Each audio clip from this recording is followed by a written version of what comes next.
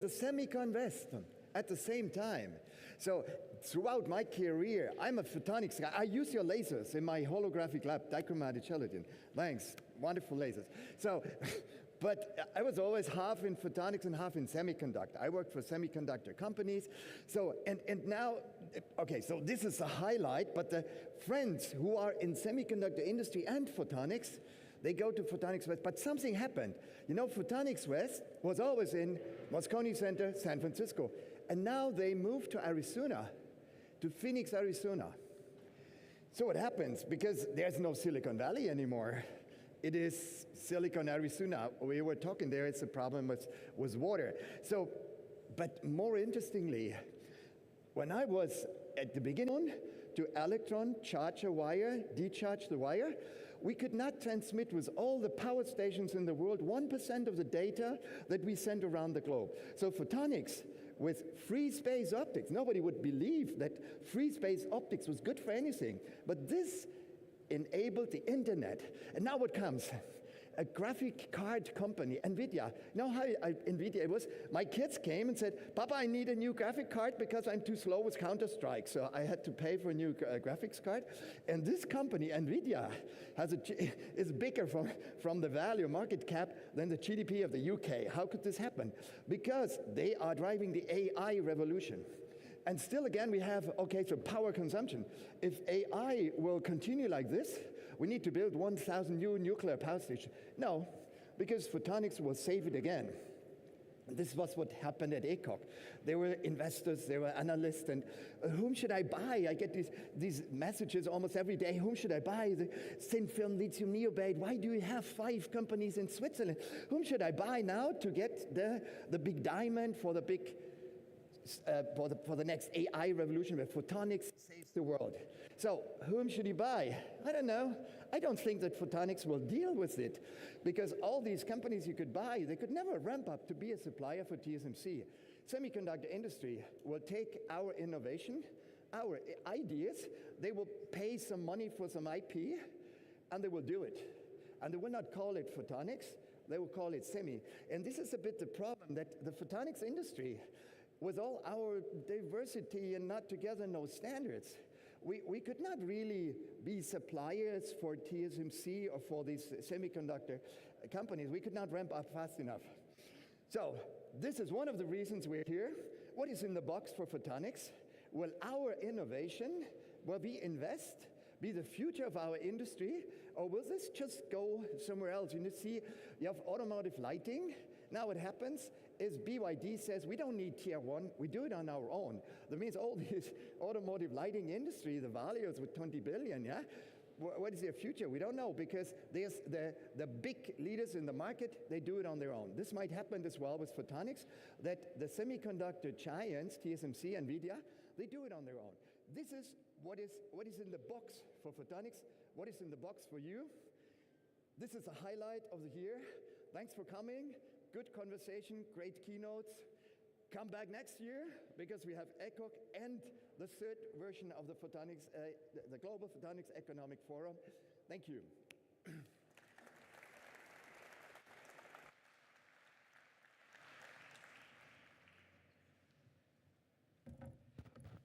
This morning we are blessed with the fact that we have some of the main authorities of the region here supporting photonics, the technology, the ecosystem, and all of you. I would like to bring to the stage Carolina España Reina, Minister of Economy, Finance, and European Funds of the Junta de Andalucía.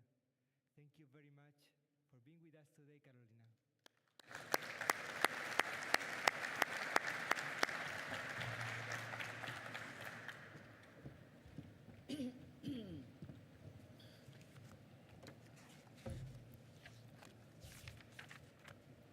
Good morning, querido alcalde de Málaga, Francisco de la Torre, presidente y CEO de Optica, Jean Kafka y Elizabeth Nolan. También saludar al director general de este palacio, Ignacio Román, al director general de TRADE, Antonio Castro, al director de Tecnología de Óptica y también copresidente del Fórum, José Pozo, al copresidente del Fórum, a Reinhard Bolkel, delegado de la Junta, empresarios, amigos, en definitiva, Welcome to Andalusia.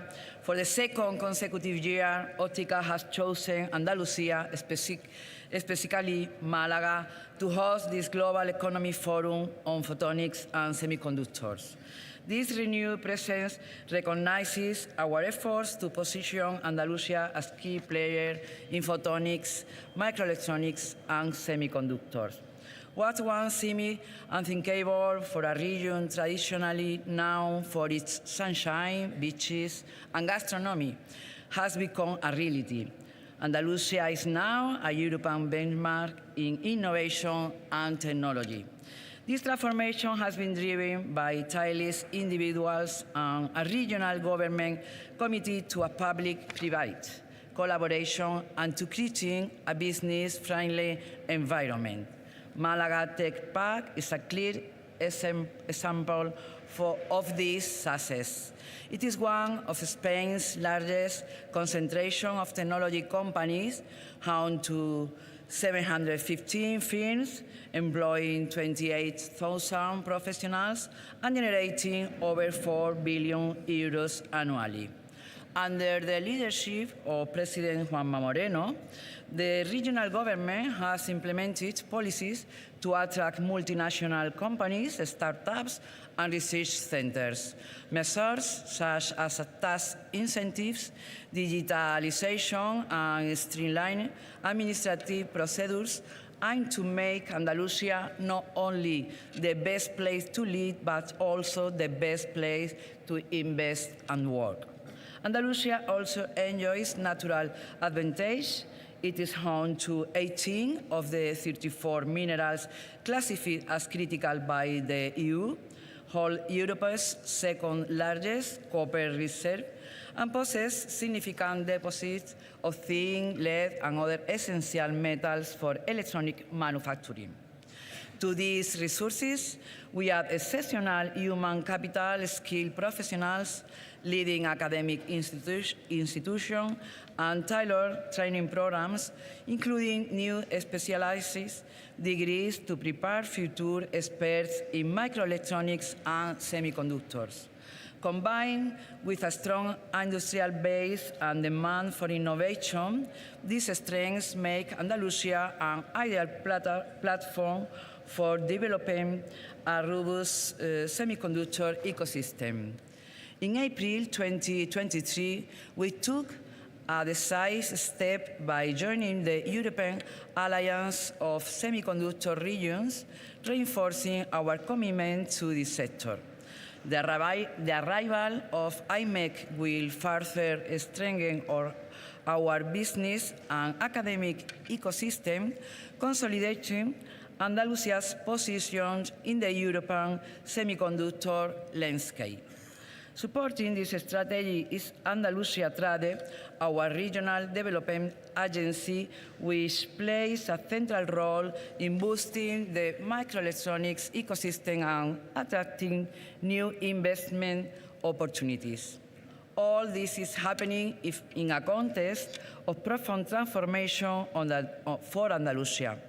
The region now boasts a stable, fast-growing economy, expanding at twice the rate of the Eurozone, and has achieved record investor confidence, marking the best year period 2019 to 2024 in its history. Moreover, Andalusia's innovation performance has surged, climbing from 50 to 70 points in the European Regional Innovation Scoreboard over the last 5 years. I share these achievements with you because this forum offers an exceptional opportunity to invite you to invest in Andalusia, a region that stands for trust, stability, and legal certainty. A land that warmly welcomes investors and is increasingly recognized both nationally and internationally as a hub for innovation and sustainable growth. I encourage you to explore our region in the coming days and feel the Andalusian crush. Thank you so much and welcome. Thank you.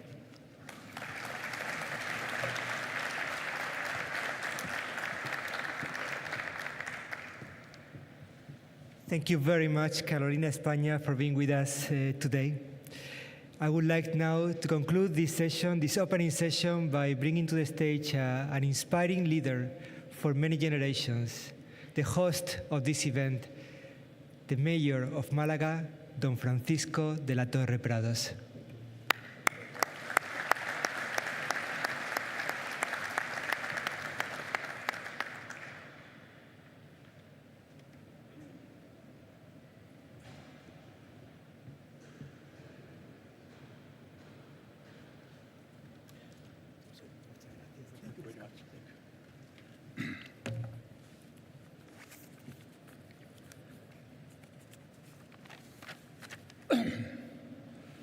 Good morning, ladies and gentlemen. Welcome to the second Global Photonics Economic Forum, and welcome once again to Málaga, a city where culture, history, and technology come together and create a lively hub of innovation in Southern Europe. It's a great honor for our city to host this important event again. I would like to sincerely thank Optica, especially Jim Kafka, Jose Pozo, Elizabeth Nolan, and Reinhard Wolkel for their leadership in bringing the global photonic community here to Málaga. I also thank Carolina España, Minister of Economy, Finance, and European Fund, of the regional government of Andalucia, for supporting innovation in our region. Last year's forum was a huge success, and it's wonderful to see so many familiar faces returning, as well as many new participants joining us this year. We are hosting 160 unique companies, 292 participants, including 73 CEOs from 23 countries. Participants have came from the United States and Canada, from Israel, from India, China, Japan, and Singapore, from Italy, Austria, Switzerland, Germany, and Denmark, from Ireland, the United Kingdom, France, Belgium, and Netherlands, from Finland, Latvia, Lithuania, Russia, from Portugal, and Spain, of course. Málaga is a place of innovation. Over the past 20 years, our city has become a hub for technology. The Málaga Tech Park, Director Romera, congratulations, as attractive research institution, startup, and international company, leading firms such as Accenture, Decra, Denso10, EY, Google, Insight Technology, Oracle, TDK, and Vodafone have chosen Málaga for their research center, creating a strong environment for new technology. The IMEC is making great progress with its plan to open the first laboratory outside Belgium by 2030. In the meantime, the City Council is creating an incubator for microelectronics to support the arrival of IMEC. This incubator will help new companies in a field that affects our daily lives, drive the economy, and plays an important role in global technology and politics. The incubator will follow the successful model of the Digital Content Hub. To do this, the city plans to adopt an existing municipal co-working building operated by ProMálaga, providing help and research for new companies in this important field. This forum is a unique chance to connect, share ideas, and shape the future of photonics. Over the next 2 days, we have an exciting program of talk and discussion, including keynote, panels, and collaborative sessions. The discussion will show how photonics can support progress in fields such as artificial intelligence, data center, and clean energy. Also, I cannot join all the sessions. I hope you all have a productive forum. Finally, I hope you all enjoy our city culture, sunshine, famous museum, Mediterranean food, and the warm hospitality of our people. Malaga is not just a place for innovation. It is a place to live, to create, and to be inspired. Thank you for coming to the second Global Photonics Forum. And once again, bienvenidos a Málaga, queridos amigos, dear friends. Thank you.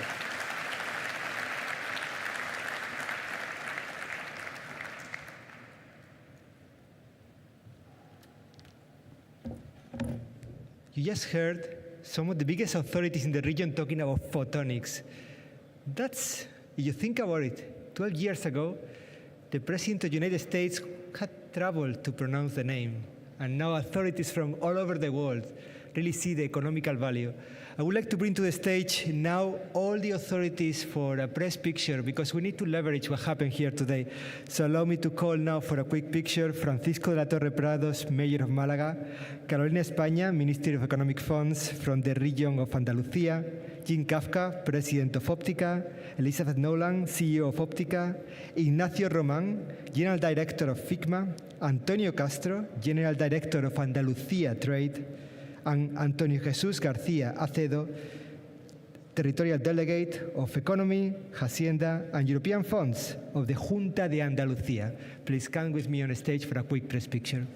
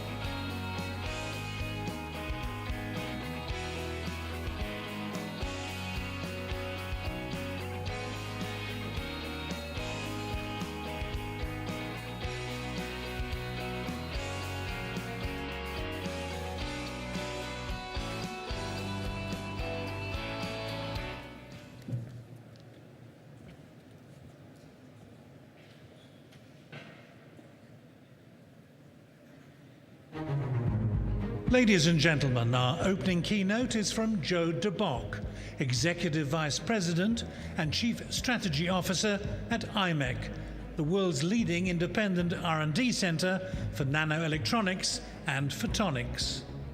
Since joining in 1991, Joe has held key roles, including CTO, led the Smart Systems and Energy Division, and directed IMEC's Holst Center. He now drives IMEC's global strategy. Today, Joe will share IMEC's strategic vision, connecting semiconductor innovation, photonics, and European industrial sovereignty, and why Malaga matters. IMEC's first R&D pilot line outside Leuven, Belgium, is at Malaga Tech Park, backed by the Spanish and Andalusian governments. It will accelerate prototyping and multi-material semiconductor and photonics developments in AR and precision sensing. IMEC Spain is currently hiring top engineers and leaders, building Malaga into a new innovation hub and strengthening Spain's role in high tech. Please welcome Joe de Bock.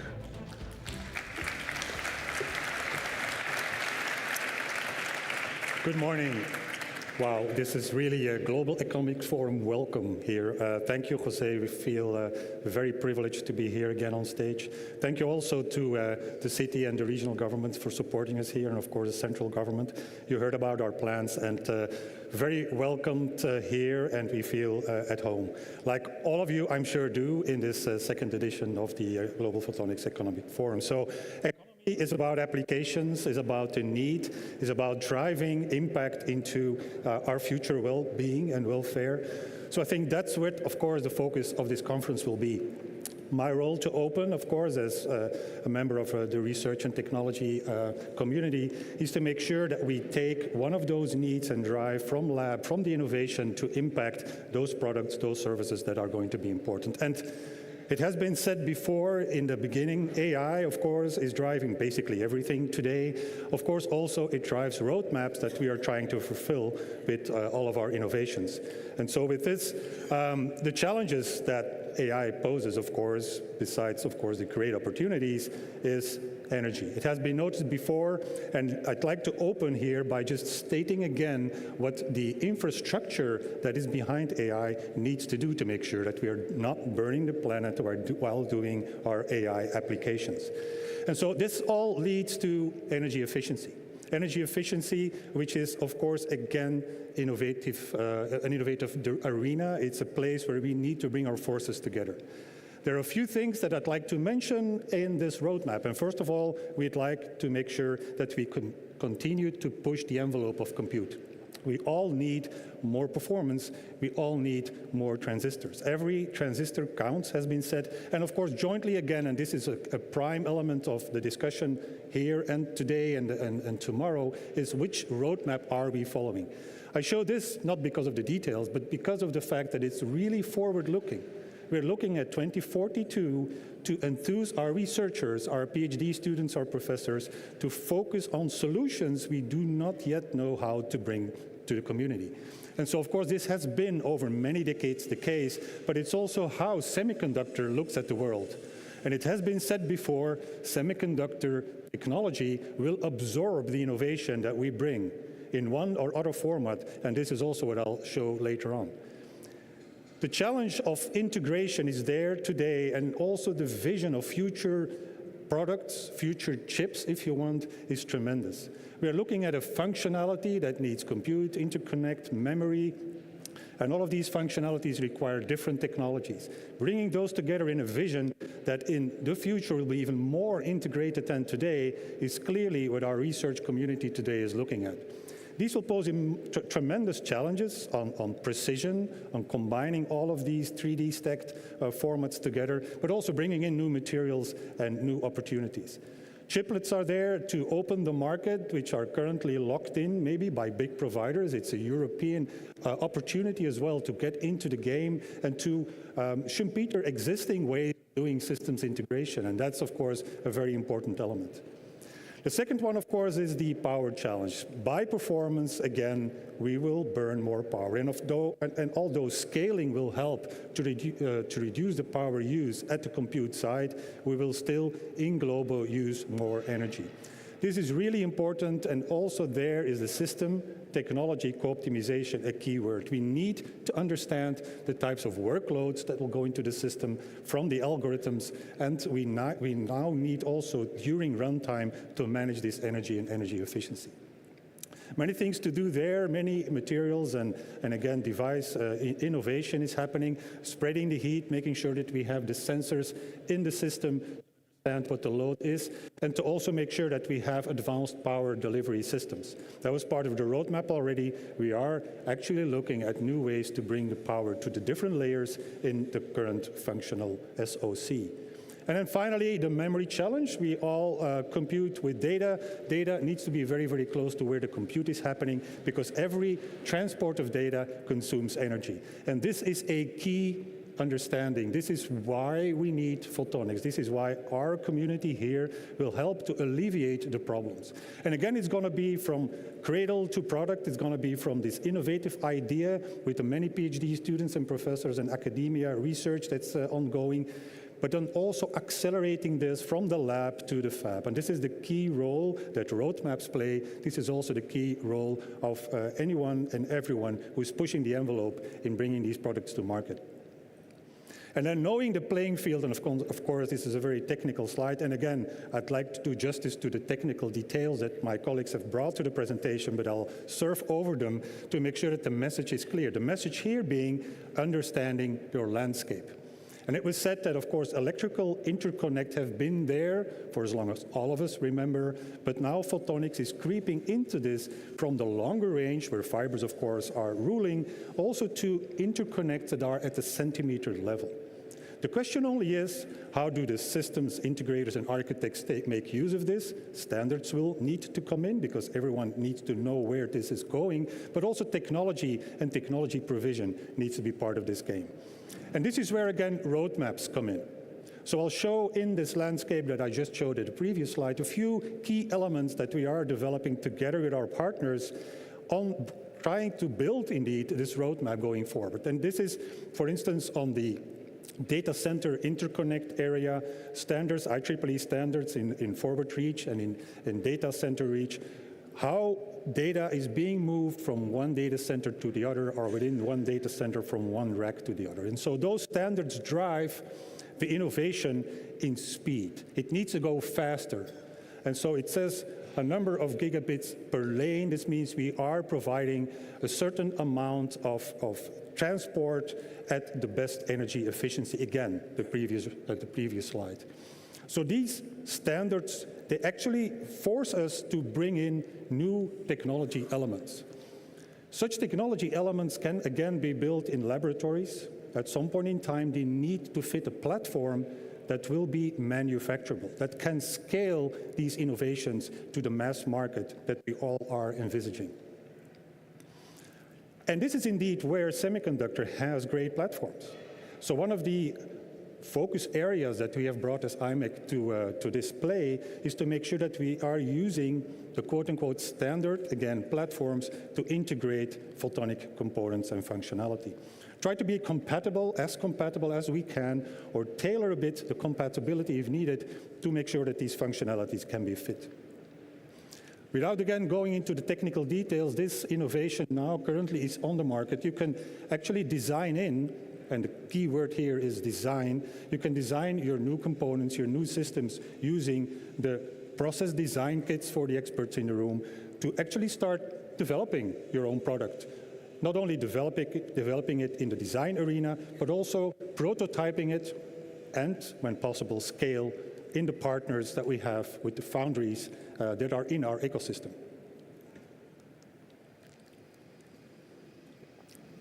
The roadmap said that we need to go faster. That means that when we are going to, say, 400 gig per lane, that we need to implement, again, new functionalities. At the passive side, at actives, we need modulators on. We need also detectors to be integrated on the platform. And we also need to look ahead at how the third dimension, how to marry different technologies together, is going to be implemented in a foundry. This means a lot of complexity needs to be joined in again, and a lot of innovation is happening to push that envelope on faster and faster transmit. This is currently in play, but it's a lot of innovation that still needs to happen when we want to reach the 2030, 2032 type of standards and milestones. Again, here, for instance, in collaboration with our partners in Photon Delta and companies that are looking to push the envelope in integration, an example of the 3D integration using microtransfer printing. Microtransfer printing allows to bring different components manufactured in their own optimum technology to the stage of silicon. And so that allows us to actually complement the current existing silicon photonics on 200 millimeter and future 300 millimeter wafers to actually improve the functionality and make sure these new components can come in. Could be lasers, could be modulators, could be photodiodes, could be typical components that are actively helping the system to be integrated. Prime examples, and as a matter of fact, also presented at the ECOC last conference, is showing that the innovation is happening. There's something happening with the microphone as well, I think. The innovation is happening because we are looking into, and of course these are currently still steps into the full scale, but we are actually integrating, this is a very nice result showing the thin film lithium niobate to actually provide at spec the functionality needed. So visit or revisit the paper if you want more technical details, but it's to show that these type of elements in close collaboration with academia and industry are really pushing the envelope forward. And it will continue in speed. It will, in some cases, need even faster access and pushing the data transmit at chip level, at board level. And so closing the gap towards the electrical interconnect and making sure the distances for photonic interconnect can become smaller in an energy efficient way. And therefore, again, we are introducing new components. You can see them on the screen here, different types of new breeds of elements that will be integrated, in this case now, in our 300 millimeter platform. Because also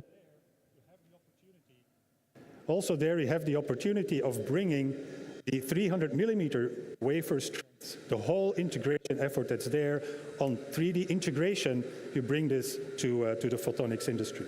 So that's very important, and we see elements of through silicon via 3D interconnect, actually the opportunity to really densely interconnect the electrical components with the optical components. And that's where this connectivity will help, again, the energy efficiency for the systems.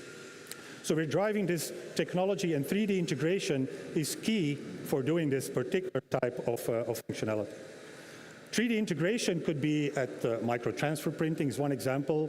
Another one, of course, and that will be very important for interposers becoming more active, like the active photonics interposers we're looking into in the near future. This will need active components like lasers to integrated on the interposer. There, again, flip chip is a very interesting area, and we are, again, with our partners and Photon Delta to looking at showing this integration to happen today. So I think this type of integration is important. Actually, 39 years ago, I started my PhD on integrating gallium arsenide on silicon.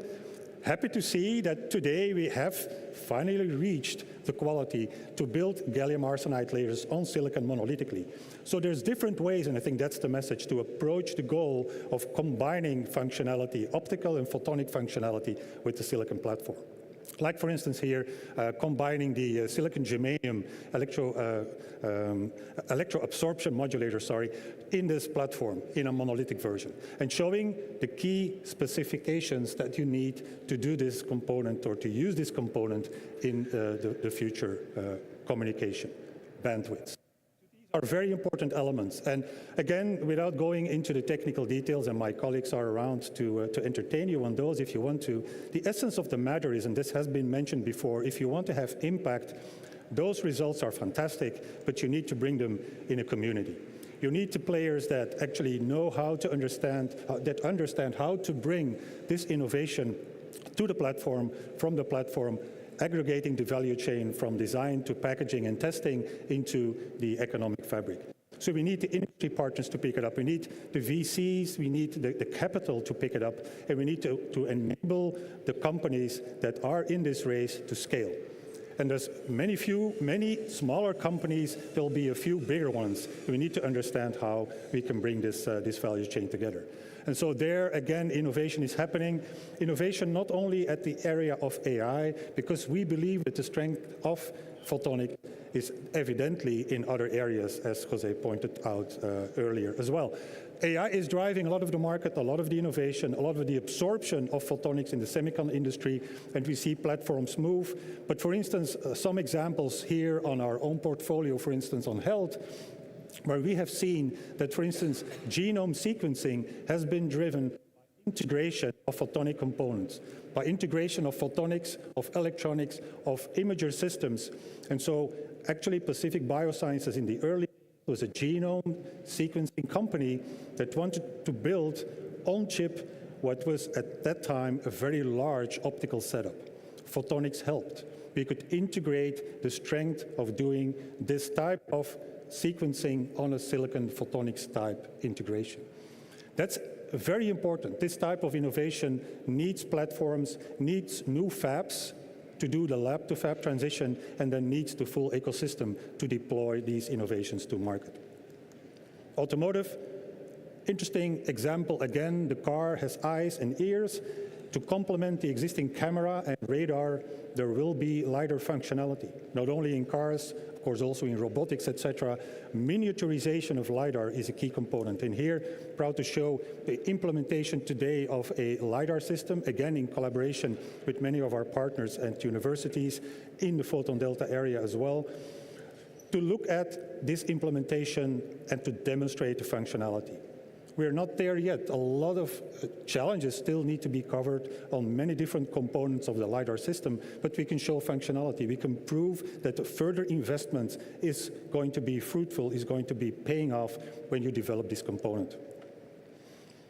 Alternative compute, we talked about the AI type of compute and the data servers and centers today, but we are also looking with many of you in this audience to quantum compute, the next generation of compute. Not the chips that we use today, but the ones that will use the quantum principles to do unprecedented type of computing. Here, the jury is out on which technology will prevail. But to help demonstrate the capability and the potential of these technologies, many of us are helping. Photonics is key to bridge the quantum world with the real world, and their components that use the photonic integration technology will be key. We're developing new devices, new active devices, new filters, routing systems, beam steering equipment to help, again, show the potential of these different types of quantum computing in the future. We are really here, and actually physically soon here, to help accelerate that lab to fab transition. It requires roadmaps, it requires the ecosystem, it also requires the opportunity to do the functional scaling, to do going from concept all the way through initial prototyping and then hopefully scaled production. We need to build that ecosystem together. It does require a lot of investments in infrastructure, sometimes patience, but also a lot of energy and ambition. This is shared in the regions, shared in this country, shared within this room. We are very proud indeed to build out our existing facility under the CHIPS Act and the NanoIC pilot line, which will help to bridge this challenge to the next generation of silicon-based and CMOS-based devices. But to complement that with specialty components for which we fly over and help building the ecosystem here, which, as Jose said, the new version of what will become a fab that hopefully supports this and many other ecosystems in the future.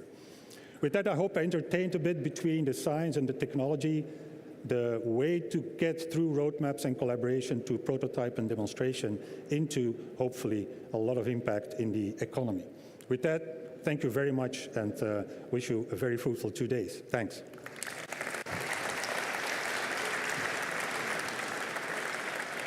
Thank you very much, Joe, for a great, great presentation. IMEC's story is about collaboration, about working together. So the first question comes from me. What can we do to help you? What can the people in front of you do to help to achieve those dreams of IMEC? Well, I think we share that dream, right? So it's not the IMEC dream per se. It's, of course, a very dynamic environment to be in. Many of the people here, we met yesterday at the reception. Thank you. Very great organization.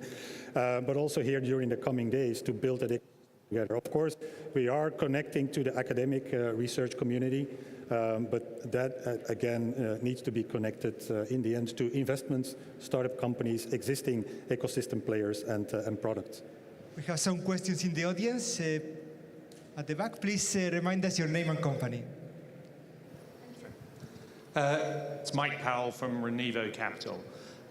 Could you talk a little bit about the tricky problem of fabulous technology at IMEC, but at the moment in Europe, there's nothing really like TSMC, Global Foundries, Tower, etc. How does Europe go about getting such a facility onshore? Thanks, Jose, for the first question, because typically that is the first question we get. It's a hard game, right? So, and on this stage, we will not have the solution.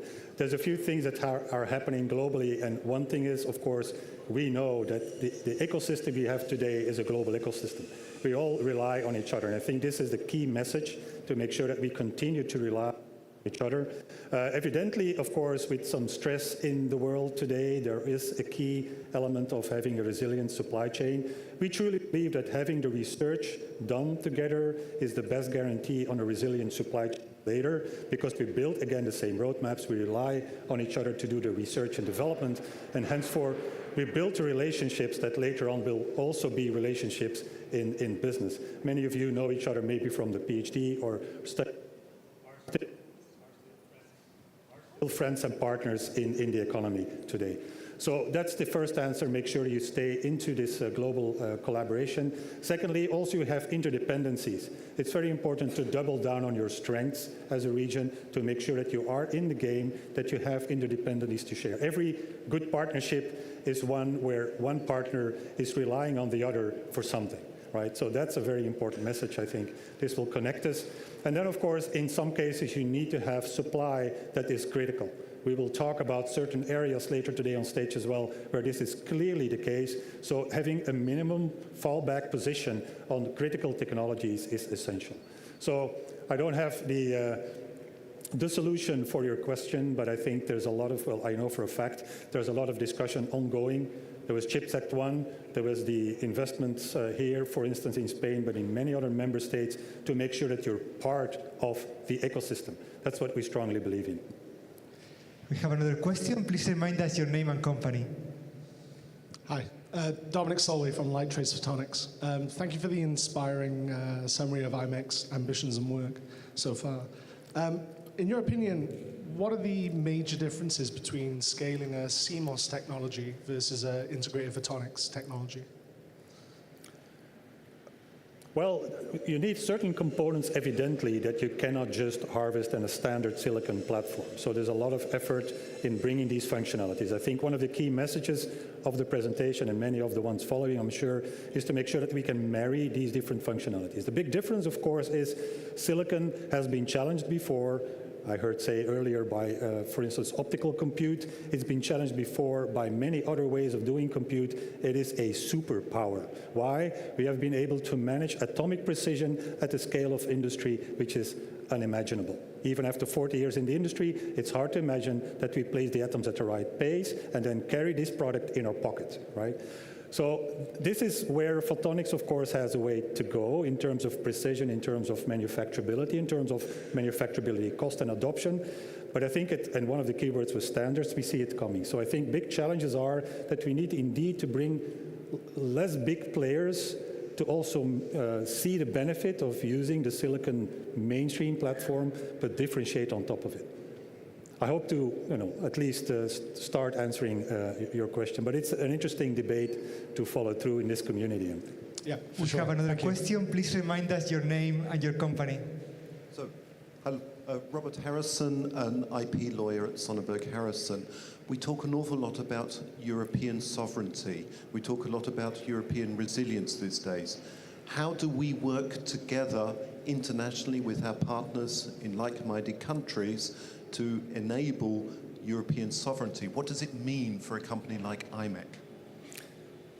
Well, I think first of all, and you're coming from the IP field, is to make sure that there is IP there's know-how, there's skills, as a matter of fact. There shouldn't be a presentation of mentioning the need of training. I think in that sense, we are supporting the sovereignty to make sure that we are building our talent. And again, a good reason to be here, and in other places in Europe, but a lot of engineers are still grown. Also vocational study, quite important. So that's one thing to help support the goal of being less dependent. Sovereignty is a bit of a strange world in this very, very connected global ecosystem.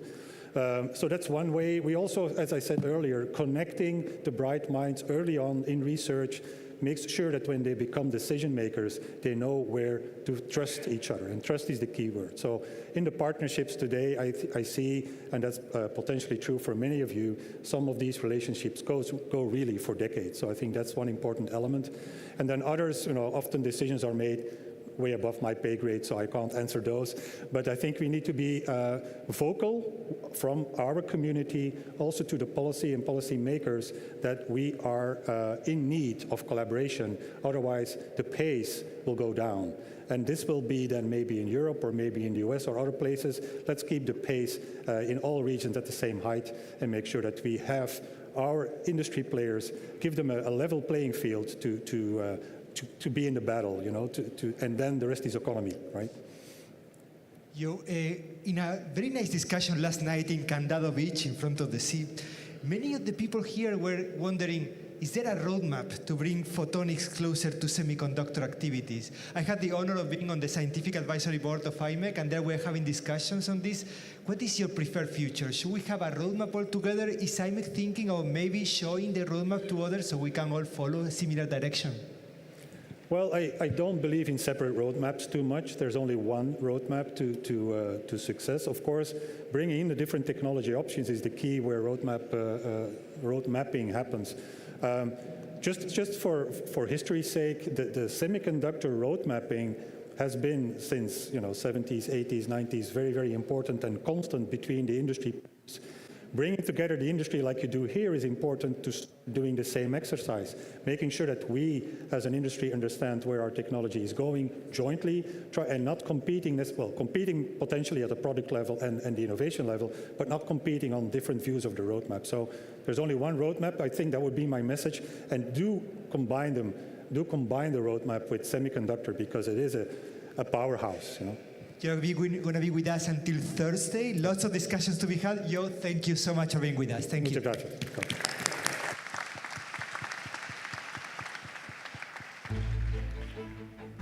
It's time now to welcome Marissa Edmund, Chief Executive Officer and Chairman of Edmund Optics. Marissa is the third generation to lead this family company, which has grown into a global player in optics and photonics. Today, she will address how Edmund Optics is navigating a shifting geopolitical landscape, where export restrictions, tariffs, and defense priorities are reshaping supply chains. She will share how a family-owned company, rooted in agility and customer focus, can thrive under these new conditions. Recent moves include acquiring German precision optics firm Sarnex, thus expanding capabilities from micro-components to meter-scale parts, and opening a new European hub in Best, the Netherlands, to cut lead times and improve service across the EU. Her keynote will highlight entrepreneurship and leadership in photonics, balancing heritage, innovation, and growth in a world of change. Please join me in welcoming Marissa Edmund.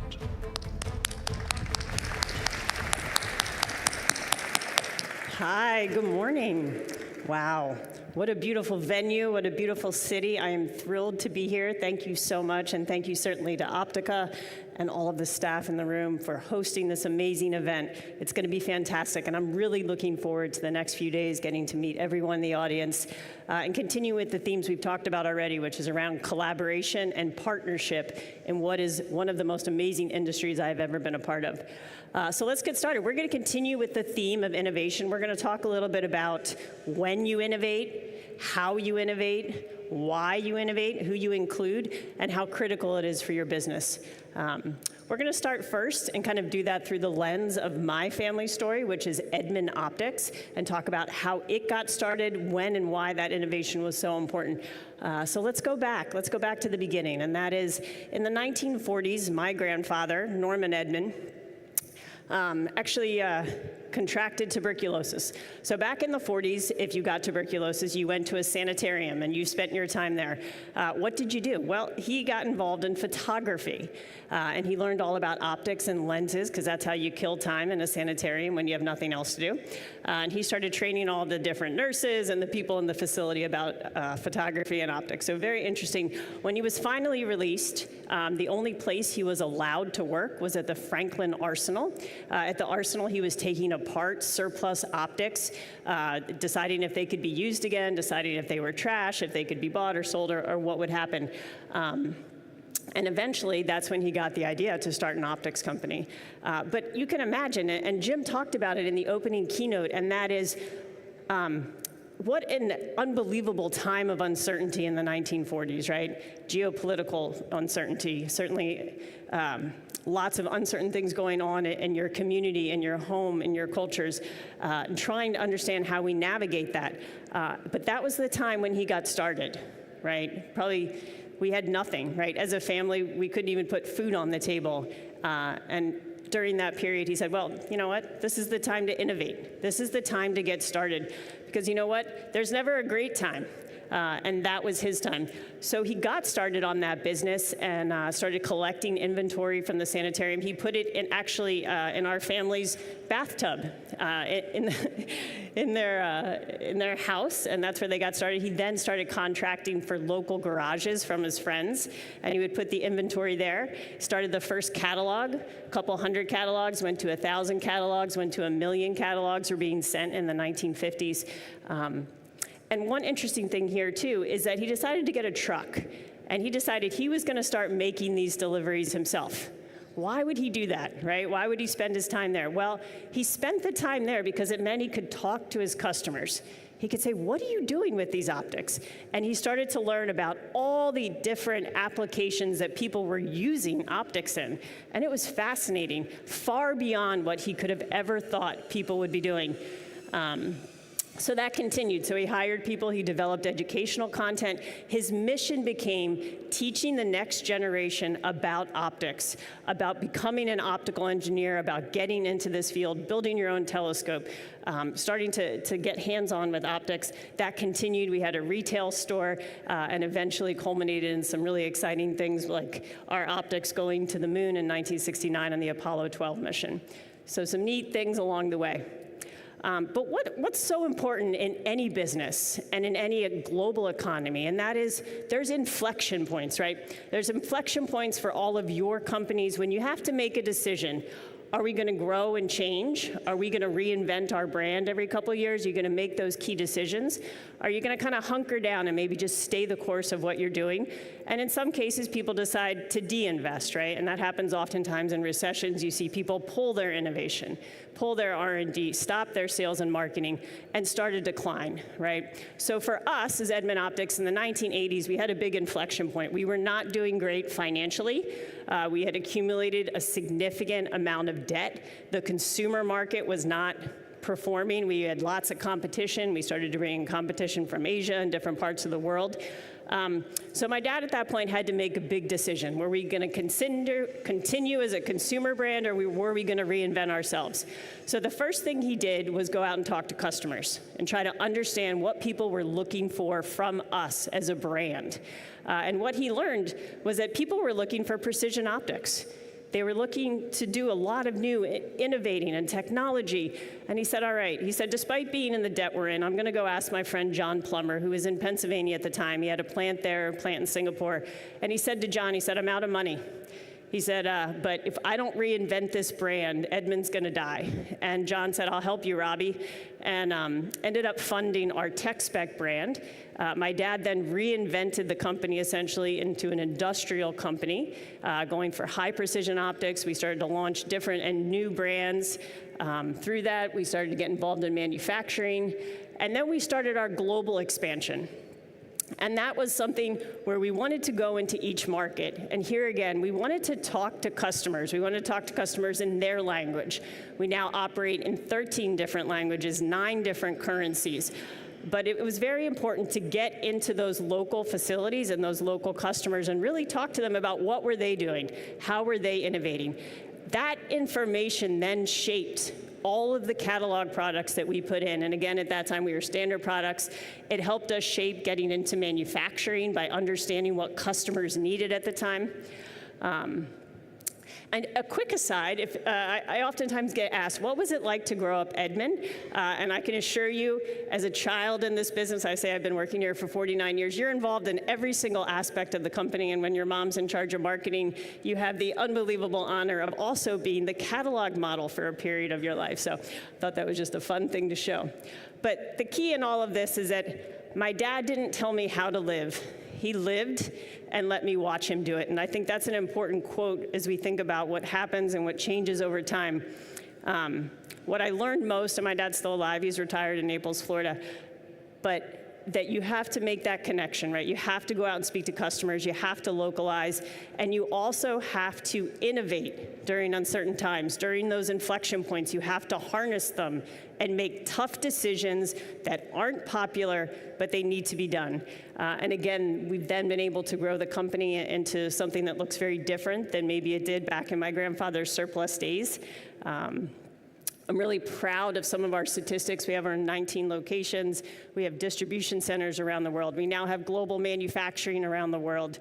Close to 1,250, almost 1,300 employees now at our different locations. The addition of Sonics, ultra-high precision diamond turning, things that are going on for us now through that constant innovation and really making investments when they needed to be made and during uncertain times.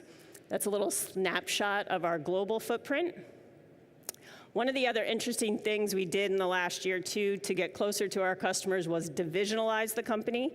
For most of my career, we were one large company, and we said it's really hard to communicate with customers. It's really hard to ensure that they know how to navigate our organization and that our staff get to speak with them closer to the application and what's going on. So we divisionalized into what is our classic marketplace that many of you know us for, being the catalog, the standard 34,000 products, 24/7 support. And then likewise now we have our new division, advanced manufacturing, that caters to those 9 manufacturing plants, technical roadmaps on the different product categories. So that was a tough thing too, but again, closer to customers, right? Getting that feedback and then shaping your organization in a dynamic and adaptable way as you invent your brand over time. And again, that just features some of those manufacturing plants where we are today in the countries. We'll talk about that again. I think it's going to come up later this week as we talk about how do you mitigate tariffs, right? How do you mitigate some of the things happening? Well, you have a global footprint, right? You get yourself out there and you start localizing and making it available in different countries, different regions, and where your customers are based on what they're looking for. So let's get back to the concept of uncertainty, and let's talk about it as a catalyst for innovation today. We know that a lot of this starts in uncertain periods. Resilient mindsets. We're going to talk a lot about adoption. We're going to talk about AI this week, what happens, and really how that disruption that's going on fuels our creativity, fuels the creativity within your teams on how we change things, how we go forward, and again, this week, that cross-collaboration amongst the industries. All right, let's tie back to inflection points as well, because I think COVID was an inflection point for many of us in this room, right? Things changed dynamically overnight. We saw different applications pop up. We saw new things in agricultural development. We saw machines that were going out and zapping weeds because we couldn't have employees go out and do it. There wasn't staff. There weren't people out in the fields and literally doing some of the jobs that had historically been done. For most of us, right, we stopped seeing doctors. Right, everybody in this room, you stopped seeing a doctor. We went in and we did televisits. That happened overnight. We went from a couple hundred televisits in the US to millions of televisits in a couple days. We can imagine the innovation that happens behind that at an inflection point like COVID. We also started all the amazing technology that's going to be based on AI. A lot of that came quickly to the surface throughout COVID and just after. I know for us specifically, things that we got involved in, we doubled down during COVID in our investment, in our M&A, and in our technical roadmap, and that's enabled us to get into new and emerging markets that we think are important to the company and the future. Okay, so that's a little bit of the when and some of the story of Edmund and how it's worked out for us. But what I really want to talk about here today is how you innovate. How do you do that? How do you galvanize your team to get to the best idea? How do you accelerate it? How do you do that collaboration? So let's talk about it, and let's share some stories, and even historical stories, because I think those provide us with great learning. When I was in college, this book came out, The Wisdom of Teams. I hope you've read it. It's a classic, and it was really the first time I really got to understand what it meant to bring a team together. How do you put those roles in? How do you make sure there's room for every voice in the conversation? This book was then followed by another book called The Wisdom of Crowds, and I recommend that book as well. But they all share the same theme, and that is how do you get your entire team involved? So I'll give you an example. 1968, naval vessel Scorpion, on its way back from a transatlantic journey, coming back to Newport News, it goes missing. Navy can't find it. Nobody knows what happened, right? Pretty horrible situation. They bring in a team of people to look at it. The team decides that the vessel Scorpion probably went down in a 20,000 square mile radius, depths up to several thousand feet. Sounds like an impossible task, doesn't it? Sounds pretty impossible to find that ship. So they put a man, John Craven, in charge of it. And John Craven said, you know what, I could do what you normally do, and I could go out and get a bunch of naval experts, people who have done this before, submarine captains, and I can ask them and we could try to figure out. But he said, I don't think that's going to be good enough, and I don't think it's going to go fast enough for what I'm trying to do. So instead, he said, listen, I'm going to come up with a bunch of scenarios, and I'm going to go out and ask a lot of people that maybe haven't traditionally been involved in something like naval rescue. I'm going to ask lifeguards. I'm going to ask the guys at the dock. I'm going to ask people who study currents, weather people, all sorts of people that were out there in the crowd that might have some understanding of what could have happened to this ship at that time. He took that information and he had them look at the scenarios. He had them give them their best guesses. He put the data collectively into what's called Bayes' theorem, and he tabulated, he calculated, and eventually he came up with a location. It wasn't the location from any single individual. It was the collective intelligence of the crowd, if you will, the collective intelligence of the team that he had assembled. They gave that point to the Navy. They found the ship 5 months later, 220 yards from the point at which John Craven and the team had said it would be. That's about 200 meters. Pretty amazing, right? And I think it demonstrates that when you ask the collective team, when you crunch that data, when you go out and talk to people that maybe you hadn't considered before, you will innovate faster. You will get better information and you will get to your solution quicker, and you need to be open-minded to it. Likewise, and we've been talking about it throughout this, we have to talk to customers. I was rather shocked in the book, The Growth Leader, to read this. Nearly 9 out of 10 CEOs, or 80%, are completely or significantly disengaged or misaligned with sales when it comes to determining the direction of their company. Wow, that's pretty shocking information, especially for a lot of us sitting here in this room as CEOs.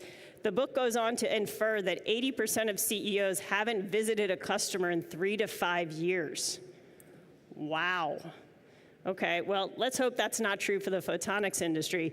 But again, it's kind of a wake-up call, right? It's a wake-up call to make sure we stay connected to our customers, that we're out meeting with them, and not just the tertiary high at trade shows, right? We need to be on site. We need to be at our customers' facilities. We need to be asking questions of operators, of people in the industry. What are they doing? How are they using our products? That will help us innovate faster. And again, it wasn't popular to go and do this during COVID, but many of us were out there asking those questions and meeting with customers during it. So what kind of sales experience are we as CEOs giving the customer? I think we need to think about that. Likewise, I have the unique opportunity of having a board of directors, and that's another place we can leverage ideas. It's another way in which we can innovate faster. So I encourage you to use your boards. Also, one unique thing for us, we're a family-owned company. We're a privately held company. The family owns 90% of it. And while you may not think, hey, I'm going to go ask my family for their business opinion on what I do with my strategy, I do. We have an entire family council. They give me unbelievable insight about what the family should be doing, about how the company should be innovating. We bring in speakers. We're talking about grant writing at our next family council meeting this week. So all sorts of interesting information can be gleaned from perhaps sources where you least expect it. So include your board, not only in the risk tolerancing, but how you're innovating. What does your technical roadmap look like? What do they think about it? And if you get the opportunity, sometimes family is important too. So I'm going to end with one final thought, and that is, do what is right, not what's easy, and not what is popular. You know, my grandfather in the 1940s, when he came home and told my grandmother that he was going to start a business, quit his job, that probably wasn't a popular idea, I'm guessing, at the family dinner table. But it was the right thing, and it wasn't easy. and his road to innovation and how he started was filled with challenges. I know when my dad took over the business, again, a lot of difficult times, almost on the brink of declaring bankruptcy in some cases, and the decisions that had to be made at those inflection points, right? When he said, I'm not doing consumer anymore, we're gonna do industrial. That wasn't a popular or easy decision to make. I know in my own career in the last 30 years of actively managing the company and recently as CEO and chairman, we make a lot of tough decisions. The decision to divisionalize the company, that was not an easy decision. There's a lot of people who said, don't do that. A lot of staff that push back, but it's the right decision and it's a hard one, and it needs to continue to provide the support and the growth for the company. Likewise, we make a lot of tough decisions about leadership, right? All of us in this room make decisions about who's running your innovation, who's managing those inflection points. Those are not easy decisions. You're probably not popular when you make them, but sometimes they're the right ones, and I would encourage you to keep doing it.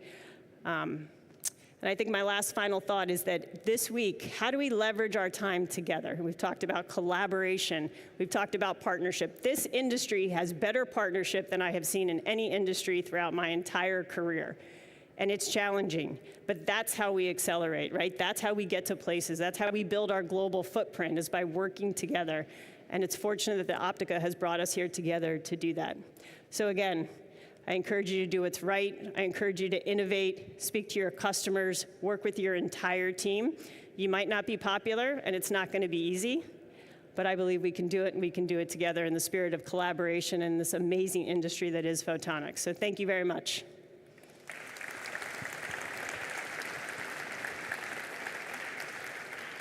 Thank you very much. Thank you very much, Marisa, for coming to Malaga. The first question is obvious. We want to help you. We have seen the organic and inorganic growth of Edmund Optics, the acquisition of Sonex. There are many interesting companies here. You met already Fermat. You're going to meet Optics. There's really interesting companies. How do you decide how to help the companies, whether you acquire them, you offer your platform for them to grow and sell more? Okay, so how do we find companies, or how do you decide how do I decide? Yeah, well, that's a tough question.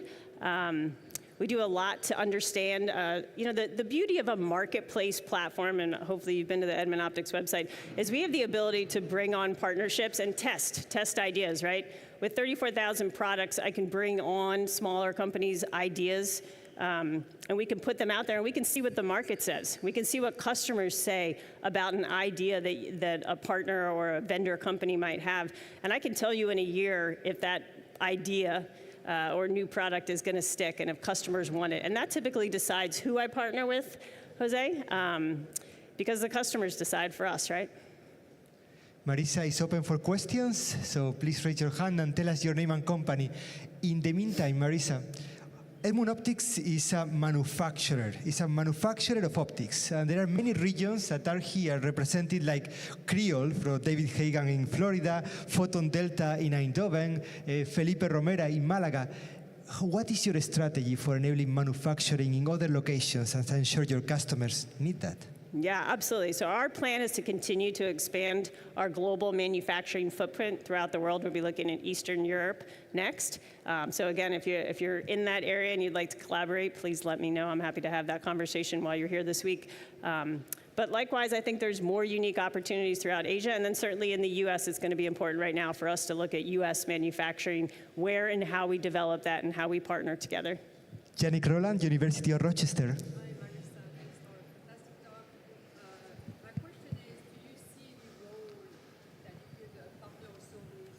Academia in multiple places, in the US or anywhere in the world. Can you talk a little bit about that? Sure, I couldn't quite hear, but it was partnership with academies. The role with academia. Yeah. With academies. Yeah, absolutely. I think it's incredibly important that between universities, academies, and our research centers that we develop that partnership. We do it already. We do grants and different programs. We're visible on a variety of campuses. We do a lot of internships and work with students, and we also help a lot of students test their concepts and ideas with us and get their products and ideas out there when they may not yet have production. So I think there's tremendous opportunity for us to do that collaboration and partnership, and it probably should be another area in this presentation in terms of the path to innovation, right? Working with students. Marisa, in the US, we are always very proud of saying that we do optics for security and defense. we are proud of saying that. In Europe, there has been some kind of ways to evade that kind of comment. There were like civil companies and military companies. Now we are seeing that in Europe now, defense is driving lots of optics innovation. What advice do you give to companies in Europe, optics manufacturers, on how to embrace manufacturing optics for this very big, important market? Yeah, I think this market is critical, and I think we'd be negligent to say that it's not burgeoning and obviously growing in Europe. And I think we need to embrace it. We need to understand how we can be a meaningful and constructive part of it. I think we need to invest in it. I also think for a lot of us, we need to understand the compliance that's required to best service this market. For American companies, we need to set up probably separate companies in Germany, places like that. But it's a complicated market, Jose, but it's one that we can service well, and I think we have a tremendous amount to offer to the industry. I also think there's a sense of urgency around it. I think if we don't act and get involved sooner than later, this market might pass us by, or they might go with alternate technologies. It's important that we figure it out and we get excited about it and we get into it and start meeting with the experts and doing that level of collaboration that we know how to do with industries like life science and semi. I think we need to do more of it with defense and security, certainly in Europe and throughout the world. We're going to have a panel on this very topic. Greg Walls, where are you, Greg? Here he is. Allow me to bring, this is one thing that we do at Optica events. We bring the microphone to the public. Greg, you have listened carefully to what advice Marisa Edmund was giving to the CEOs of our industry. From your perspective, for the European companies that are embracing now the defense market, what kind of advice could you give them? I think Marissa is right on. I think you have to bring the technology to the customer base, and that alleviates some of the ITAR issues, export control challenges, and being able to manufacture at the doorstep of your customer really helps get the product into the field quicker for testing and have that route of innovation that takes place where you refine and put those technologies into place that are fieldable and ruggedized. So I think she's spot on there. It's an excellent preview for the fantastic panel you're about to moderate. Marisa Edmund, thank you very much for coming to Malaga. Thank you, Jose. Thank you. Ladies and gentlemen, it's time for a 40-minute coffee break. Please return here when you hear the countdown starting. Now there's plenty of time to visit the 35 exhibitor booths outside. Refresh coffee or tea to stimulate meaningful conversations. Here's a reminder of the organizations supporting this year's Global Photonics Economic Forum. See you back soon.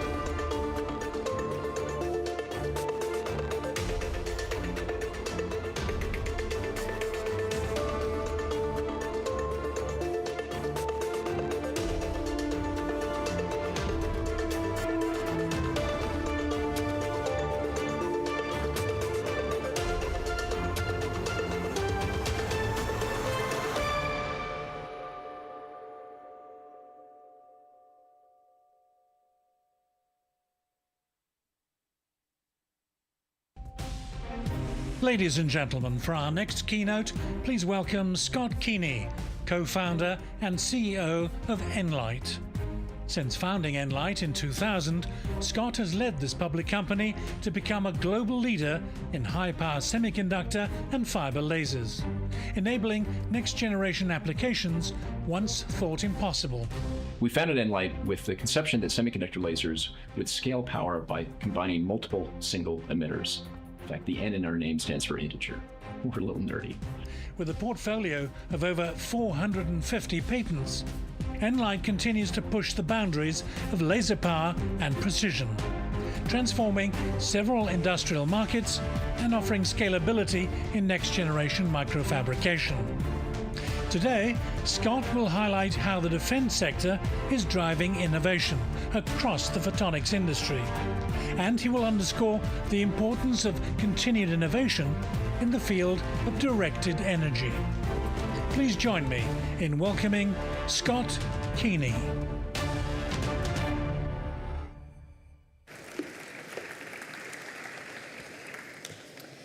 Thanks, Jose, for the nice video. It's the first time I saw it. Very well done. So what I'm going to do today is not give you a pitch on Enlight. We're a high-power semiconductor fiber laser manufacturer. Rather, I'm going to talk about some of my reflections, maybe musings on our industry. And I'm going to cover 3 points. The first one is just to be humble, to get grounded. You know, we're an industry that is relatively small compared to the tech giants, but I'm going to assert very, very important, which leads me to my second point. We all talk about, changes in the global economy. I'm not going to spend a whole lot of time on that, other than just to try to make the point that my perspective is those changes are more profound and longer lasting and more fundamental than I think even many of us generally believe. And then finally, I think then that tees up really important questions for us as leaders.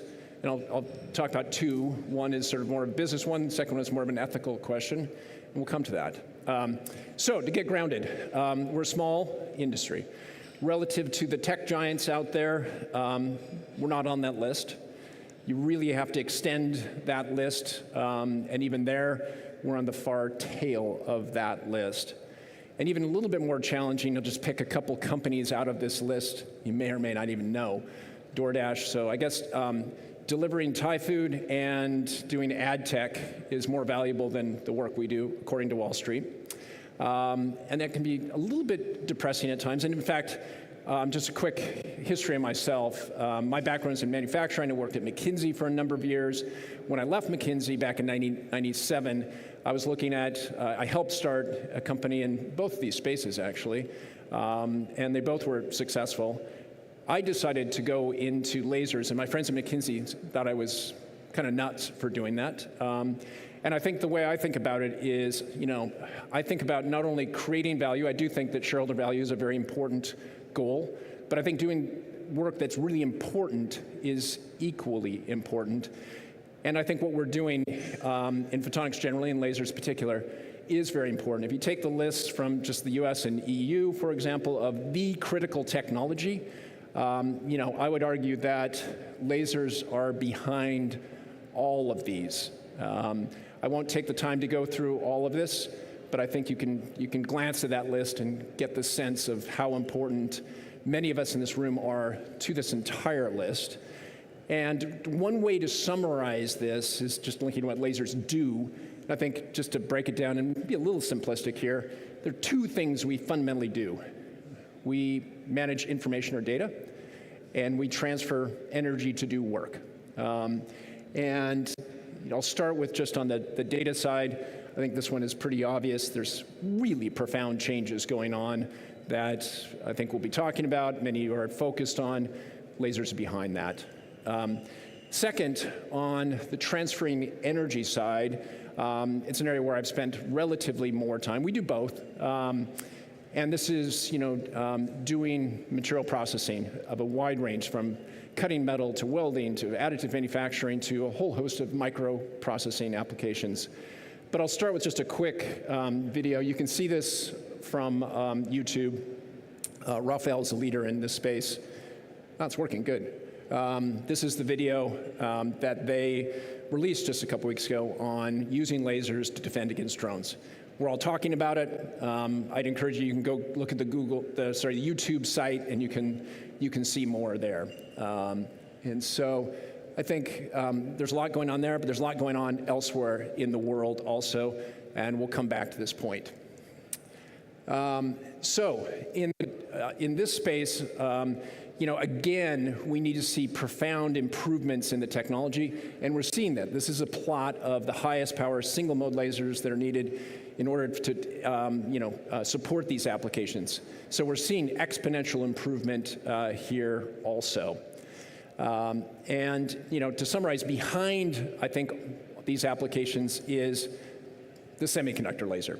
And just to go back in time to what Hall came up with in '62, there's been profound changes. And I just want to note that, a few years after that, that's when Gordon Moore published his paper. And I encourage everybody just to download this paper. It's really short. And I think it's something that is often misunderstood, that Gordon Moore was asserting some law. It wasn't. But it was his musings on what was going on. And it's worth reading this. There's really only one figure in his paper, which he had sort of 5 data points, and he didn't predict, he sort of suggested that maybe this will remain constant. And as we all know, it did for quite some time. It's now morphing into different ways of thinking about Moore's law.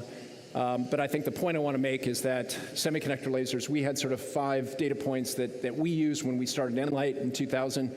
And similarly, we have focused on cramming more photons into fiber for doing various applications. And we're seeing that enable these growing markets. So markets have grown. It's been a really exciting time across a wide range of applications that I won't go into details of all those. The thing I want to focus on now is just how our markets have changed in the context of the global economy. So if you take this is just high power lasers, this market, and break it into China and the rest of the world, you get something like this, roughly 50-50 maybe, just depends on how you think about it. If you then convert that into, instead of dollars or euros, if you convert it into volume or megawatts, you get something that's even more profound, something like that. So roughly, maybe a factor of 10. And if you look at that compared to other industries, lasers, maybe high-power lasers, maybe it's 90-10, something like that. Drones, similar, batteries, et cetera. It's only when we get into a few other segments that you get a different mix. And I think that represents an important set of challenges. It's not per se good or bad, but it represents significant challenges. And the challenge that I'd like to emphasize here is a quote from Andy Grove. Quote from 2010 about the importance of scale. So in discrete manufacturing, there are scale economies, and it's important. I think in process manufacturing, like semiconductors, they can be quite profound, and I think that's the point that Andy was trying to make here.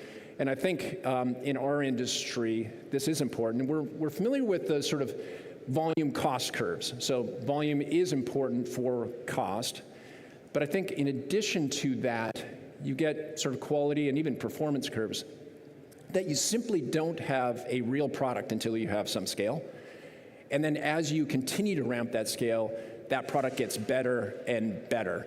So volume matters. It matters a lot. Where that minimum efficient scale is depends on the industry, depends on all kinds of particulars. But nevertheless, there's this fundamental challenge that is faced as volume, there's a difference in volume. So, and I think losing that ability to scale is related to how well we innovate. And I think that's a point that I know at least in Washington, D.C. is not as well understood as it could be, and sort of advocating that we all need to think about this. So with that, then, come to the more specific challenges that I see from the global economy. And again, I don't want to sort of retread all kinds of basic facts, but what I want to get across is that, at least my point of view, is that these changes are more profound and more lasting than I think many imagine. So first, I think we all know that the global manufacturing mix has changed dramatically. By the way, in my career, I started my career back in the 80s doing manufacturing, a lot of work in China, and so it's been really exciting for me to work with colleagues in China and see this incredible growth that's occurred from sort of nothing, certainly in tech, to I think China today represents, or the manufacturing output from China is something like equal to the next 10 countries combined. It's massive, and it's a massive change in a relatively short period of time. So just a quick aside on macro GDP. If you look at the elements of GDP, investment is a key one, and there's various models to drive growth, and investment is an important part. If you look at the U.S. going back last century, we had an investment-led growth economy going way back in time, and then it balanced out at sort of 25%. Japan is a good case study of an investment-led growth model that then rebalanced again in that kind of 25% of GDP sort of territory. So, if you look over time, a balanced economy, again, investment and consumption, investments sort of on the order of 25%. And by the way, that transition, as we all know in Japan, pretty painful transition as you rebalance the economy. So I think that this is a figure of merit that I think is worth monitoring. China has had an investment-led growth model, I think a very successful one. There are huge opportunities for productive investment. But I think what is noteworthy is that the rebalancing that a lot of people talk about, isn't really occurring yet. And under Xi Jinping, there's a sustained investment-led model. And I would assert that a balanced economy would look different over time. Now, as you have significant opportunities for investment with productivity, that makes sense. But as productivity, as you grow an economy, it gets harder and harder to drive productive or to find productive investments. And this is, that's going to play out in China as in any economy as it matures. And so as we all know in China, there's been significant investment in real estate, massive excess investment there. There's been investment in infrastructure, incredible, high-speed rail, incredible things, but also bridges that aren't used that go to nowhere. And then finally, in manufacturing, I would assert, significant excess capacity in a wide range of industries. I'll let you all calculate the data in your particular segment of the industry, but I think that is generally true across a wide range of different industries. So what does that lead to? Well, if you've got excess capacity, you've got to compete to sell it. Well, what do you do to compete to sell? Well, prices change dramatically.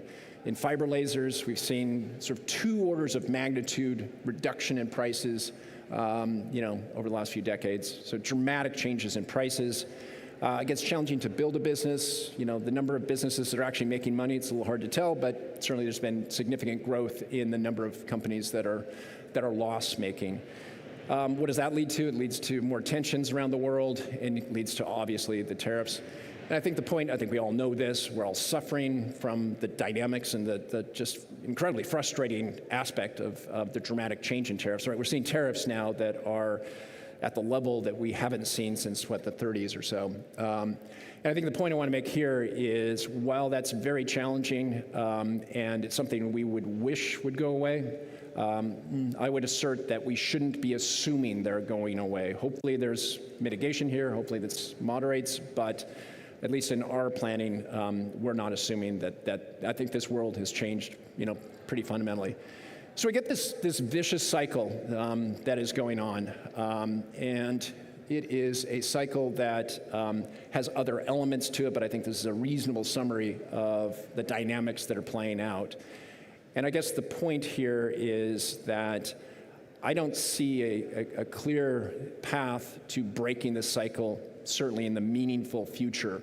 And what does that mean? You know, the model that we all, I think everybody in this room, grew up under and experienced and really thrived in. It's always challenging. There's always business cycles, but globalization, liberalization, whatever we want to call it, right? I would argue that those days are over. Not a hugely contentious assertion. Whatever we call this, I don't know, multipolar or something else. And, you know, the question that comes up often is, you know, is this a replay of the 30s? I don't think so. I think there are fundamental differences between today and the 30s. But history doesn't necessarily repeat, but does it rhyme? Are there lessons learned? Yes, there's lessons learned here. And the point I want to make is that we're in a fundamentally different world. In a world in which, this is a quote from Bill Clinton, you know, it's 2001 that I think the world changed really fundamentally. And at the time, there's a tendency now to disparage comments like this from the past. And I wouldn't do that. I think that, you know, Clinton's comments, there's a wide range of other comments from both the left and the right about hope. And certainly I shared that hope in 2001, and I saw dramatic improvements in the world as we liberalized and we had growth. But sitting here today, I don't think this is a rational way to expect how things are going to evolve, and those days are over. So, what does that mean for us? What do we do about that? And I'm going to tee up sort of two topics that I think that we think about at Enlight, and I'd encourage, you know, more to be thinking about. First one is on sort of strategic decisions, strategic business decisions. Look, I think a China strategy is inherent in, I think, all of our businesses. That strategy is very difficult to navigate. There are a wide range, there's a spectrum of alternatives. This is by no means a complete list, but from top to bottom, I think you see a spectrum of different alternatives that can be pursued.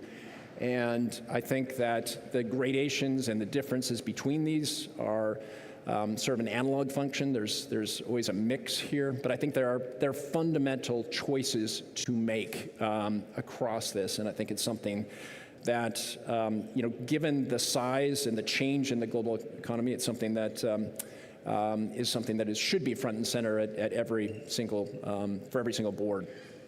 Just a quick summary for going back to Enlight, and I will, you know, put this out there. This is what we've done. We went public in 2018. You know, something like roughly 40% of our sales are in China. We're certainly helping and supporting and part of the industrial transformation. China went from nothing to, when I set up shop there in 2003, to, you know, the leader in lasers for manufacturing, and we grew with that. In addition to end exposure, the bar chart, the line that plots total revenue exposure to manufacturing, the supply chain in China, something like 70% was the number that we calculated back in 2018. So we go public 2018. The same month was a month that there was a decision in China to allow Xi Jinping to take over for a third term. And we're very fortunate. One of my board members was the ambassador to China, who knew Hu Jintao well and is steeped in what's going on. So we actually had a board meeting to talk through, you know, this change. And I think that's a point that I would encourage. I think these sort of geopolitical changes are more relevant than they've been in the past. I mean, we always talk about geopolitics, and certainly at conferences like this, it's interesting over dinner sharing notes. And boards certainly should be talking about it, but I think it's even more important now to really get deep in this. So we made a decision as a board that we said this third term is more meaningful than the world is really picking up, and so we said we're going to pursue the de-risking strategy, which we did. We've grown outside of China, and we've de-risked our supply chain. So that's just one, you know, very sort of summary perspective on a business decision relative to geopolitical changes. I think there's important ethical decisions too, and this one gets always a little more, they should be uncomfortable, right? And challenging, and in no way do I want to be contentious, but I do want to provide some food for thought. And I worked too long at McKinsey, so I've got too many 2x2s, apologize. So this is one. You know, business success, one dimension, that's necessary. It's not sufficient. I think pursuing a model that is ethical, I think, is requisite. And there's a tendency when we think about ethics to sort of pick a poster child that's just, quote, bad. So Enron is usually picked, right? And I think that doesn't help us. That lower left quadrant is not an instructive place to learn from. In fact, I would encourage everybody, if you're really interested, to go much deeper in Enron and to get into the details, that there's a tendency to draw caricatures of, quote, bad companies, and we don't learn much from that. So I'm going to pick another one. No one here's here from IBM, maybe not, anyways. And by the way, I'm not going to do this in a contemporary setting because that's too contentious, so we'll go back in time. We'll go back to Watson, when the logo looked like this. You know, when he was building the company, he put forward his strategy, his view, which is one that I think, you know, we can find examples of that today. That, you know, he was focused on his business. He wasn't into politics. He was into his business, fine. You know, took a point of view that was, you know, fairly stark. And I appreciate the fact that there's this quote that describes that clearly. Well, this is the 30s, right? And he's building tabulating machines, precursors, computers. And they were used for the census. So getting data on people was a challenging thing to do. He was very successful in doing that, not only in the US, but also in Europe. And so there was big demand in Germany. I was meeting with him, with Hitler here. They were very successful. In fact, he won an important award. Here's the medal that he won. He was very appreciative, and here's a letter that he wrote back to Hitler. And I think there's a case study here, which is to say that there are decisions we make that have import, and it's something that is always challenging at the time. It can be very difficult to assess where we sit here. And by the way, if you want this, I do recommend this case, actually. It's not as well read. In my business school experience that we didn't use it, we should have. And I would encourage you all to take a look at it. And I think it's important for boards to be thinking about the ethical decisions of what are we doing, what is our technology doing in the world, and are there decisions that we need to be thinking about that we may not be thinking about today. So with that, I will conclude on my vision is that there's this concept of general purpose disruptive technologies. You can see there's various books and MIT professors that write about this, and the obvious history of, fundamental technologies that sit behind the entire economy. Our valuations may not be the same as some, ad tech company, but what we do is really vital. And I would assert that lasers and photonics more broadly are absolutely critical disruptive technologies. It's a really hard industry, as I've talked about. There's serious challenges geopolitically, but I think what we do in this room is really vitally important. And it's great to be part of this community and working on these challenges together. So thank you.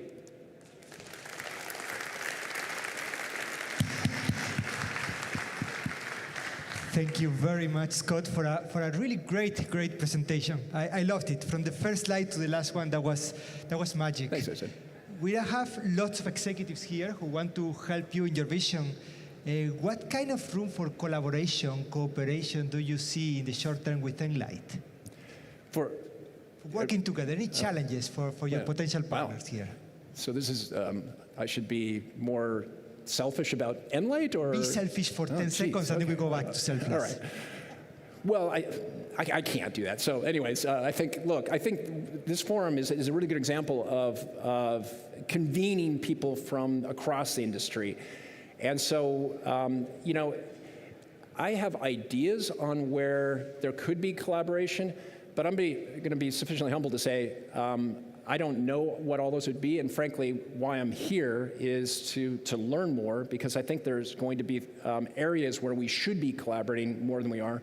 And maybe to put a point on this, didn't make this in the slides, but if you go back to that volume curve I talked about, I think one of the greatest challenges that we face right now, and I'll apologize from our particular situation in the U.S., is that we should be working together more than we have in the past, not less.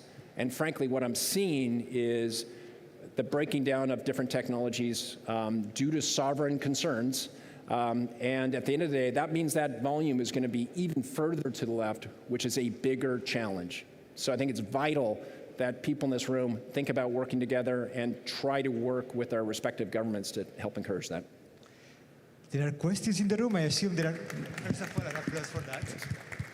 And there are several questions in the room. Please remind us your name and company. Thank you. Is it on? Peter Kierkegaard from IMT in Switzerland. You took us through your de-risking decision about China.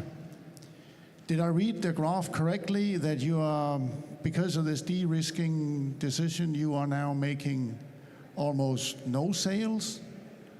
Could we see the slide again? Because I was thinking that is a ballsy move if you have a board that is more profit-oriented than ethical-oriented or de-risking oriented. Yeah, it is effectively, we still sell into China. We have not decoupled, but we have massively de-risked. We do have some sales in China, but they're very small. I mean, publicly, I think last quarter it was 3%. Went public, 40%, 3%. Does that mean that, I won't use your metaphor, that the board has strong will?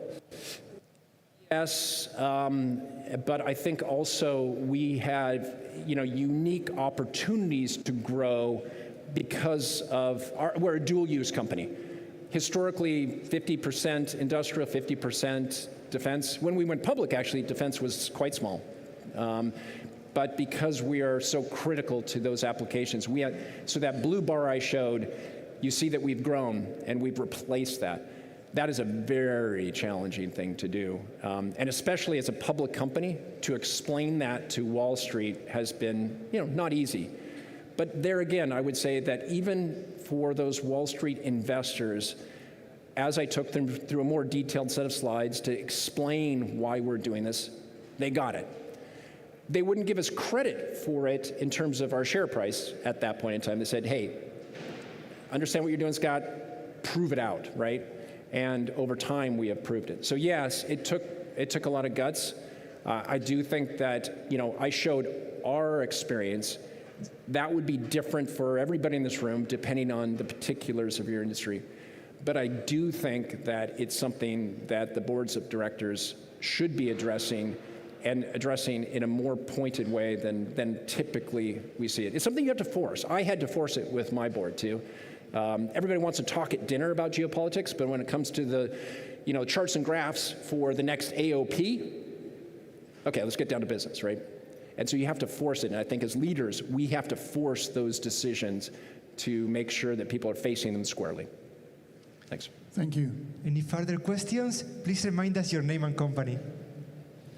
Hi, Louis-Philippe, all the way in the corner there in the dark. Wonderful. Yeah. Louis-Philippe Lowe from Lemire Lasers in Canada. First of all, thank you for a great presentation. It's very interesting to see the ethics being discussed. We don't see that often in these conferences. A bit in the spirit of that, in the past few years, we've seen a lot more interest from developed economies into the defense sectors, a lot of reinvestment there. I myself get asked a lot about defense projects these days. I was wondering, from your perspective, how do you manage all this defense interest? And most importantly, how do you make sure that the innovation that you're doing for defense projects also keeps serving your interests in your citizen markets?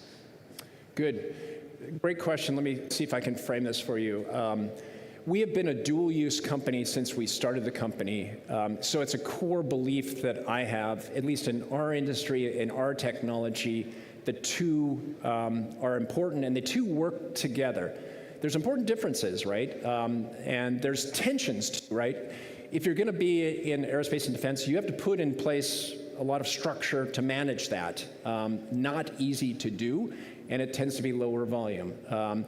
but there's significant opportunities to do advanced technology work there that then supports the commercial side, and vice versa. The commercial side drives that volume that I talked about and drives other things that make the defense side real. So, see if I can make this even more pointed. One of the challenges I see on the defense side is that often I see a prototype demonstration from some company, an even large company, right, where some group of PhDs have demonstrated something. And I'll look at it and go, well, that's really cool, but it's not real. And it's not real until, at least in our industry, until you have some volume associated with it, right? And so that's one aspect that I see. And then conversely, on the commercial side, we've benefited because we've really pushed the bounds. And sometimes, DARPA asked us to do crazy things. Behind that chart I showed you there's an important DARPA program to drive efficiency. And literally, we went back to DC and we told DARPA they're crazy. It's not going to work. We were very clear with them about that, and they gave us the contract because we were clear, I guess. It ended up working over time. And so the two go together, and so there's sort of swords to plowshares, but there's plowshares to swords. And the two go together, and we've seen that where we've had applications that go across both. Hope that addresses it. Anthony Yu, former Vice President of Global Foundries. What's on your mind? Scott, very nice presentation. Thank you very much. I've got a question. When you look at de-risking production from, say, a country like China to an alternate place, how do you factor in talent? How do you factor in the scientific know-how? Exactly. In addition to friend-shoring it to a more hospitable place. So I'm interested in your example, what you did to surmount that. Well, it's a great question. Let me emphasize the question because I think that's profound. It was 2003. I literally packed up a small booth and went to China myself, and my board said, okay, we think you're kind of crazy. And frankly, I think most people in the laser industry said, nah, it's low end, why bother, right? But I had experience working in China going back to the 80s, and the core experience I had was the talent. It was profound, and it was a really good experience, actually. And so we went up, set up our own shop. We set up our own company there, and we did it. I did it myself. We just bootstrapped it up. And the core belief was that there's extraordinary talent, and that was validated. In fact, we built a fantastic team, and it's, to be honest, from a more personal point of view, I can show a chart that shows it from an investor point of view. It's like, oh, this is, it's clear. Well, in hindsight, it might be clear. In hindsight, it has some crispness because it's on a chart. Underneath that, it's really, really, really tough and emotionally and just personally really challenging because I have incredible friends and it's extraordinary talent. So I think that you're hitting a really critical topic here that, and I face this sometimes when I'm talking to, say, people in the Pentagon, let's say, right? They say, oh, China bad, stop. You're not really understanding how profound the changes are in the world, and second, how profoundly great the technology is with these companies and these people, right? So, de-risking, I think, is the most challenging part of that, and no simple answer to what you do in the face of that. I think. And I showed Apple up there at the top. I think it's worth. I don't want to promote any business books here, but well, anyways, the Financial Times guy just wrote a book on. I think it's called China and Apple, or Apple and China rather. And his work at the FT was actually quite good, and I think he's addressing this. Is what does Apple do now? It's really, really, really hard, and I think there isn't a simple strategy here. In some sense, our strategy, we're on the other side of it somewhat. I wouldn't call it success, but we're on the other side. I think most companies are actually earlier stage of that, and I think talent will be one of the most difficult problems. Scott Kinney, thank you so much for a great presentation. Thank you. Last year, the feedback was that defense and security are driving innovation now, both in the US and in Europe. And there was a request to have a panel to address this topic with some of the key experts from governments, from companies being successful in the defense market. We couldn't find a better person to moderate this panel than Gregory Qualls, CEO of Applied Energetics. The floor is yours, and your panel is coming in a second. Thank you for being here.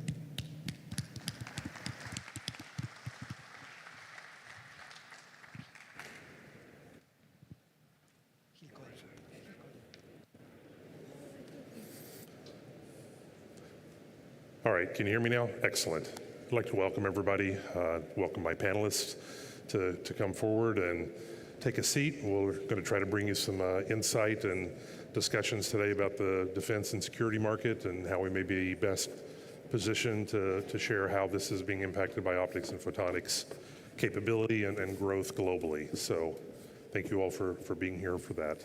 I think some of the key points that we want to really get to today are how is this evolving globally, and what are we seeing in terms of needs and challenges around the world with a lot of the technologies and talks that we had previously in terms of whether it's policy, whether it's shortfall in education, or the challenges of trying to get technology into the field and be able to see what can happen. So what we're going to talk about today is what's been fielded past 10 years, what's been fielded more recently, what we've learned from those lessons, how do we scale across this industry over the next 12 months to bring technology to bear in the defense sector, and as I alluded to, what kind of policy changes are going to be required? And there are a lot, and there are a lot of restrictions in how you manufacture, how you move product around, how you share technical data, whether it be ITAR or other export control channels.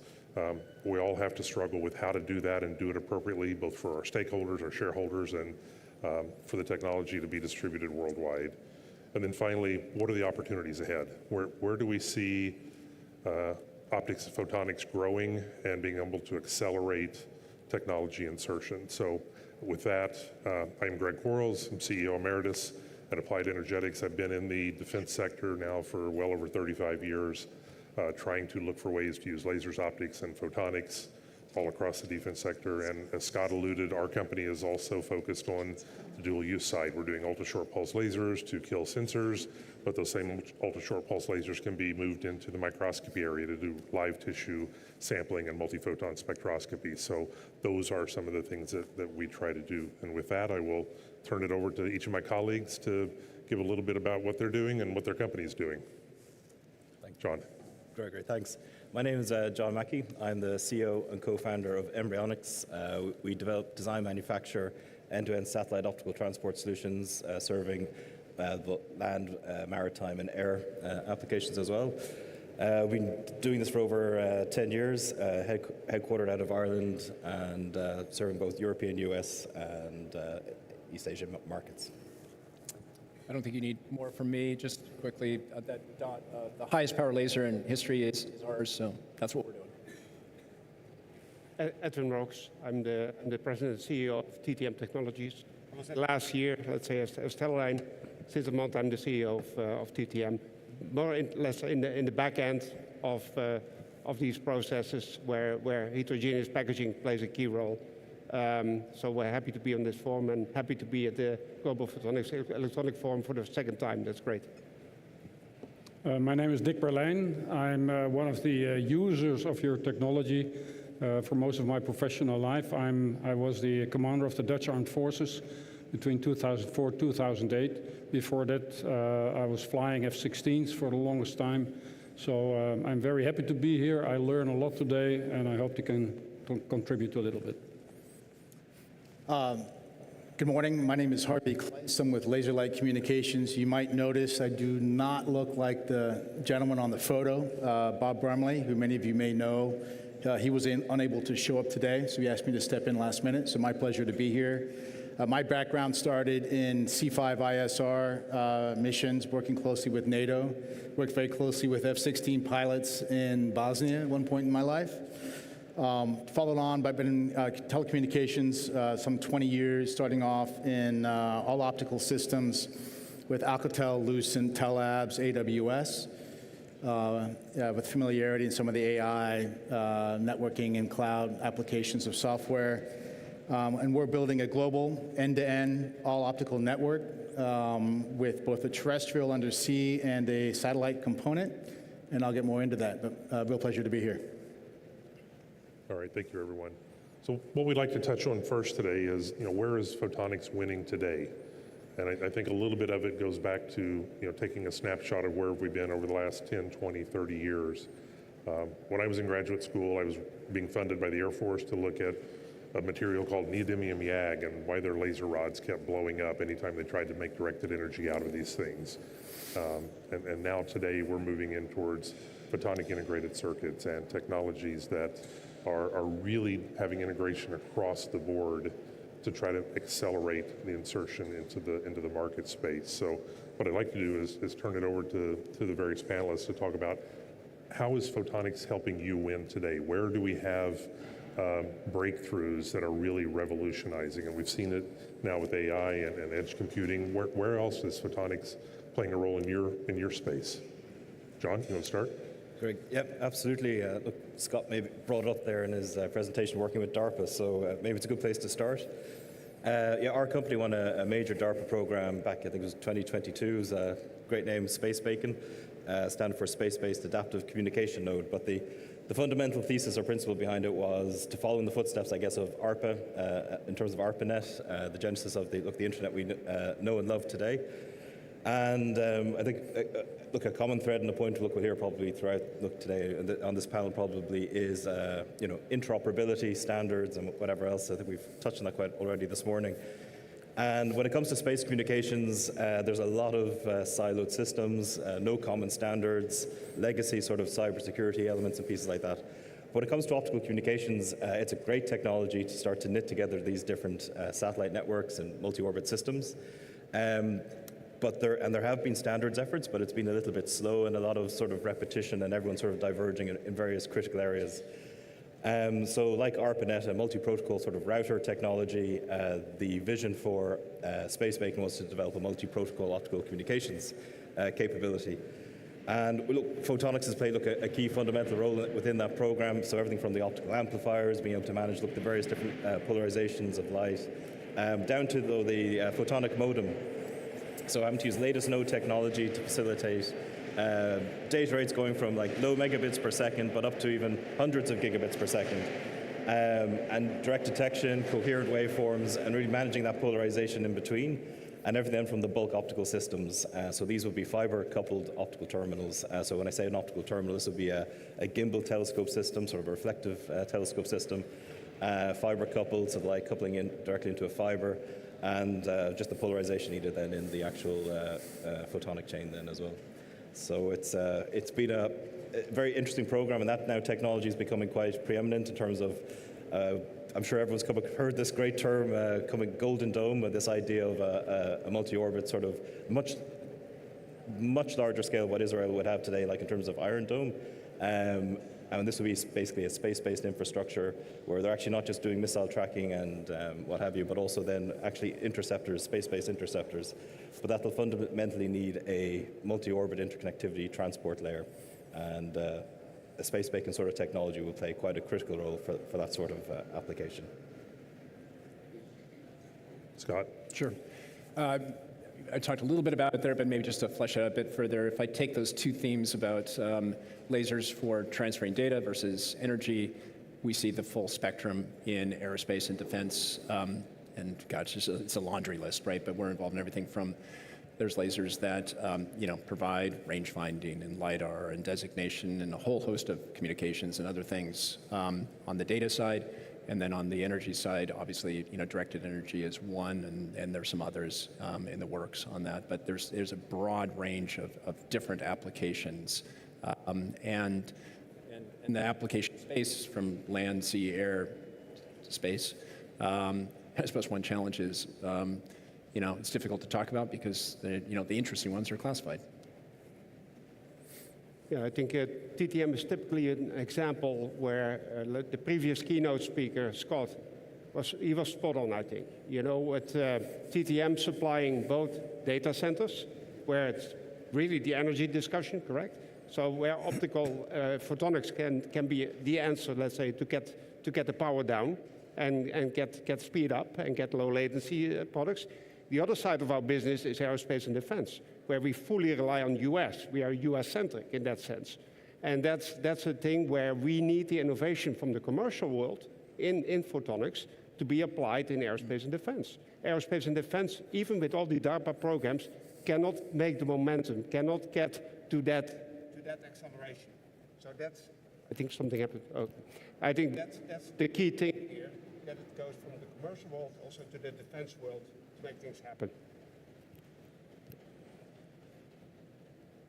Can I build on that? Because it's a really important point. I just want to emphasize a point that I don't think has been mentioned, is that if you go back in time in the U.S., sort of the 60s, there were a long list of companies involved in aerospace and defense, and commercial companies, the automotive makers, a wide range of companies had work in defense. What happened over time is that got consolidated down, and those companies didn't want to deal with the hassle of doing that, and we got consolidated down to a very small list of defense primes. And as you can imagine, that limitation has prevented some of the best technology getting out there. So there's a big thrust in the US now to say, hold on a second here. We need to change that. We can't rely on this short list of defense primes. We need to be drawing from others. And maybe to Jose's question, that's the area of collaboration. Even if your business is not, a big part of it is defense, even if it's a small part, finding ways to collaborate to do that, I think is vital. And frankly, a very big opportunity, and something that, at least in the US, is being pushed.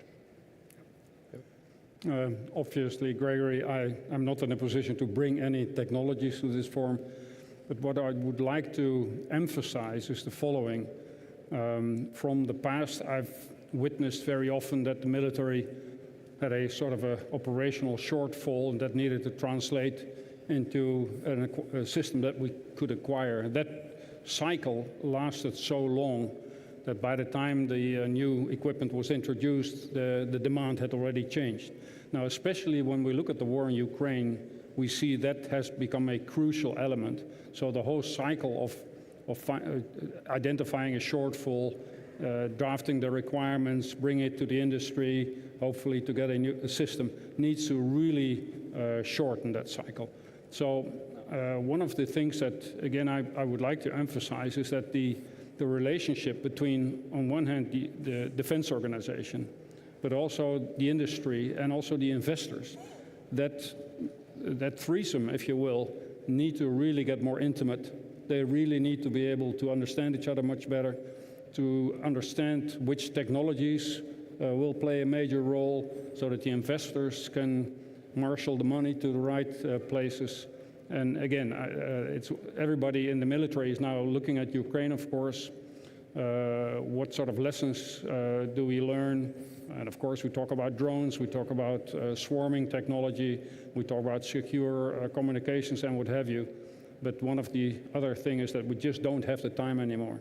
We really need to compress this cycle that I talked about because it has become a crucial factor. So I have to agree, those are all great points. Thank you for sharing those. The developments in photonics that have happened in the last several years have sort of enabled LaserLight to go out and design an end-to-end all-optical network.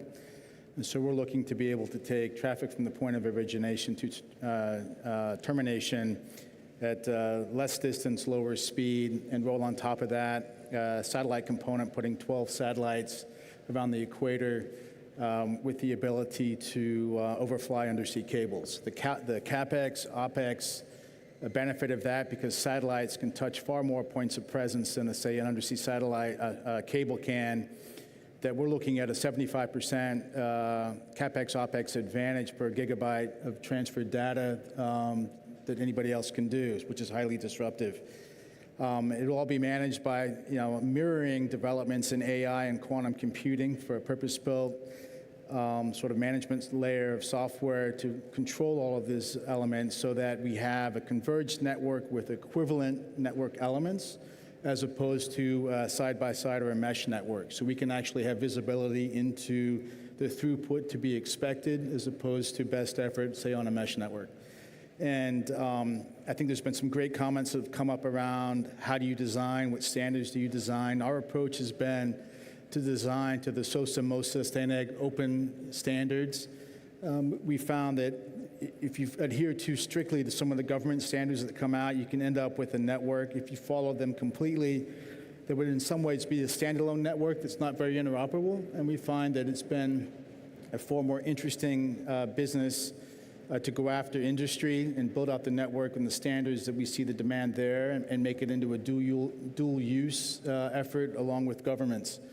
We support, there's been lots of talk about different types of encryption. You know, one of the really interesting things we can do is we can encrypt lambdas of light, which is sort of an interesting aspect on the transport layer, as well as the encryption of the packets themselves. And we support pretty much any standard out there. I think quantum encryption is coming. I think right now it's one directional, it's not bidirectional, so you can go one way but not both ways yet, but I see that on the horizon, and that's in our purview. So just some quick comments.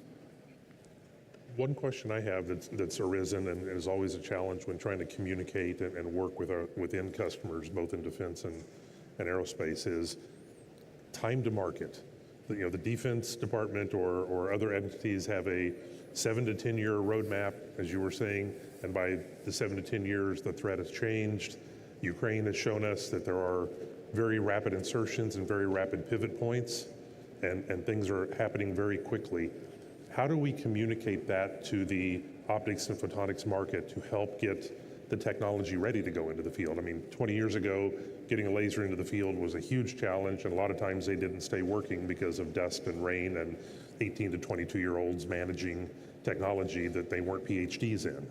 So what kind of evolution have you seen in the last 12 months that can help speed up these cycles? And one example I give is just for the drones, 3D printing. I mean, the amount of 3D printing that's taking place globally, Ukraine, other places, has just exploded because they see that that is a fast, low-cost manufacturing method that can stand up and rely and be used in the battle space. So are you guys seeing either roadblocks or places where you've seen optics and photonics really break down barriers and get the technology into the field quicker? Scott, anybody? Sure, happy to. There's a concept of, at least in the US, we call it the demand signal. And frequently there's complaints from industry that there's no demand signal for something. And indeed, I would argue that there is no demand signal for this technology that we're dealing with. And I think, you know, we all need to understand that there ain't going to be one. And you need to acknowledge that. And I think that at least in my work in defense, I found myself in position sometimes when there was push for something to go back and tell them, no, that's not going to work. Here's why it's not going to work. And then conversely, to try to help them understand why something can work well ahead. But I don't think that we're going to get a strong demand signal for the sort of things that we're talking about here. And it's incumbent upon us to get out in front of that and have a strong point of view to push it. And in some sense, I don't think that's that different from the commercial markets. If you think about, say, Steve Jobs, I think he's famous for never doing a focus group, never doing market research, right? He had a vision for what was going to happen, had a very strong vision. Sometimes he was way wrong, by the way.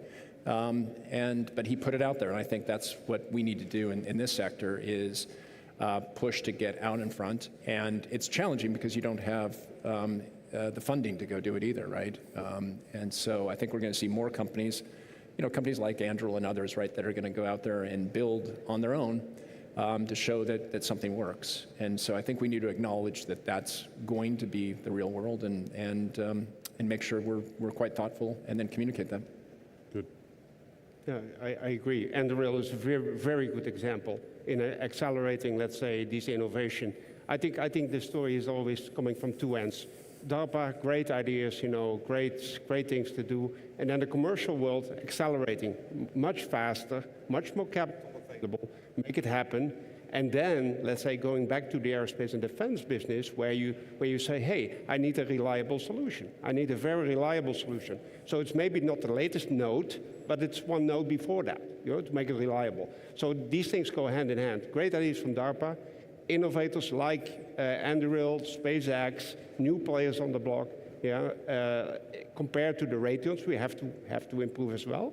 Yeah, and then industry, basically looking at the commercial businesses and try to apply it in aerospace and defense, make it more reliable and ruggedized. That's, I think. Do you find that the challenges from the education side, getting really good PhDs out there to develop these ideas and give you a one-off, but not having the optical and mechanical engineering talent to harden something that's not going to sit on an optical table it's going to be experiencing a lot of G's in space, or it's going to be experiencing a lot of dust and dirt and temperature swings out in the field. Have you run into obstacles there? Does there need to be more focus on? Into obstacles there. Let me give you one example. A while ago, let's say DARPA had a great program for sleep enhancement. It has nothing to do with optical, okay? Sleep enhancement.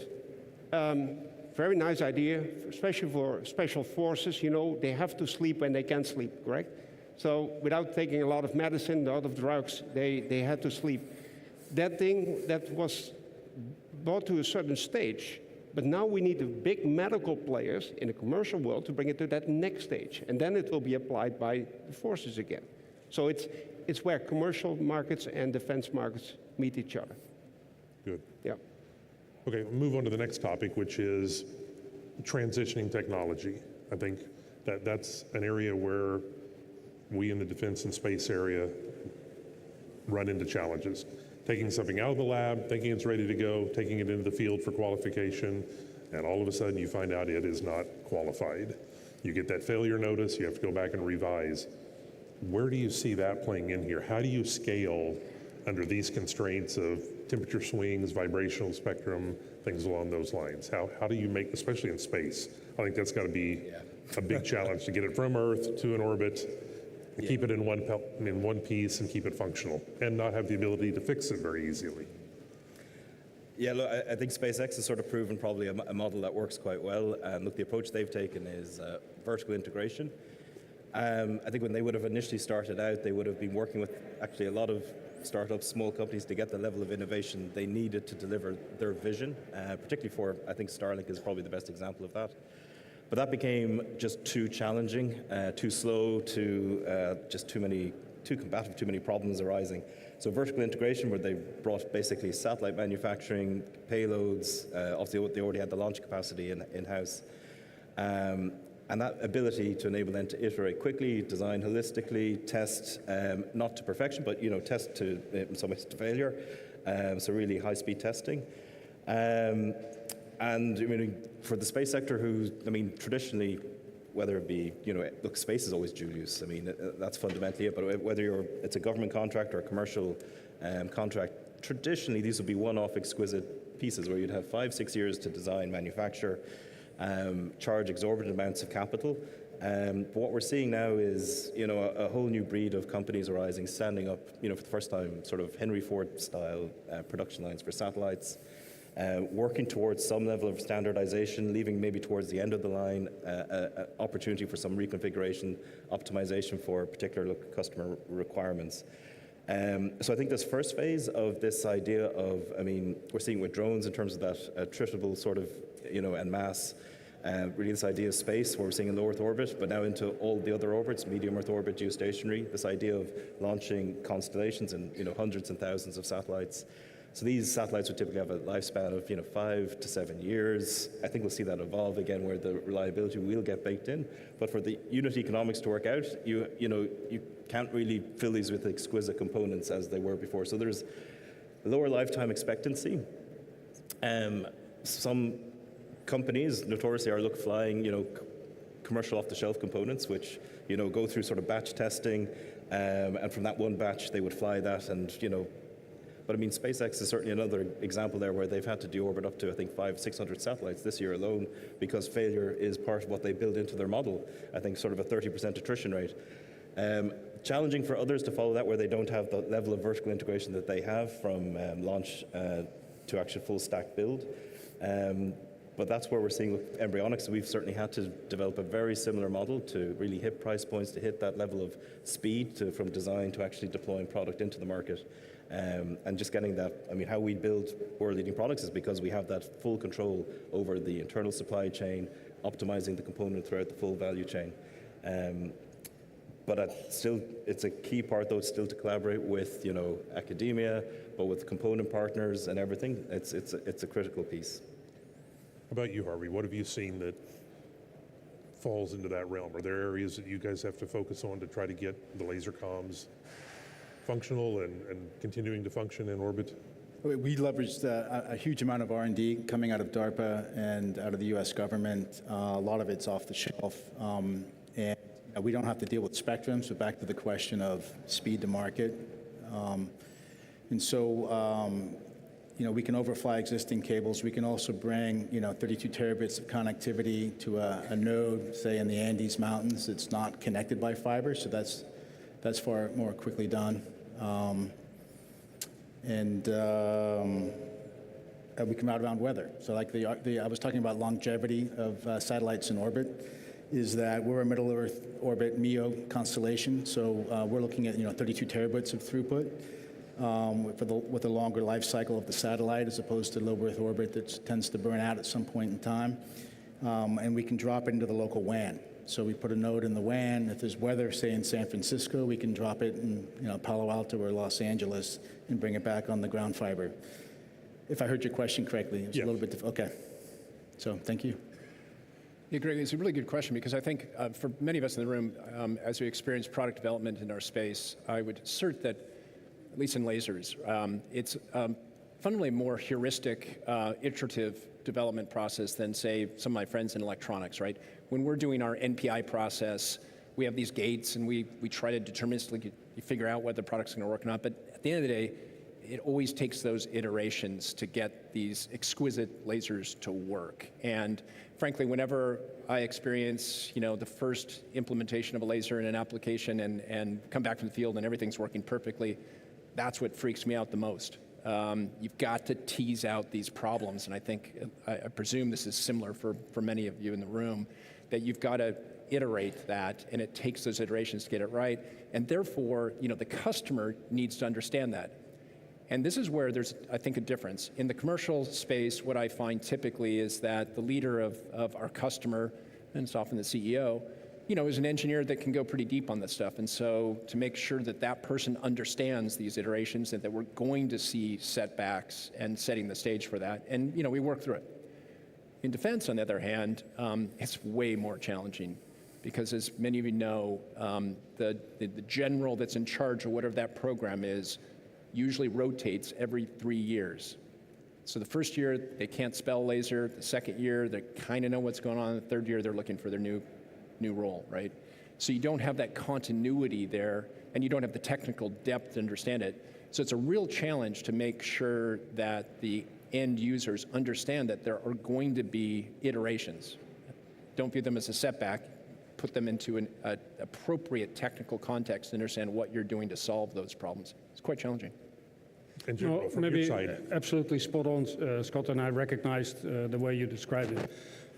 It brings another item to the forefront, in my opinion, and it is absolutely crucial that we understand the challenges that our defense community has. What sort of capabilities are they looking for? And then you guys should be able to say, well, this sort of technology may solve part of the problem. So again, I go back to this, bringing these two worlds more together. So if we understand the end users' challenges, we understand what sort of capabilities they're looking for, you're in a much better position to say, okay, well, then this may be helpful. And yes, you still have the problem of this lack of continuity in the senior staff. That's absolutely true.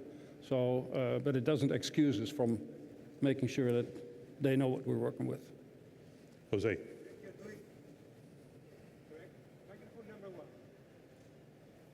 Microphone number one is the answer. Greg, now everyone is awake. I like that. Greg, you're doing a fantastic job so far. I love it. I'm loving this panel. And I would like the audience to also interact and love it as much as I do.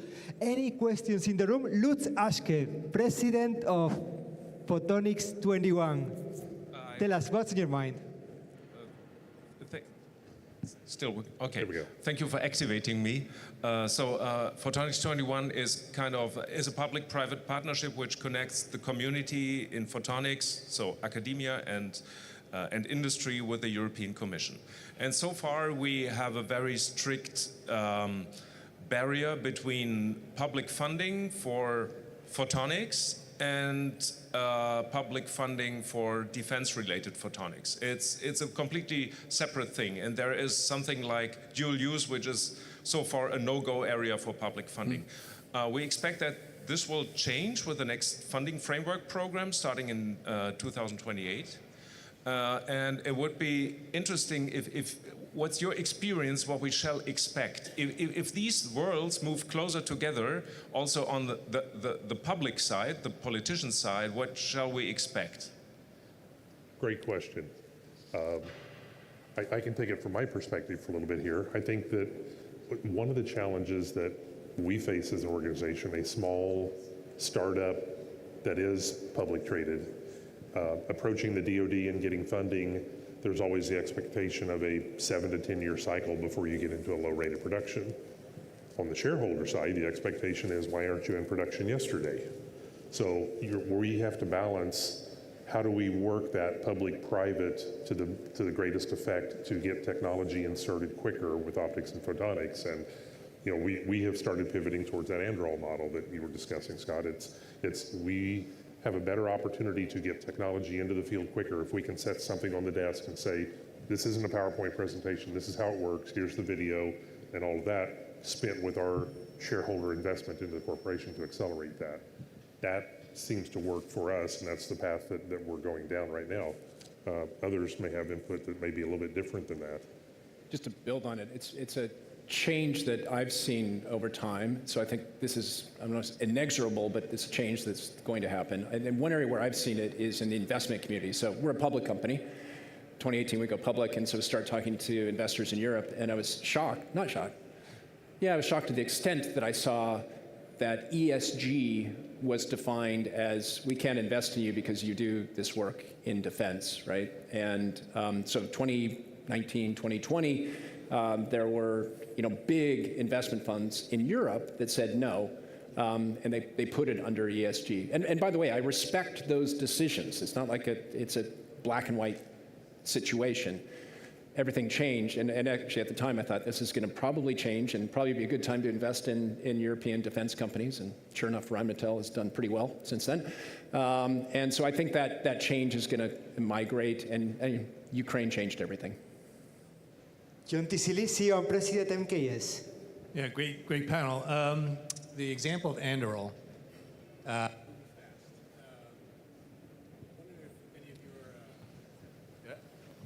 The example of Andalucia, moving fast in defense. Wondering if that changed any of your strategies in your own companies, and whether you have any advice for those of us who are more commercial. Are we going to be pulled in to that? So I'd be interested in your thoughts. I mean, the short answer from the laser light side would be is that because we're doing an end-to-end all-optical network, and some of the moves lately for command and control have been around all-optical connectivity. It's, especially in the visible spectrum, it can be harder to jam, harder to interfere with, and survivable, is that our management system can adapt to new nodes that could be dropped in and connect into the overall network. So we anticipate being ready for that evolution. I could take it, John. I think I'd be a little bit humorous first. I guess my board member brings this up constantly and says, when are you going to grow a goatee and wear flip-flops? And I said, not happening.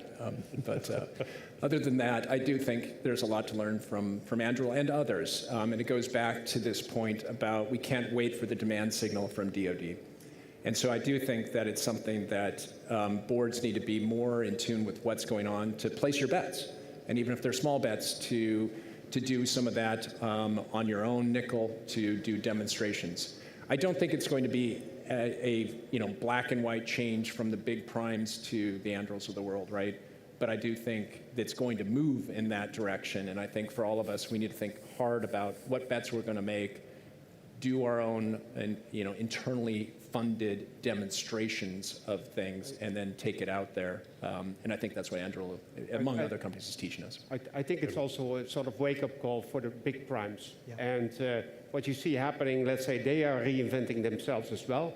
And also what you see is that the big primes are looking for industry to help them with accelerating the roadmaps. For instance, some of the primes have a secured supply chain. They do things themselves. What we do as industry, we go to them and say, hey, by the way, we can help you to accelerate. We have that roadmap. It comes back, I think, to the whole question of aligned roadmaps and make sure you're very close to your customers. I think we have here a lot of CEOs who are very close to the customers, who visit customers, so that's a good thing. So I think it comes back to these things. To Anne Korhorst, the CEO of New Origin. Yeah, thank you for this great panel. We heard a lot about DoD and DARPA in the context of course, the US development ecosystem. How is the panel looking at, let's say, a big part of NATO that's in Europe and the lack of mechanisms like that for innovation?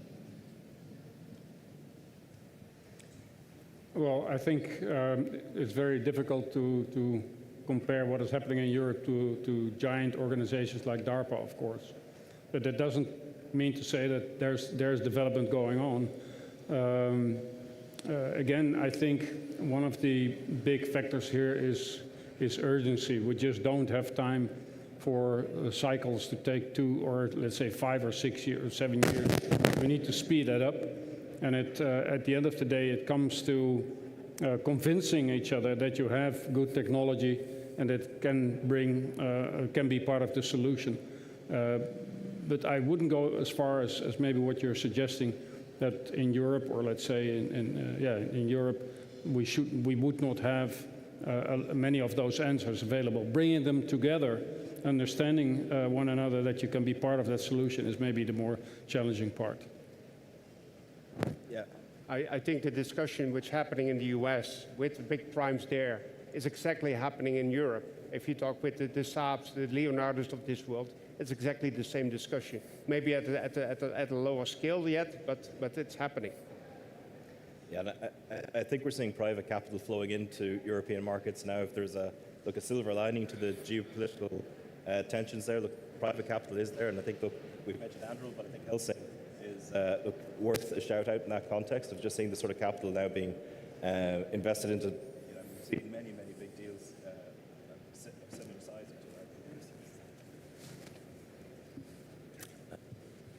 into drone companies, and look, I think fundamentally, obviously there's the European Space Agency, there's the NATO Diana Fund, but I think in some ways, when you have limitations, I think we're far more creative, and I think that's where, the entrepreneurial and the talent in Europe, and we just, there's certainly, as I say, a silver lining to, the geopolitical tensions where, Germany's just announced a 35 billion investment by 2030 into the space sector, so, that is a very, very strong signal, and I think we're going to see more and more of that happen.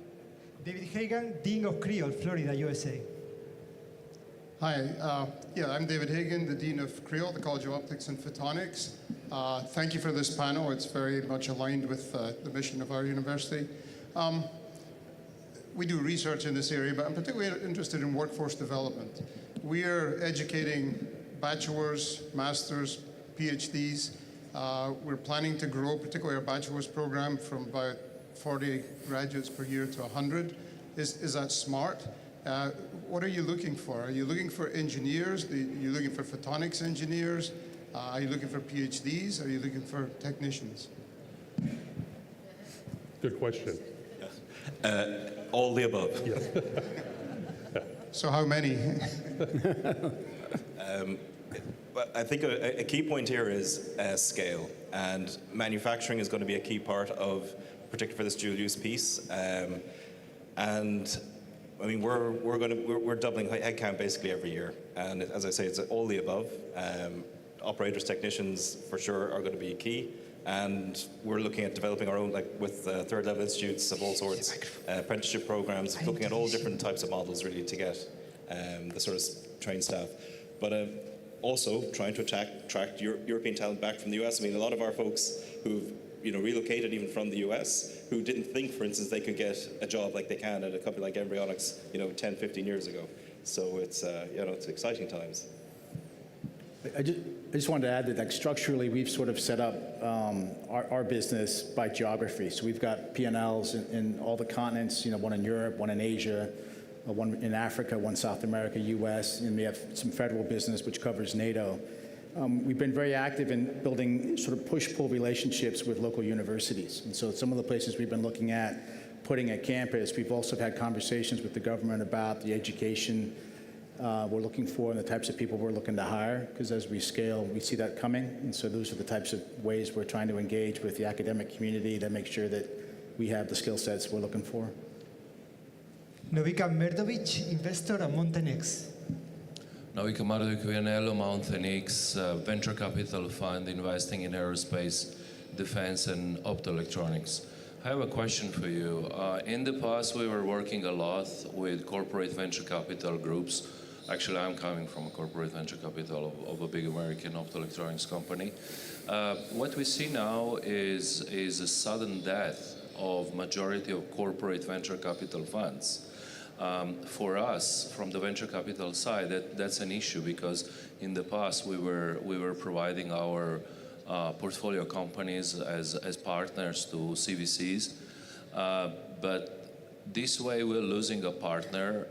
So what would you suggest how to transfer the basically open innovation to your corporations? Thank you. Robert, anybody?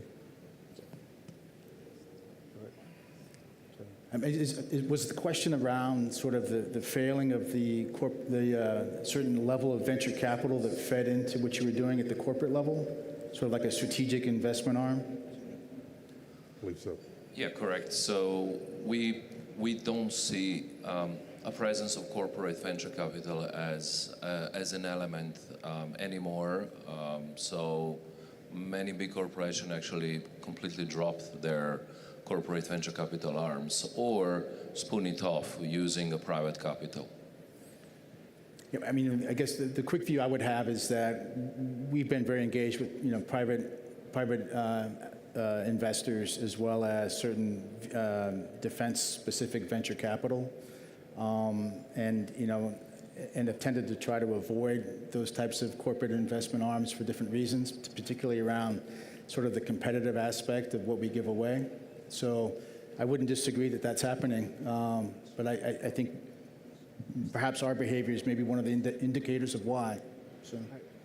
I would almost say it's the opposite from what I see as a public company. Yeah, we still see that companies are really still very expensive, and that's because of the VC money in those companies, correct? So they don't become available to be acquired by a public company. So I rather see the opposite, to be honest. That's why it's very difficult for me to answer the question. I see the opposite. And I do think in the States that there are, most of the primes have their own venture capital arm. Yep. Raytheon has one, Boeing has one, and they are putting money into small and medium-sized businesses that could potentially help them mitigate the optics and photonics gap, be able to mitigate the hardening of technology prior to them trying to get integrated on a platform. But again, that is investing with the opportunity to either acquire or make open innovation accessible to the bigger defense prime. Thanks. You can continue, 4 minutes left. Okay. Greg, go ahead, continue. Okay, so the last section that we have to really talk about really is on the policy side and how you align policy and procurement. And one thing I'll throw out here, since we do have some space folks on board and some of us are laser folks, how do you broach the subject that 5 years ago lasers in space were a gentleman's agreement? You don't do that if it's got offensive or defensive capabilities. And now it seems like this door has swung wide open, both with Golden Dome and other programs, to say, well, if you're going to get close to my satellite, then you could use lasers and try to make it a defensive application or a satellite, stability application. From an ethics standpoint, from a shareholder standpoint, how does that resonate from either a policy or, how do you move forward with that? How do you get there? How do you make a decision on, do you use lasers in some of these types of areas that in the past have always strictly been defensive? How does that impact your optics and photonics thinking here? I think lasers are going to replace RF. I think there's lots of reasons for that. I think the technology's there, the security's there. And one of the reasons I was supposed to put out today is that we've got some big announcements coming in that space for this forum. So stand by and watch. Our CEO was going to announce that, but he couldn't make it. So. But that's why I think it's the future. The throughput, you can't compete. We're talking about putting satellites around Mars that are all optical now. So. I mean, obviously, look, we're in the business of communications, but I mean, look, I think as I mean, the Golden Dome is obviously a very ambitious program, and it's being certainly framed as the Manhattan Project of our time. And ambitious, we're going for the first time ever, as you said, and put actually interceptors in space, which is well above my pay grade in terms of from an engineering perspective. Satellites in lower orbit with interceptors on board, you then have to deorbit them. They have a very limited, lifetime functionality. Lasers obviously have some level of use. Satellites are getting more powerful. So from that point of view, it makes engineering sense. But I think what we're seeing is, from actual ground-based interceptors into space, many nations have demonstrated the ability to actually take out satellites. We have countries like China and Russia and doing some now very interesting capabilities in space, as you say, being able to approach other satellites, spy, inspect, look what's going on, look what sort of payloads are on board these things, and being able to maybe interfere. And look, space is the new frontier. These battles are going to hopefully sense prevails, and look, I think being proactive and building defense capabilities, hopefully not offensive, is obviously, a requirement. I mean, it is about security at the end of the day.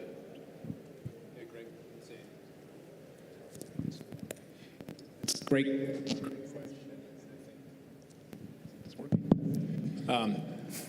And maybe it's a good way just to emphasize the point I'm trying to get across, that the world is really different than it's been.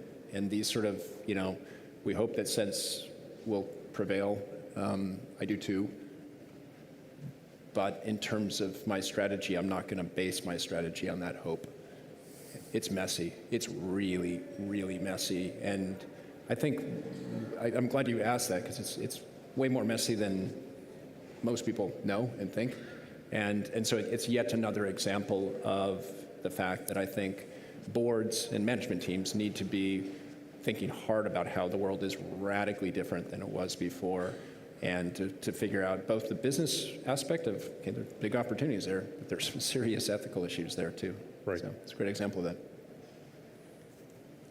Any input, gentlemen? Did I understand you correctly, whether lasers were difficult to enter the military market? Yeah, it's just, as we look at policies, and there's been this global policy of you don't put offensive lasers in space now, that seems to be dissolving, and companies now have to make a decision, do we want to participate in this or not, I think. I see.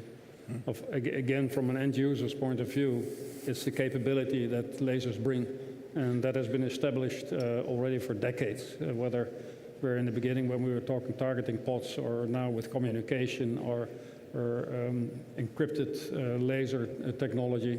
Those are the things that the military will be looking for. So we're sort of neutral in that sense.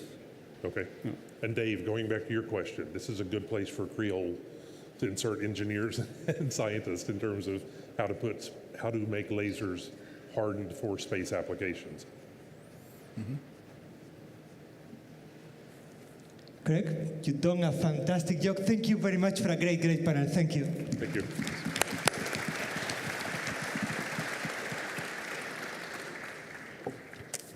I would like to kindly invite the panelists to join the rest of the audience for the next panel discussion. It has been a real roller coaster to organize an event like this one. Many of you told us that they wanted to understand the reason Spain was becoming, I like this, it really wakes up. Spain is becoming the place to invest, co-invest, and manufacture photonics. Because first of all, let's be clear.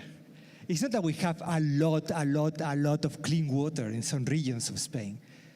But we do have visibility, vision, hard work, and the possibility of finding really interesting ideas. What we wanted to do in the next panel was to bring some of the key people in enabling bridging photonics and semiconductors in Spain. Over the next half an hour, you're going to hear from Javier Ponce, Valerio Pruneri, Antonio Castro, what are their vision and the reasons for you to come closer to Spain. they asked me to find the right moderator. And I didn't want to have a moderator from Spain interviewing Spanish people. There are two very successful ecosystems in Europe. One of them is Lithuania. Who do we have from Lithuania in the room? We have the CEO of Optoman over there, the CEO of Litilit over there. Thank you for joining. And we had the cluster, the region, the ecosystem of Photon Delta, the Netherlands. And we really wanted to have that ecosystem. So for that, we invited to moderate this session the former CEO of Photon Delta and currently General Manager of Photon Ventures, Evie Ross. Welcome to Spain. Thank you very much for volunteering for moderating this panel and also telling them what it means to interact between governments, public authorities, CEOs of companies, people in the street, and creating a photonics ecosystem. Evie, thank you all for your time. Thank you for being here with us.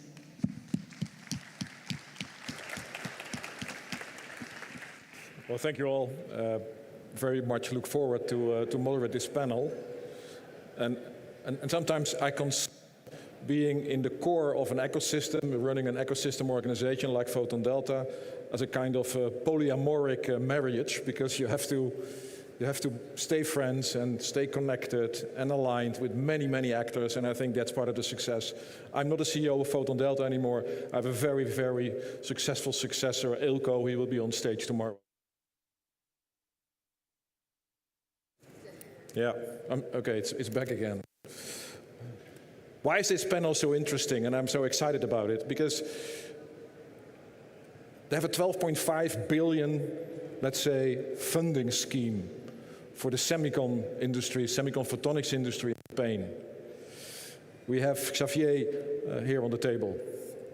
He was telling about how to deploy that and what the challenges are and how does co-investment work. And I know from experience that's a challenge indeed. We have the leader of PIX Europe on the table. And basically, they're establishing a pilot line for industry, for startups and scale-ups. How to bring your product faster to the market, how to test it, and how to bring a prototype. Big challenge. How to get those startups, but also how to align and ensure that once they scale in the right way and with the right partners. And last but not least, and a deep bow, we have Antonio from Andalucia Trade, and they got IMEC in Malaga. And I'm very curious about his answer on what are the ensuring customers already, and how did they get IMEC here? That's quite an accomplishment, and I think you have one of the greatest organizations here within your municipality. I'd like to invite him.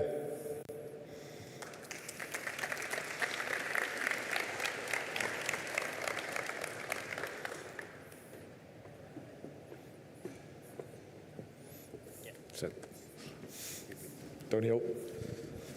Valerio, good to see you. I think there is an enormous opportunity in the defense industry. Xavier, I think it's almost an open goal, as we say in the Netherlands. Maybe a quick introduction. We only have 30 minutes, and I think I already spent 5 of it. So what is SAT? What's the relation with PERT? What is the pilot line? PIX Europe? What does it and what does it not? And Malaga Trade. Okay, thank you very much. Good morning. Yeah, can you hear? No, Xavier. Maybe you can. Hello? Yep. Okay, thank you very much. Good morning, everybody. And I would like just to introduce a little bit words in relation with SET. SET is a new Spanish entity devoted to co-investment with the private investors, just trying to deploy the semiconductor and photonics market in Spain. What are we doing is just joint efforts between public-private partnership, joint efforts just to put money to capitalize new entities or entities that have just established in order to scale up then into the market and go ahead with the technology. It is a very important issue for us, yes, a big effort from the government, and we have use part of this 12.5 billion on infrastructures and academia pushing efforts on relation with photonics. For example, we have deployed this large infrastructure in Malaga, and you will come back. Okay, right. Valerio, so what does it and what does it not? What's the big picture? Yes, PIX Europe, as you say, is a pilot line, right? Is under the CHIPS joint undertaking, so is a European organization within the CHIPS Act, and also there is a significant contribution, in fact 50% from member states, and Javier and his team is one of the sponsors for Spain, and essentially we aim at develop the next generation technologies based on PIC, and to transfer them to companies, actually, part of our ecosystem. Okay. Antonio. Thank you, David. First of all, my gratitude and high consideration to the forum and to my fellow panelists. Andalucia Trade is a public agency depending on the regional government, the government of Andalusia, and we are in charge of deploying and executing all the economic policies that are approved by the regional government, including all those related to internationalization of our economy, including the promotion of research and development, something that is directly related to the IMEC experience, the business case, and including also the investment attraction. Okay. From the point of view of our footprint, 42 offices across the globe, 400 people, staff here in Andalusia, and 11 offices in Europe, including Madrid, Barcelona, and Brussels. Thank you. Thank you. I begin with the end. Actually, what you see here, ladies and gentlemen, is an execution path. So I begin with the end. Antonio, first of all, how did you get IMEC here? That's quite an accomplishment. And secondly, is this IMEC, which is a copy of Leuven, or is this an IMEC with a totally new value add, let's say, to the European semicon or global community? So what are your thoughts about that? And is already something more tangible on this? I think with very, very easy questions, both. Sorry? Very easy questions, both of them. First of all, how IMEC is landing in Andalusia, magics. I mean, is the result of the system of a clear innovation and business ecosystem already operating in the region, in particular in Malaga, the result of, obviously, the effort from IMEC itself and its own strategy, and lastly, and I would say not less, the coordination and the cooperation between all the layers of the administrations here, including the European Union, including the central government, the regional, and the municipality. And going to your second question. Are customers waiting? Are there ensuring customers already waiting to work with this institute? Yeah, absolutely. Can you give an example of that? And actually, we are in charge in the agency of, let's say, dynamizing the ecosystem around IMEC, and I cannot provide you, obviously, with company confidential information, but we have a good pipeline of interest. And talent, do you also have talent? Because when I look at Leuven, I mean, that's quite an organization with exceptional people. You heard Jo de Boeke this morning. And do you find sufficient talent here? Talent is a challenge. It's a challenge for Western Europe. That's the reality. It's also a challenge for the state. But here in Andalusia, we have maybe some competitive advantage, which is quality of life. It's essential to attract and keep the talent here. And we have, Andalusia is somehow a country region. I mean, we have 8.5 million inhabitants, and 2.2 of those 8.5 are under 25. So we have a good pool for talent, and we are very flexible from the point of view of the administration in terms of trying to provide to the private sector what they really need. So we are perfectly ready to agree, for example, on tailor-made programs on vocational training. That's just one example. How happy are you with IMEC coming to Malaga? Well, that's amazing. Valerio, sorry. My son is named Olivier, and somehow it's okay. Valerio, the PIC of the EU PIC, PIC Europe. What are you doing in Spain here? I know what they're doing in the Netherlands. I was heavily involved with that. a long time ago, or quite a while ago. But what are you bringing to the table here? How can we engage? So how can you excite startups, scale-ups to use that pilot line? Tell me some about the dynamics here and the rules of engagement. And when, maybe, are you able to get the first engagement going? Okay, thanks. Yes, first of all, PIX Europe, the name says it all, is a European initiative. And as you pointed out, there are activities in the Netherlands, in Spain, Ireland, Austria también. Austria also, yes, I see some colleagues there. And, it's a distributed node, let's say, infrastructure, and which is centralized through a gateway. And actually, each node pursue the advancement of specific technologies. And in Spain, we are looking strongly into new materials like colloidal quantum dots, graphene. We are looking at combining the different material platforms, both in an heterogeneous and hybrid integration, right? And we start also entering, we heard today, the co-package optics, the importance, the interposer. And we want to do this really by engaging with companies. If I can use a quantum world, almost entangling with them, right? So we feel part of the same ecosystem. And in order to do that, in the pilot line, one big portion is related to open access. We will soon open to collaborative projects, right? And through these collaborative projects also, we want to have an early feedback from companies, what is needed, and those companies range from design, companies that heavily use, for example, artificial intelligence and machine learning, to equipment manufacturers. So we had several of them approaching that they want to adapt the semiconductor equipment to photonics, to the manufacturers, right, to which we should transfer, and finally the vertical integrators, which are the company that eventually will put this technology into products. Can I ask a question? Sure. When is it ready? So when can they use the pilot line? So essentially, yours working, great. Yes. The pilot line started in June 2025, right? It's supposed to last for 10 years.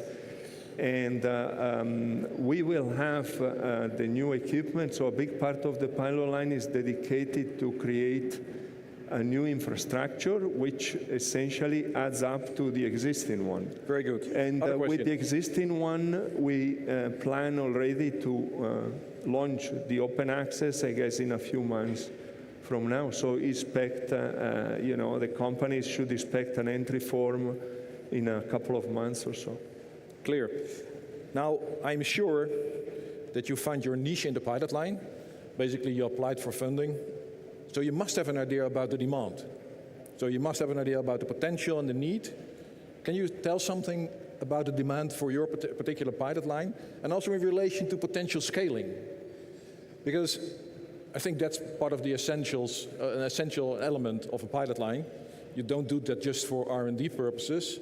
You basically want to scale. So can you elaborate on that and the relation with the bigger manufacturers, the global foundries? So I can say that we had more than 100 letters of support from companies, from end users. Mm-hmm. And each of us is already engaging maybe with 2 at least industry partners. So we are 20 partners, so in average is 2. So we have already 40 companies that are just waiting to collaborate, right? And as I said before, these companies are of various types, not necessarily vertical integrators that they actually make products and they want to accelerate their technology, right?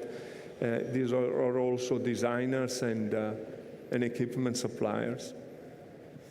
And I assume that's quite obvious one, but you will address and companies will come to you and say, that's dear Valerio, I want to use your pilot line, and you say, well, this is not for our pilot line, that's for another pilot line. So I guess you can diversify and I'll reallocate the demand across Europe. Yeah, absolutely. I mean, PIX Europe, you know, is built on... Oh, the answer is yes? Yes. Fine? Yeah, it's okay. Okay, yeah. Xavier, I come now to the end, but actually you're at the beginning. 12.5 billion, you got it in 22, as I remember. At least it was confirmed. I mean, I was jealous when I heard that a couple of years ago. What have you done with it so far? And what are you going to do with it? With what remains, actually? So can you elaborate a bit on that? And is it vision-driven, or is it, I have a pocket full of money, so let's spend it on semicon, and why in Spain? Yes, thank you. First of all, I would like just to explain that we have just allocated more than 2 billion on 17 chairs, in academic chairs, just in order to deploy the talents that will be needed just to deploy the semiconductor area in Spain. So it is an important issue, and if you take in mind that Spain has more than 3,000 PhD graduates on photonics during the last 10 years. All these guys are mainly outside Spain, but we have the opportunity just to attract these Spaniards, and also we have a very large talent repository in LATAM. We have very good connections with university there, and more than 1,000 people working with semiconductors and photonics are related with our industry, our universities here in Spain. And this is a very nice opportunity for doing that. At the same time, we are allocating more than 600 million euros for a new public infrastructure here in Malaga. That will be the infrastructure that IMEC will manage in order to deploy something. So, thank you. Now, as I understand, co-investment, co-funding is a big issue. Well, it's a challenge. Let's put it that way. And I know by heart and from experience that's a very big thing. So how do you manage it? How do you attract industry and seduce them to invest? I mean, there must be a business case. We have signed the first Spanish foundry for photonics in the north of Spain. We are now in deep negotiation with a foreign holding very far from Spain in order to establish the second foundry for photonic integrated circuits. We have deployed and we have financed, capitalized 4 main spinners from several institutes in Spain that with leading edge technology for random numbers, for laser, and from transceivers deployment. How we are attracting them, you have to consider what are the attractions that Spain has in relation with that. It is not only the style of life, of course, but also the talent we have, the large repository we have, the possible leverage you have on public money from us, just in order to reduce the financial risk and the technical risk. You take into consideration that we are well connected with public institutions like ICFO and other academic areas in the east, mainly in the east and north of Spain, that are considered like a very large leaders, scientific leaders in the past. Thank you. Thank you. And last question in this part. How much do you still have to deploy, and by when?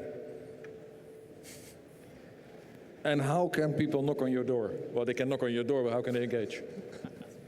Okay, that's true that we are now managing European funds. That is our European funds, our funds that will come here to Spain, but it is a loan from the European Union to the Spain state.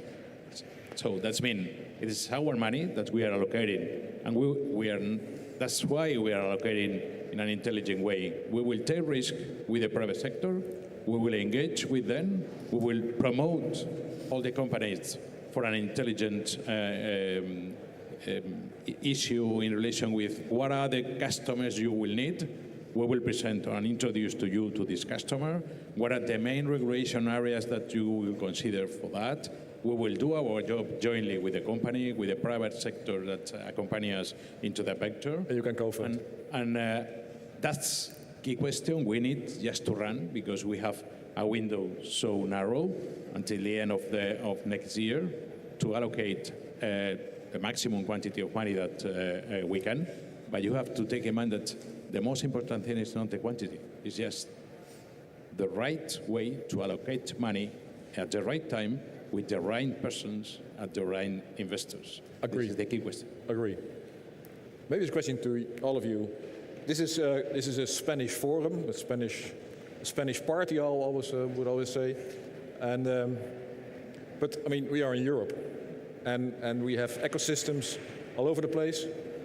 And I'm sure you guys have considered what do we add. So you have made an analysis of what's missing in Europe, and where Spain can add with a significant purse, a lot of money, initiatives on the Pix Europe, IMEC. So maybe just a short sentence. What do you add, let's say, to the European semiconductor photonics ecosystem? I think... what's your niche? We need larger private investors in Europe that wants to take risk to be the leaders in the world. This is a key question at present in Europe. Our saving is going out, and it is a very difficult issue if we don't have enough critical mass money to arrive first into the market. Thank you. Yes. One sentence.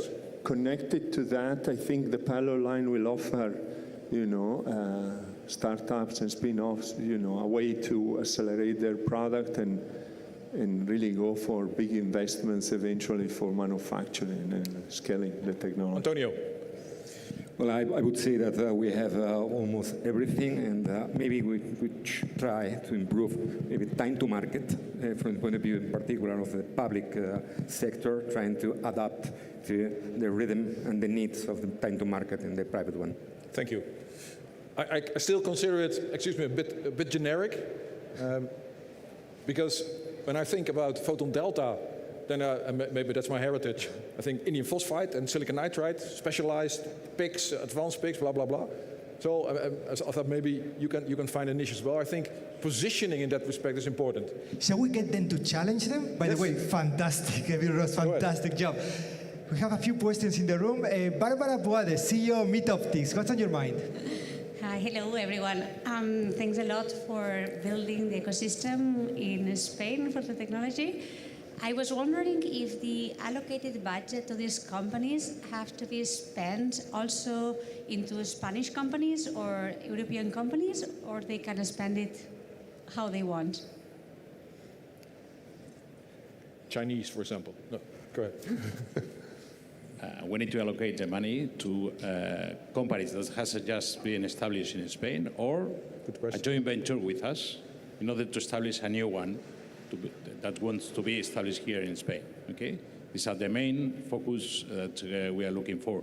We can also invest in outside companies if they will allocate the support or the round that we will participate into in a subsidiary in Spain. Okay, Antonio has also a remark on this.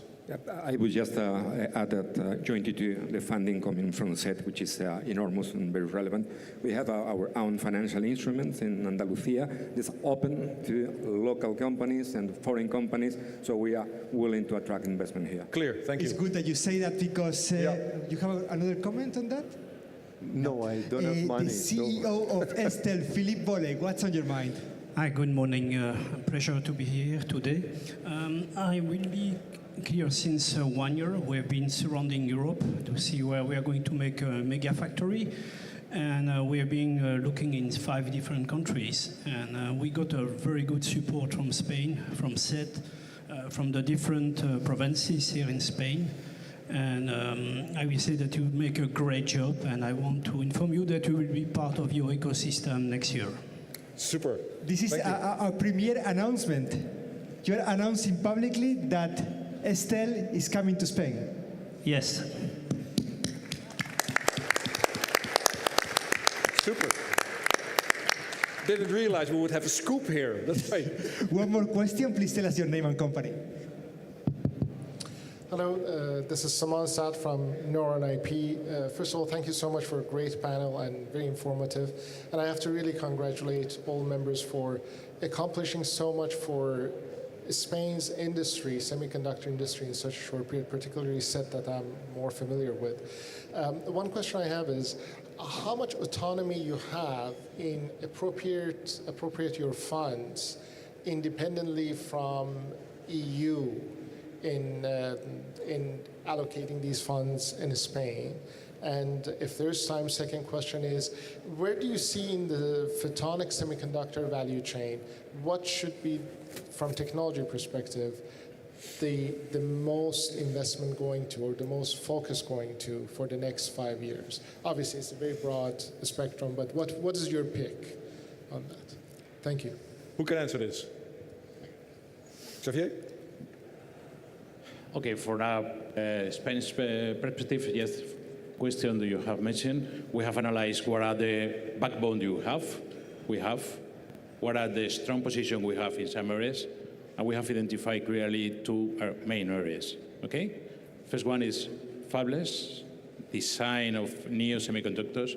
We are the leader of pilot line of photonics, but at the same time, we are the leaders on designing the European open code chip for high-performance computing in the continent. So we have clearly two main photonics area, but we need to transfer from scientific to manufacturing. That's why we are negotiating with outside Europe capabilities, just in order to ensure that we are making the right transfer with the right people. And at the same time, we are pushing the fabless designing companies on open source microprocessors for the future. Europe is pushing to RISC-V technology. This is the technology we are in front of for the near future to be competitive. And these are the main that we are boosting in our country after backing 17 chairs, academic chairs, to assure that you will find the talent here if you need it.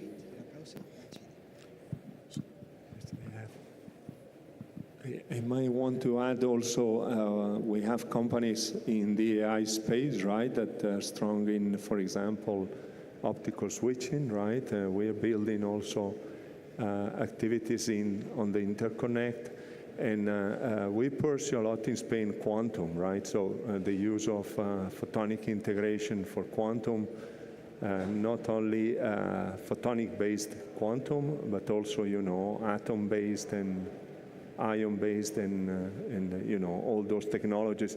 And I think, and this is part, if I can add, of the pilot line, right, to look also at new innovation areas also in terms of vertical integration. Thank you so much. I'm happy that Photon Ventures can invest in Spain, because I look very much forward to work with you guys. And I see enormous potential and future in this ecosystem. Secondly, a call to all those Spanish people and PhDs that working abroad, getting back into Malaga. And I'd like to thank you, and I ask a warm applause for this great team. And now we have lunch. Thank you. Thank you.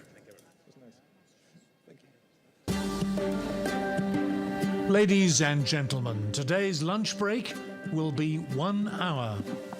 Plenty of time for food and more meaningful conversations.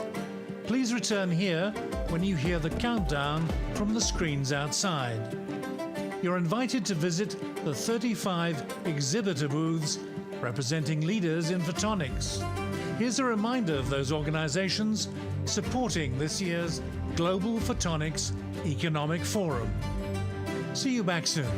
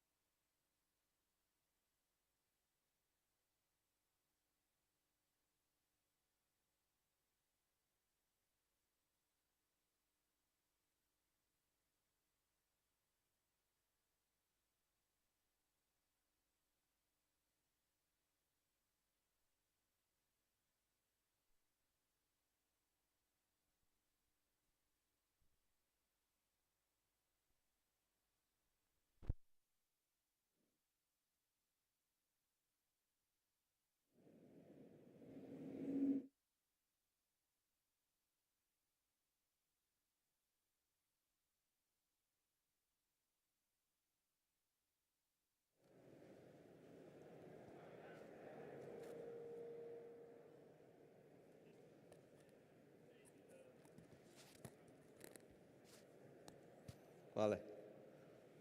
Hola, hola, sí, probando. 1, 2, 3. Hola, sí. Hola, hola, probando. 1, 2, 3, 4. Sí. Hola, hola, probando. Sí. Hola, ¿qué tal? Tengo hambre. 1, 2, 3, 4. Probando. Hola, hola. Sí, sí. Probando. ¿Vamos a la 2?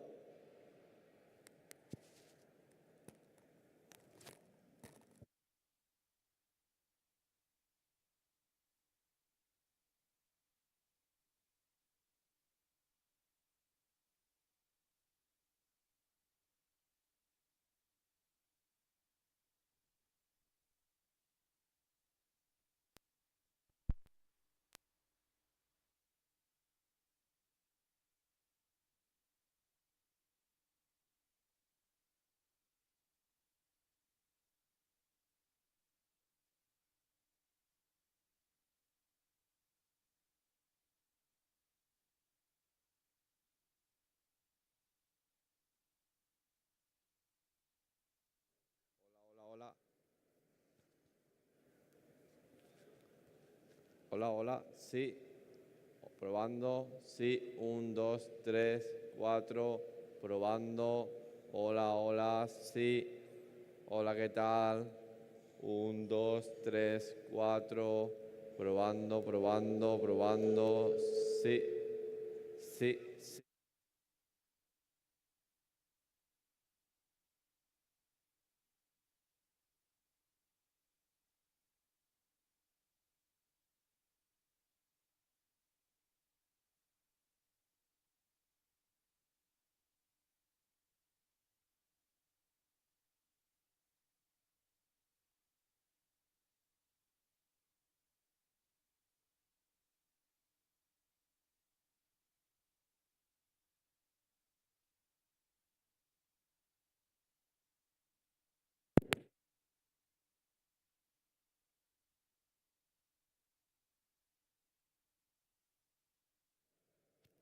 Hola, sí, probando. 1, 2, 3, 4, probando, sí. Hola, hola, sí, probando. 1, 2, 3.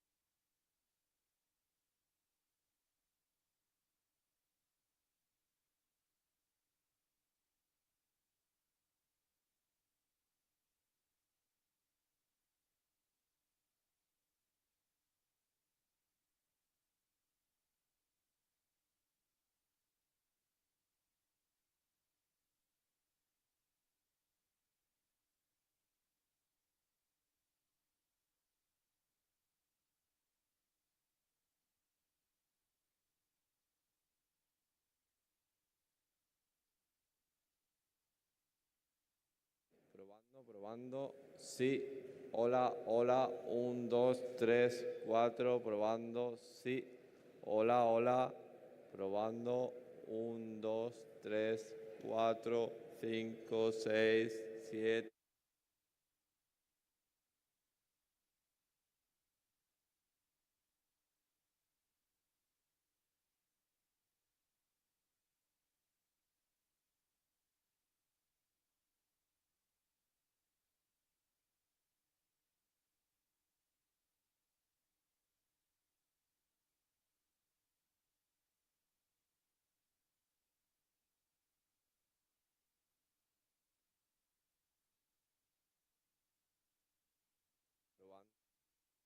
Probando, hola, sí. Hola, hola, hola, probando, 1, 2, 3, 4, 5, 6, probando, probando.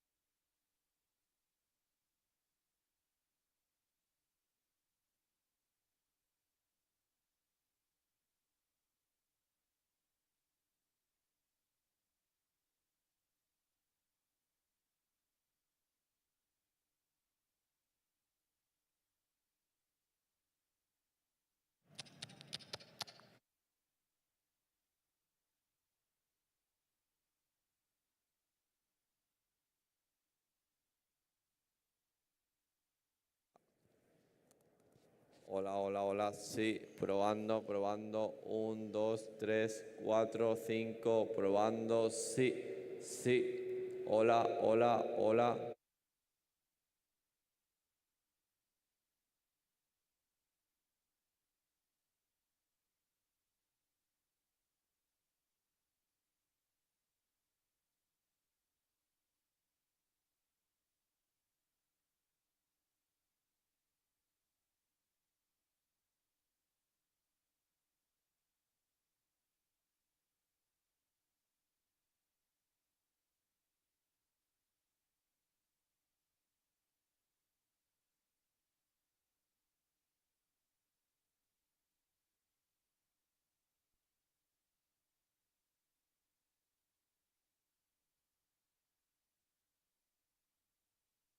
Hola, sí. Hola, hola, sí, probando, 1, 2, 3, 4, sí. Hola, hola, probando. 1, 2, 3, 4, 5, 6. Hola, hola, sí, sí. Hola, probando.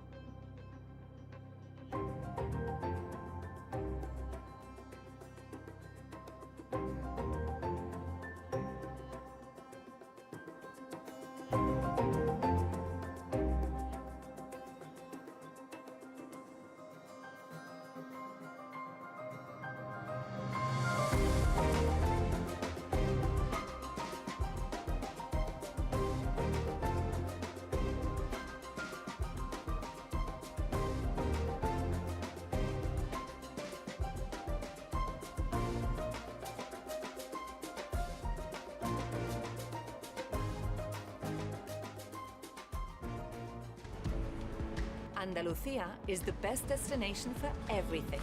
Everything, everything. And above all, Andalucia is the best destination for investment.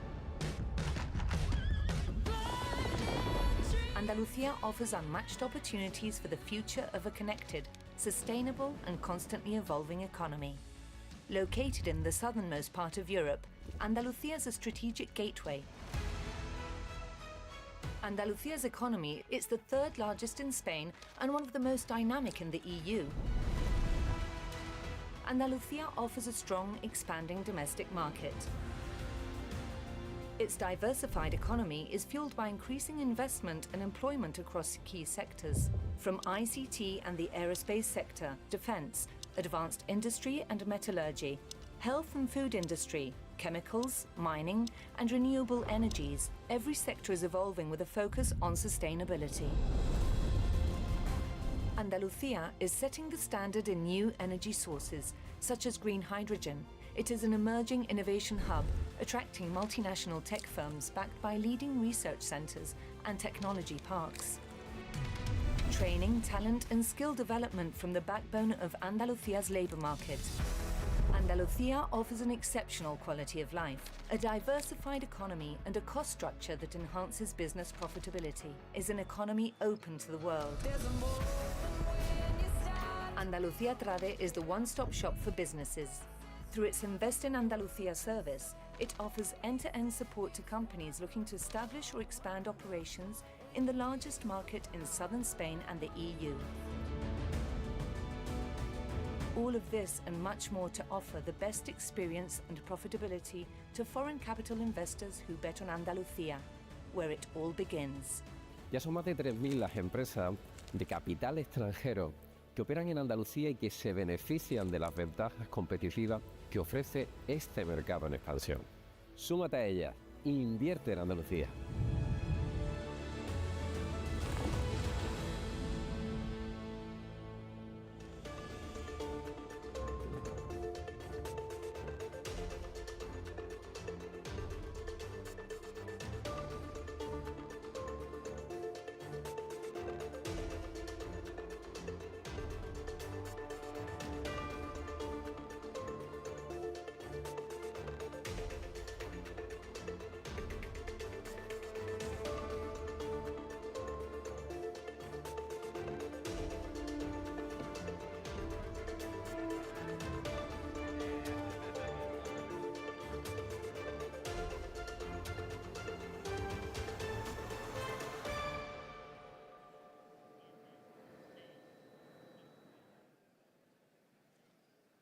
Ladies and gentlemen, welcome back from lunch. I hope you had the opportunity to connect.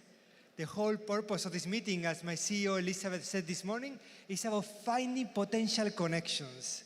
If at the end of this meeting, if by tomorrow evening you all tell me that you made at least one connection you certainly are going to follow up with, then I will be going home really happy.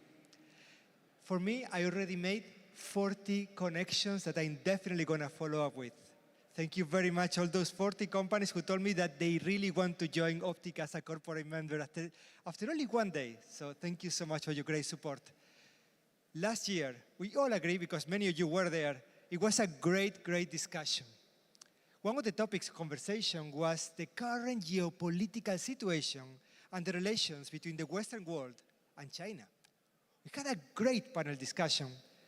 1 year after, the team of trustees thought it would be a good idea to bring back Michael Hochberg, visiting scholar at the Geopolitical Center, Cambridge, and also, many of you know him, a Silicon Photonics industry veteran.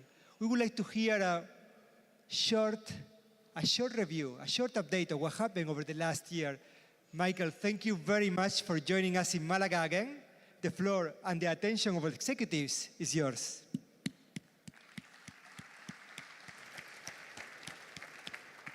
Jose, thank you very much for the invite to come back. I was concerned that I might be banned from this conference after my last talk. Hello, friends. It's great to be here. Last year, I said some things that deeply upset some folks, and so this year I will attempt to do the same. So most of you here who know me know about my work in photonics. But in parallel with that, I've actually been involved with geopolitics since I was a kid in the mid-90s. My father was the co-founder of a company that some of you who have gray hair will have heard of. It's called Strat4, which was the first place to do geopolitics for the corporate sector, back before geopolitics was fashionable. So this is a world that I've been involved with really since I was a kid.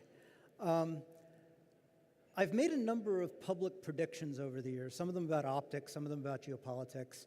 And one of the things that I know I've made a good prediction, one of the indicators of it is if people laugh at me.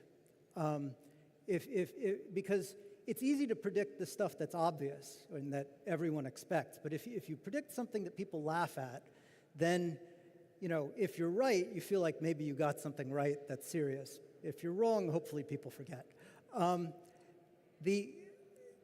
going to go through 5 predictions that I've made over the years very quickly. One of them was in 2001. We started Luxtera, where the core prediction was that CMOS fabs could be used to make photonics, and that photonic large-scale integration would be important. And I got a lot of flack. We all got a lot of flack from folks who were just focused on devices, telling us that there's no reason to do photonic integration. In 2010, I wrote an article with my co-author, Tom, saying that silicon photonics was going to be $1 billion industry by 2020.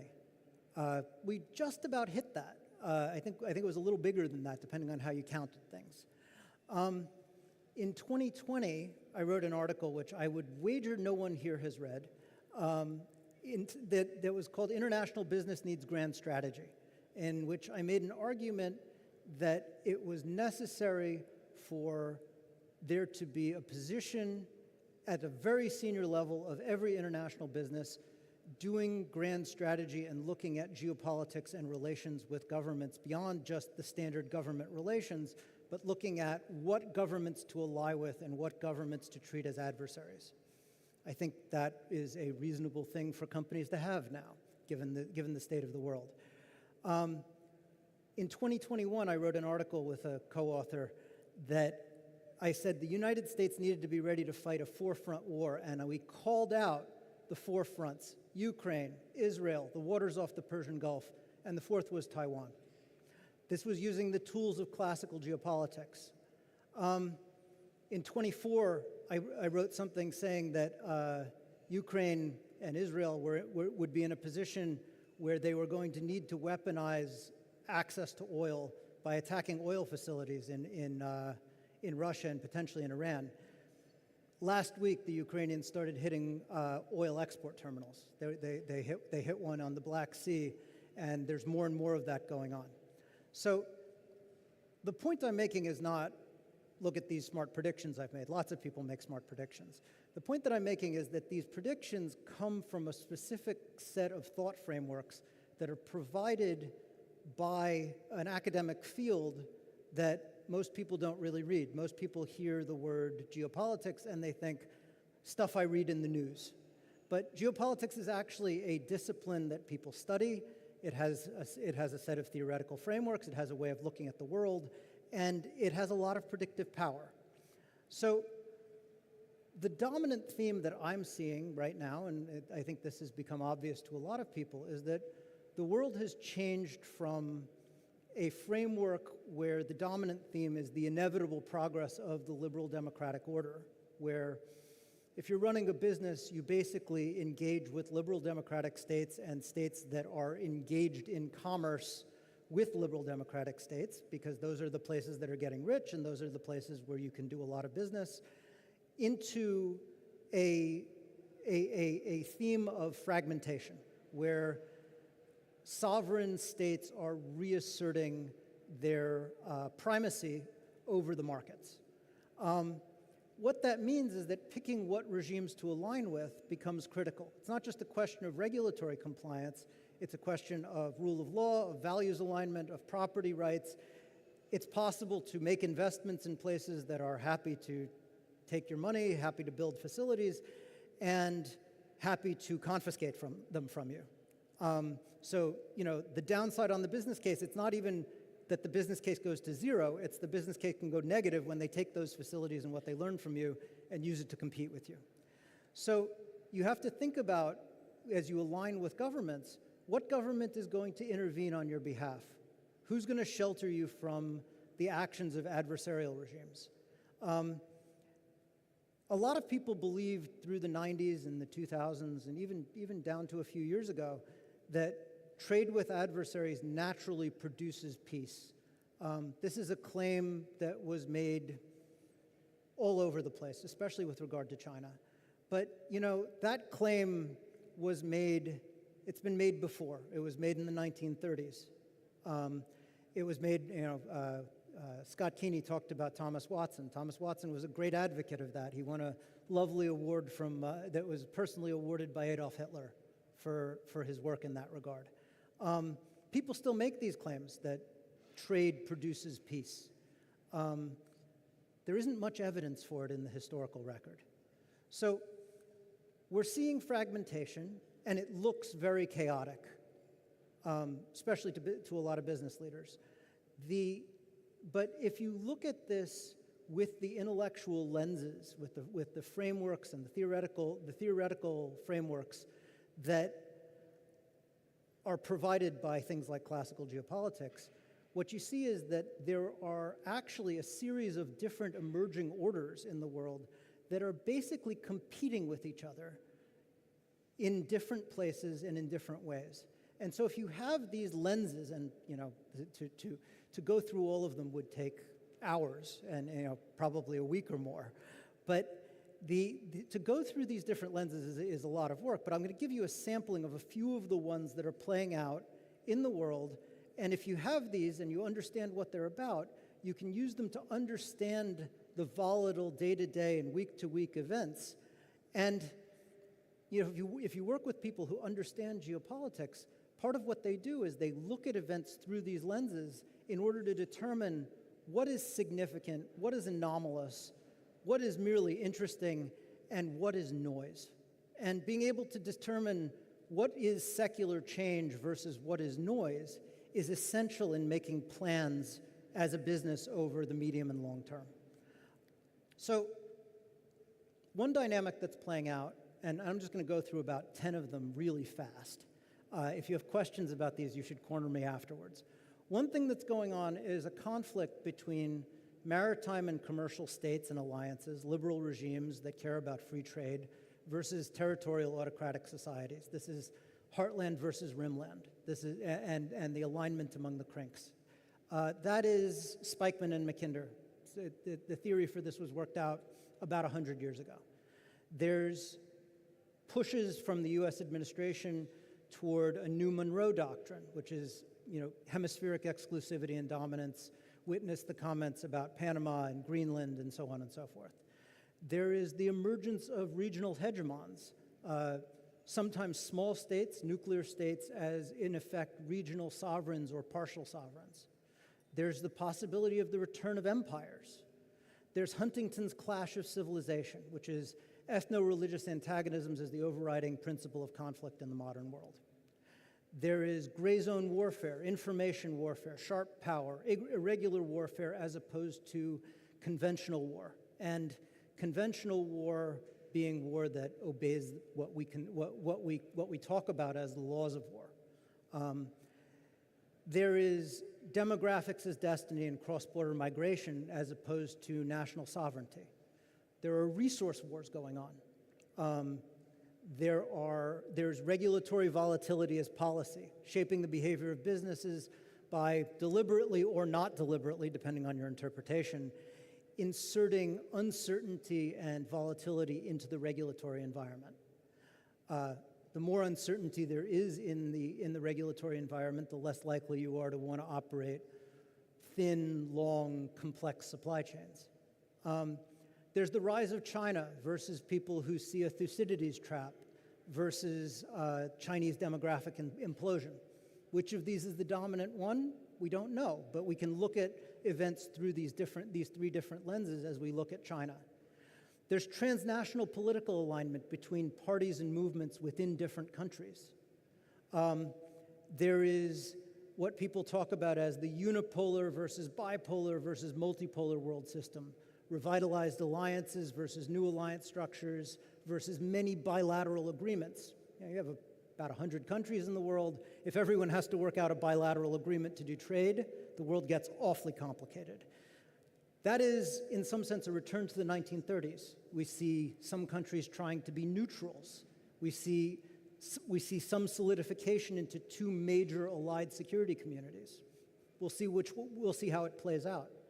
There's gerontocracy in the great powers and debt spirals in the West. There's offensive versus defensive dominance in different domains of warfare, and we're seeing some of the key technologies for that here in this room. And we're seeing failed states and potentially failed nuclear states. That's Robert Kaplan's point. And for the people in this room, I'll say something provocative. We're seeing a choice between Europe becoming a functional security community or becoming a dysfunctional geopolitical sideshow. And it's not clear which one is going to happen. So prediction is possible to do in geopolitics with a combination of data, understanding of strategic culture, and looking at the world through these and a bunch of other analytical lenses. Geopolitical risk can be anticipated, and in some ways, more importantly, geopolitical opportunity can be anticipated as a way of generating differentiated advantage for a company. Supply chains are important. They get most of the press, right? There's a lot of talk about supply chains, but demand chains are also critical. It's not just where you're buying stuff, it's who are you selling it to. And it's not just the things you make, it's where are your people? Where are your facilities? What are the things that you're buying and selling? Where are you getting your capital? Where are you deploying capital? And where are your ideas being generated? People, places, things, capital, and ideas. You need to know where they're all coming from, and you need to know where they're all going before you can make good decisions. In some ways, COVID was, sad to say, a bit of a blessing in this regard because it forced companies to actually figure out where these different things were, both for themselves and for their suppliers and their customers. At least it was a positive secondary effect. I believe that anticipating the actions of sovereign states is the first digit on the business cases for many of the companies here in this room. Not the second digit, not the third digit. And I've come to believe that CEOs who come in and they say, how could I have known? As their excuse for being victimized by geopolitical events, fundamentally are not doing their job. There are well-understood methodologies for analyzing, anticipating, and actioning geopolitical factors and doing business cases that incorporate these variables. In the 15 minutes I have today, I don't have time to explain how to do that, I'm sad to say. But the core of it is building and monitoring scenarios and figuring out how to mark them to market as part of a business case. There's a book coming out that Roger, who was on this stage a year ago with me, Roger and I are actually just finishing up a book for business leaders that's going to be coming out next year that explains in very practical, simple terms how to operationalize these kinds of ideas. So come find me if you want to chat about that. Scott Keeney mentioned IBM, and I also want to end on a note about the morality and the values part of all of this.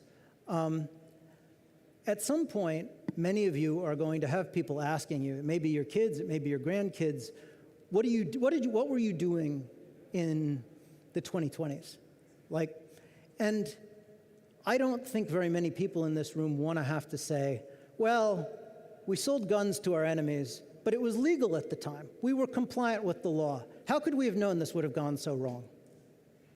I certainly don't want to be in a position of saying that. I don't think you should want to either. So I think you want to be able to say something that you're actually proud of about what you were doing. I'm personally inspired by the companies that are building technology that reinforces the success of the liberal democratic regimes of the world. I think that's important work. I think that's work that a lot of us here are doing. And I believe that we live in an era where ignorance and turning a blind eye to what your technologies are enabling the world is just not good enough. So I'll stop there. Thank you all.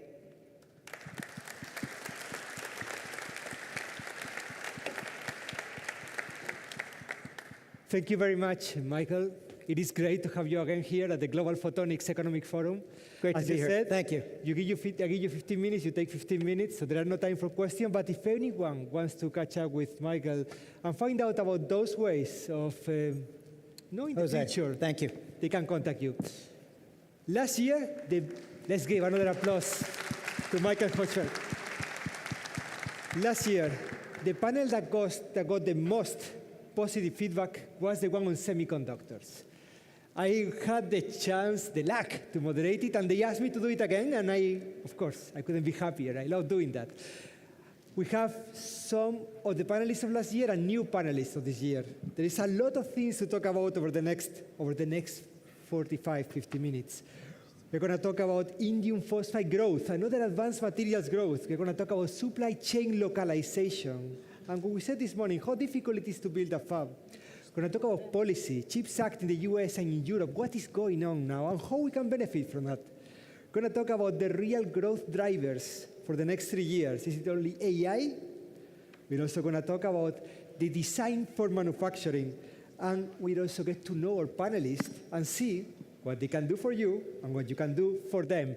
I would like to invite now to the floor, I am going to be so well surrounded now, my panelists for the Semicon panel.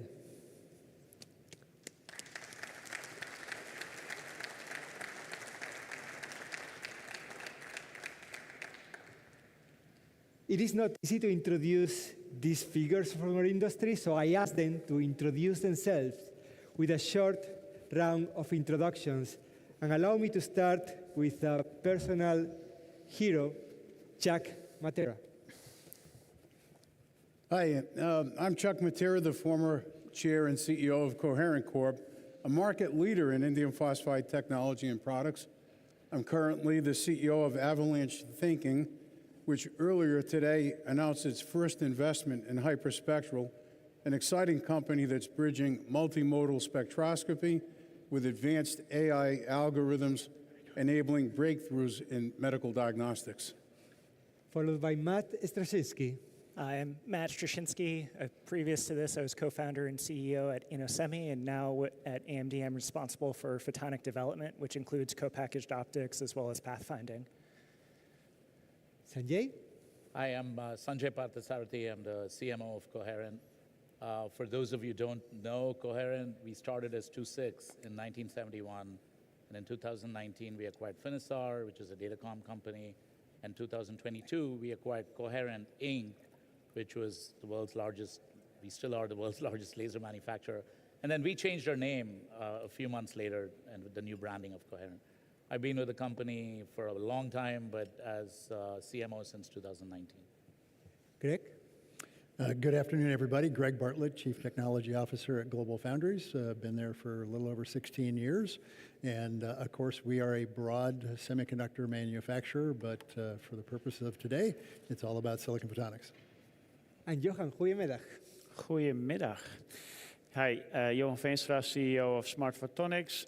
We are an indium phosphide-based foundry based in Eindhoven. We are making indium phosphide PICs all the way from components to laser arrays to high-speed modulators, but all the way to full integration monolithically.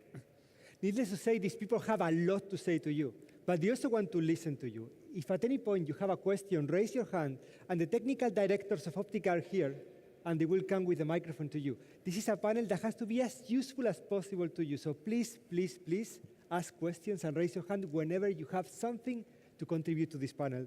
So let me start. Let's cut to the chase. We had a lot of discussion for this panel, and one thing that for me was a conclusion of last year by Greg was that photonics is becoming more like a weekday job and less like a Friday evening job. The volume is happening, and we can tell from what is going on in the room that the volume is happening.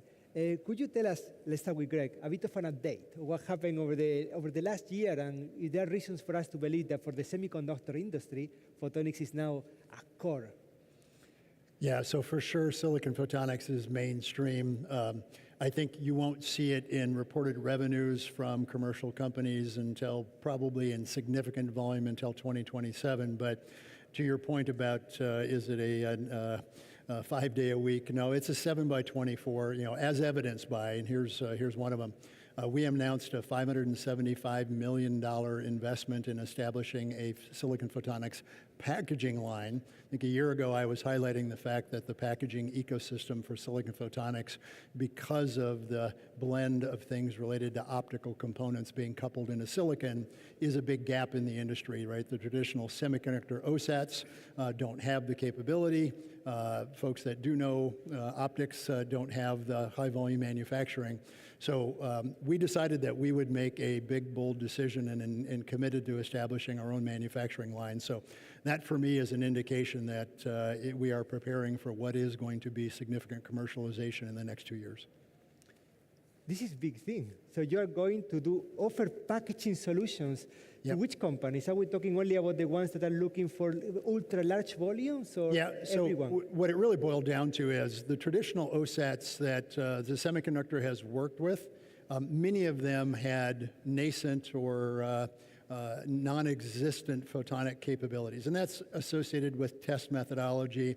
But the biggest challenge in industrializing photonics remains light in, light out, right? Fiber attach modules there. And we recognize that in addition to working with the OSATs to bootstrap them, we needed control of our own destiny because there is still a lot of customer diversity in the form factors, and that we needed to have our own hands-on engagement beyond the OSATs of enabling our customers. Johan, we discussed after last year that it is not about silicon photonics, it's not about indium phosphide, it's about the combination of those to go from chip to module. You are growing, you are increasing in wafer size, increasing in customers, in volume. Give us an update. What happened over the last year? I think things are growing very rapidly. I think that from the perspective of indium phosphide, I mean, the desire for higher speeds, of course, is driving the need for other materials than silicon as well. I think bringing the best of multiple worlds together, I think, is one of our biggest challenges of the industry, right? Actually, I mean, from the advanced packaging, from the heterogeneous integration, is we haven't got a single platform that does everything. And then we all focus on actually maturing our platform, growing it, bringing it to scale. But in the end, we need to bring them together to actually get the customer to be happy with the performance, because actually the customer doesn't necessarily care about what the material platform is. They care about the end performance. So I think, and we said this morning as well, I think we need to really work together, collaborate, and bring these platforms in a fashion that in the end the customer benefits. Matt, few days after the acquisition of InnoSemi by AMD, I reached out to you and I asked you to come here, and thank you so much for accepting. It seems to me obvious now that the HPC requires optics for the future, and CPO is an intermediary step. What is the vision for you now as InnoSemi part of AMD?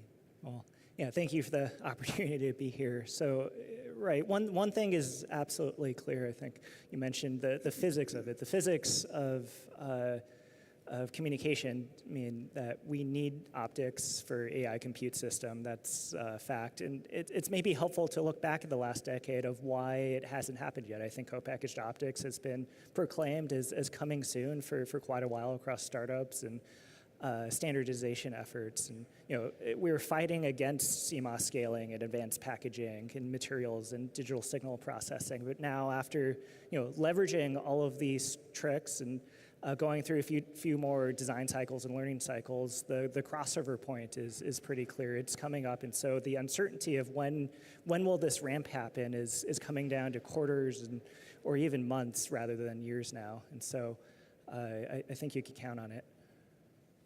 Congratulations, by the way, once again for what you have achieved. The panel is open for questions, and here comes the first one of the biggest dilemmas. So indium phosphide is now being scaled to 6-inch. That's a reality. Is this the inflection point we've been waiting for in the indium phosphide community? Johan.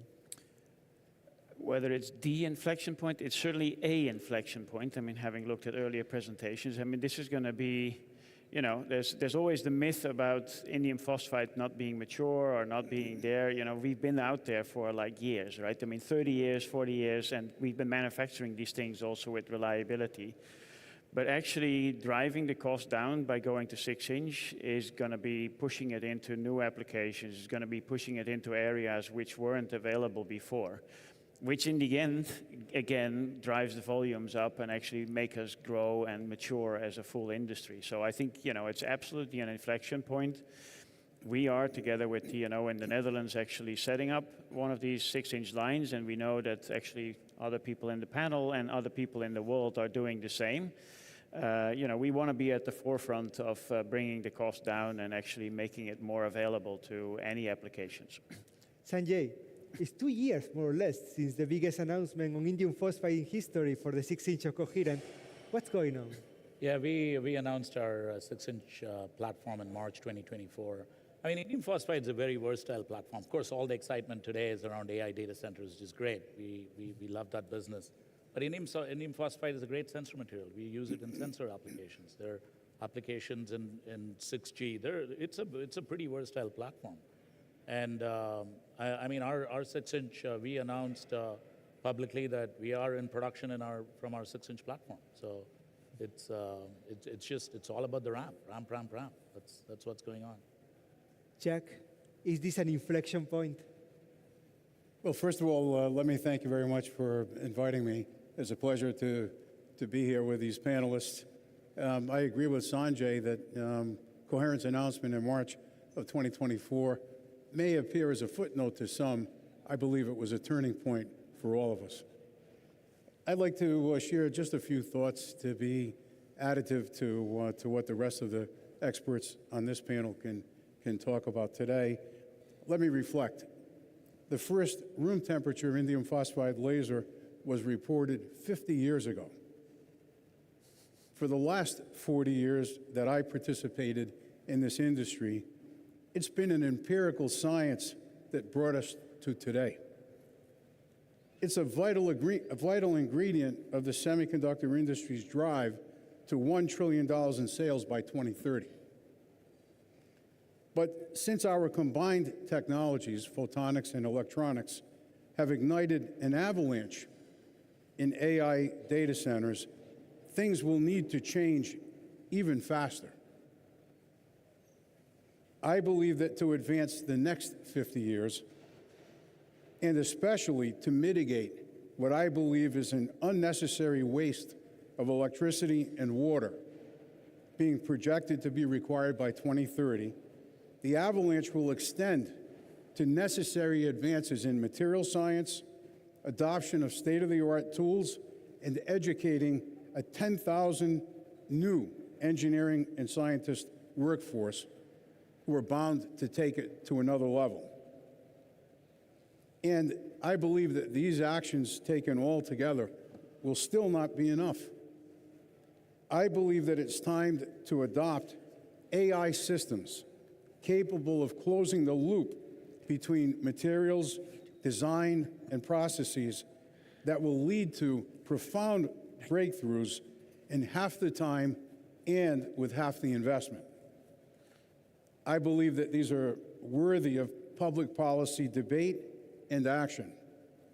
And by the way, I'm not the only one apparently thinking this way. In fact, Jensen Huang recently said that if he were a 20-year-old today, he would focus on physical sciences being vital as AI integrates with the physical world. That's your vision. You know what, Chuck? Last year, after the event, 5 people told me the same thing. Talking to you for 10 minutes was worth it coming to Malaga. So never again thank me for bringing you on a stage. You give such a huge value to the industry. Greg, can I be a bit provocative? I was a bit provocative last year, and it was a big success. So allow me to do it again. So outside Taiwan, are we ready for localized end-to-end supply chains? How short do you want this answer to be? Because as long as Chuck is Yeah, fine. no, the answer is, and I think it's important to state that you said outside of Taiwan, Taiwan has done a remarkable job creating an ecosystem first and foremost around semiconductors itself, and we have seen a lot of developments in the last 12 months of that extending into the photonic space. So with that as a reference point, you look around Europe and North America, and you do not see the same capabilities there. First and foremost, the traditional assembly capabilities are not non-existent in Europe and the US, but they're small by comparison to Asia. You add to that the complexities around fiber attach or materials like lithium niobate or barium titanate, and you recognize that those ecosystems just don't exist. So as I said last year, we're working to fill in the supply chain, and I was highlighting a year ago the gap that we saw in advanced packaging. We voted with a $500 million investment ourselves to say that we're going to go fill in that portion of it ourselves, but it is a team sport. So we had an announcement last week at ECOC with Corning. We work with a number of different partners slowly building that ecosystem. Our customers are not going to have confidence until they see an entire supply chain that is not tied to Taiwan or China, that exists for all the materials and the capabilities that are necessary. So still a work in progress. I love that you mentioned Corning. I love that you continuously mention collaborations.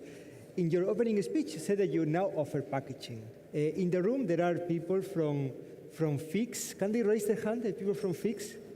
People from Alter Technologies, also raising the hand, people from Alter Technologies, so I can see them at the back. How do you envision to collaborate with current packaging suppliers?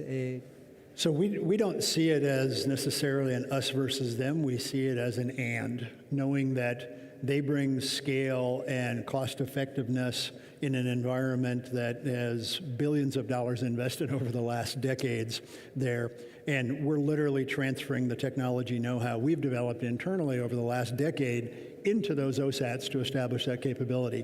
That said, we also know that control of the supply chain and the technology elements requires continued industrialization. So we see it very much as complementary on there. You look at the biggest guy in the industry that's doing CoWoS today, they are not trying to meet all of the customers' demand themselves. We think Silicon Photonics, we're preparing for a world where the number of optical modules is measured in millions of units per month. That is a team sport, so we see that there's a perfectly good environment for equivalent as in semiconductor manufacturing. There's IDMs and there's foundries. There's OSATs and foundries, and we see that coexistence here as well. Let's make this interactive. The people from FIX who raised the hand, can they raise it again? Helena is bringing the microphone. How do you feel about this? Now, Global Foundries is offering packaging. It's a great opportunity, it's a challenge, a room for collaboration. I think it's an... Introduce yourself, name and company. Oh, sorry. Albert Hasper, CEO of FIX. So we have been in contact with Global Foundries. So I think it's a perfect proof point that the industry is getting mature. So I see it exactly the same as Greg. So the more, the better. I did a little bit of a study on how difficult it is to build a successful packaging company and how much you have to charge to get return on investment. And what you're doing at FIX is fascinating. How successful you are. You deserve a huge credit for what you're building. Congratulations. Thank you. He's my friend as well. Sanjay, how is Coherent ensuring resilience in this changing world described by everyone? Diversification, vertical integration, shifting production. What is the strategy of Coherent? Oh, yeah, it's certainly the need of the hour, right? I mean, when we engage with our largest customers, the hyperscalers, these are the companies that are building the data networks of tomorrow and all of that. The first question is, do you have the enabling technologies, right? We're not talking about assembly, we're talking about, the next-gen laser, the 400G laser, the 200G VCSEL. And then very quickly, these days, I would say for the past 2-3 years now, the conversation shifts to, okay, where are you going to make it? How is your supply chain? Where is your supply chain based out of? So supplier resilience has been a very strong focus for us. I mean, it dates back for many years. And we believe there are maybe 3 main ingredients for that. The first one is you need to own the enabling technologies. If you're going shopping for the key technologies, okay, you're a little bit out of luck in that realm. Second is you need to be vertically integrated because our customers, now we are engaged with optical switching systems, for example. These are carrier class switching level equipment, right? These aren't simple transceivers. It's got software, and so you have to be vertically integrated. The third one is the ability to manufacture in diverse locations. I mean, all of our datacom transceivers, for example, comes out of Malaysia. We have production in China, but we do other things in China. So the ability to move, to react to all the changes that are happening in the world, not in real time, but at least in a few months, I think that's an important part of supplier resilience. But to what extent your customers know where your chips are made? Do they actually even have the right to know where the chips are made? Our customers, our customers are super sophisticated. They want to know they would want to know where the sand for the silicon wafer comes from. I mean, that's the level of detail that they drive into. So, it's a complex world. Johan, you live in the Netherlands. I lived in the Netherlands for many years. Wonderful country. The Netherlands has blocked actively Chinese acquisitions. It's a difficult situation, but Smart is a global company. You have customers all over the world. How do you ensure that your customers remain well-served, they remain independent, they remain reliable? How do you ensure that situation? Yeah, I would say, the blocking of Chinese, actually we are a very good example of that because that's exactly what happened in 2020 when we had the opportunity to actually become at least partly Chinese, I would say. And in the end, we didn't. And looking back, that's been a pretty good decision. That actually is part of the start of the story that we don't want to be Chinese. We want to be an independent foundry that actually serves the whole world, including the Chinese end customers, by the way, right? Because I made that point also very clear. Yes, we do not want to be maybe in Chinese shareholdership, but the world is our market, and therefore the Chinese, that includes the Chinese, right? If we as a foundry are not actually independent, are not actually working with the IP, very careful with the IP, very careful with the way we work and also our partnerships, I would think we're out of business pretty soon. So this is extremely important to our business to actually show that to our customers. And, in the end, the best way to build that trust is on a day-to-day basis, right? Trust goes by horse and comes by foot. That's the way you have to do it. You build these relationships over time. We're about to talk about the CHIPS Act. Are there any questions in the room before we go there? The microphone is coming to you. Please remind us your name and company. It's Lutz Aschke from Photonics 21 again. I have a question which maybe turns the topic a little bit around. It's more like what can photonics do for the semicon industry? I ran into several startups in the last few months building satellites. And what they all complain about is radiation hardness, single event testing and all that stuff in their electronic components for their satellites. So I actually have kind of two connected questions. The first one is, can photonics help making these things for space more robust, the electrical circuits? Second one is, do you need different metrology for that? Because there is a lack of testing facilities for these kind of things. And would you all of a sudden need a neutron source in your semiconductor fab to test it or something like that? It would be interesting to hear that. The question is clearly reliability and current metrology solutions. Sanjay. I can start. We do have products that we set into the space-based deployment, both for communication as well as for observation, telescopes, et cetera, And you're absolutely right. There is no standard set of criteria that you can go and test against. But our customers have been great partners. They tell us exactly what type of, because there is IP and know-how in that, and they hold a lot of that quite close to themselves. So, but they do share with us the type of testing they would need. But we do those kinds of testing. Anybody else wants to answer on current reliability challenges? I have the feeling myself that we talk about reliability and we talk about harsh environments, we talk about automotive, and in the CPO business, we're going to be challenged by reliability challenges. Would you like to comment on that, Greg? Do you agree, disagree? Is photonics still not reliable enough to survive a data center on CPO 24/7? Yeah, first of all, the ramp hasn't started, and you always find unusual circumstances when you scale, right? We're in the process of preparing for the ramp in 27, which means we have second, third, fourth of a kind tools being installed this year and next year, tool matching, subtleties, et cetera. So you always find those things, and until you start ramping in millions of units on an annual basis, you don't get there. Now, there's two components to think about from reliability. Intrinsic reliability, meaning do you have the fundamental physics underlying this that you know to be reliable? That we're certain of. It's more now I'm at volume, I've got tool matching, I have multiple supplies of materials coming in, and are there extrinsic factors that become reliability testing? And you don't know that until you start the ramp. So anybody tells you that they've got it licked, they haven't been through a semiconductor ramp. Marek Kotesnicki, Vigo Ventures. Yes, a question concerning the approach to strategies that are being mentioned here. Also adhering to what Michael mentioned in the introduction before, in the situation that we're facing, how do you approach new strategies, or how do you feel that you're doing could or should change to align with the new geopolitical realities and to try to build a more resilient and this better version or the more expected by us version of the future? Well, of course, I mean, you know, as far as we can adapt, being still not, you know, a large company, I don't suddenly go and build a fab somewhere else.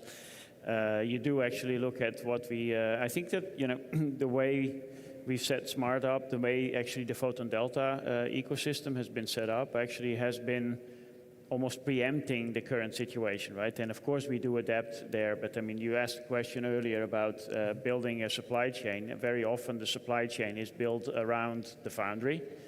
And the good news is we actually have that value chain already built, right? Or at least we have the skunk works of it, and now we're actually growing it to maturity, all of it. So being able to adapt to the geopolitics actually is then becomes easy because we have it locally. Do it on a daily basis. I mean, you know, honestly, when people talk about tariffs, 15% one day, 100% the other, 20% the next, I mean, honestly, I just listen and it goes that way. Because what do I do, right? Yeah, I do want to comment, especially since the name of our company is literally Global Foundries, right? When we started out in 2009, we started acquiring companies with a geographically dispersed base. So today, Singapore, Dresden, Germany, and the United States. That was a liability a decade ago, and it's looking to be a real asset for us today. Now, the furtherance of that is we are not only establishing, you can have this technology here, we're transferring technologies from Singapore to Dresden, from Dresden to the US, to ensure that where we see geographic sensitivity to where it's produced, that we are making the same technologies available in more than one geography, and our customers get a tremendous amount of value out of that. It is CHIPS Act time. And I talk in plural because we have the US CHIPS Act and the European CHIPS Act. It's 1 year on. What's the real impact of the US CHIPS Act? What makes you happy? Is it working? And I look at Greg and Sanjay, obviously, since you are heavily involved. You want to go first? Yeah, okay. Please go ahead. So for sure, the $575 million commitment we made was as a consequence of a discussion with the CHIPS program office in the US. They recognized that this was a strategic gap for the US, and the fact that GF was willing to stand up and say, we're willing to put in the vast majority of it. So from that perspective, it's a key enabler. I do see some of the other investments as being strategic. And then, that was a $39 billion envelope that was made available, and many companies have committed to establish a volume manufacturing. I think wait 6 years to see how many of those facilities have actually been built. We're also a beneficiary of the European Chips Act for our expansion in the Dresden facilities as well. I won't comment on the R&D side of things at this point, which has been a much messier space in the last 2 years. Sanjay. No, I would, just to add on what Greg said, I mean, as an industry, as a photonics industry, and as an industry that focuses, if we look at the data networking piece, I mean, for us, it was all about networking. But the last couple of years, we are now part of the compute cluster. Yeah. Photonics is not networking, it's part of the compute cluster. And soon, we are super excited by scale-up. These are connections between the servers that are all electrical now. Those are starting to go optical. So photonics is really, it's no longer a small part of the semiconductor industry. It's going to be, right front and center very soon. So there is, all the government efforts to, irrespective of which government, to drive it, that's exciting. And we've made several announcements talking about our interactions and engagements with the government, from CHIPS Act in particular. But photonics is included too, so yes, it's great. Johan, in Europe, the CHIPS Act 1 barely included photonics, although we made a good deal with them on the 6-inch indium phosphide. The CHIPS Act 2 maybe will have a different view for photonics, but it's not until 2028. Lots of things are going to happen until 2028. So what makes you excited? What worries you about the current situation of CHIPS Act in Europe? Yeah, so we will at least have twice Malaga between now and then. So, I'm looking jealous a little bit to my neighbors on the right in terms of how, US CHIPS Act is actually just bluntly supporting companies. And, the CHIPS Act has been indeed a bit of a mixed bag. I mean, we got finally photonics in, which I think has also been recognized as actually literally by the European Commission saying, with the photonics pilot line, we have now completed our strategic picture for the future, and therefore we're going to fund on the basis of this strategic picture. So, having the PIX Europe line there as a beachhead for CHIPS Act 2 is very, very important, because it's going to contain photonics, but we need to wait for 3 years. And I think by that time, we also better fix the problem of funding and state aid, because I don't think state aid actually exists in Chinese, probably. And, we talk about the level playing field, and then we look at the US and China to sort of play to our game and play to our rules, and honestly, that's never going to happen. We need to change our rules in order to make that level playing field. We need to be able to willing to actually fund companies directly from things like the CHIPS Act. So we better get that right by 2028. And in the meantime, I am worried about the next 2 years of us not doing anything. Correct. We have some questions in the room. Please remind us your name and company. Hi, this is Remus Nicolai, Cloud. Just a follow-up to Greg's comment. Are we going to have 45 SPCLO in Dresden? Sorry, I don't mean to put you on the spot, or in Singapore. But Dresden would be more interesting. Well, you did. So actually, we are evaluating our footprint in Singapore. We've actually had a 200 millimeter photonic footprint in Singapore there, and we know that the probability of being able to address the China photonics market, where there is a keen interest in the CLO platform, is unlikely to be supplied out of upstate New York. So if we were to take any step, it would probably be bringing in 300 millimeter into our Singapore facility. Point Cloud is a LiDAR company, so now we should talk about other growth drivers beyond pluggables and CPO. But before we do that, my colleagues tell me that there are many questions in the room. Please remind us your name and company. Yes, so Robert Harrison, from a lawyer, as I mentioned. I really want to pick up on Johan's comment about state aid, because I think it's a really important thing. And we've seen that the new administration in the United States has taken a direct equity stake in Intel in exchange for funds. Do we think that this is a good idea, that governments should actually start taking direct equity stakes in high-tech companies? Is that what we're proposing? Or is this going down a very slippery road towards state socialism? Best question so far at the Global Photonics Economic Forum, including both editions. Who's brave enough to answer that? I think the slope is somewhat slippery. I mean, there are actually programs in Europe where people, like the STEP program, where there is actually equity being pushed into startup scale-up places, which I think is solid enough, not slippery.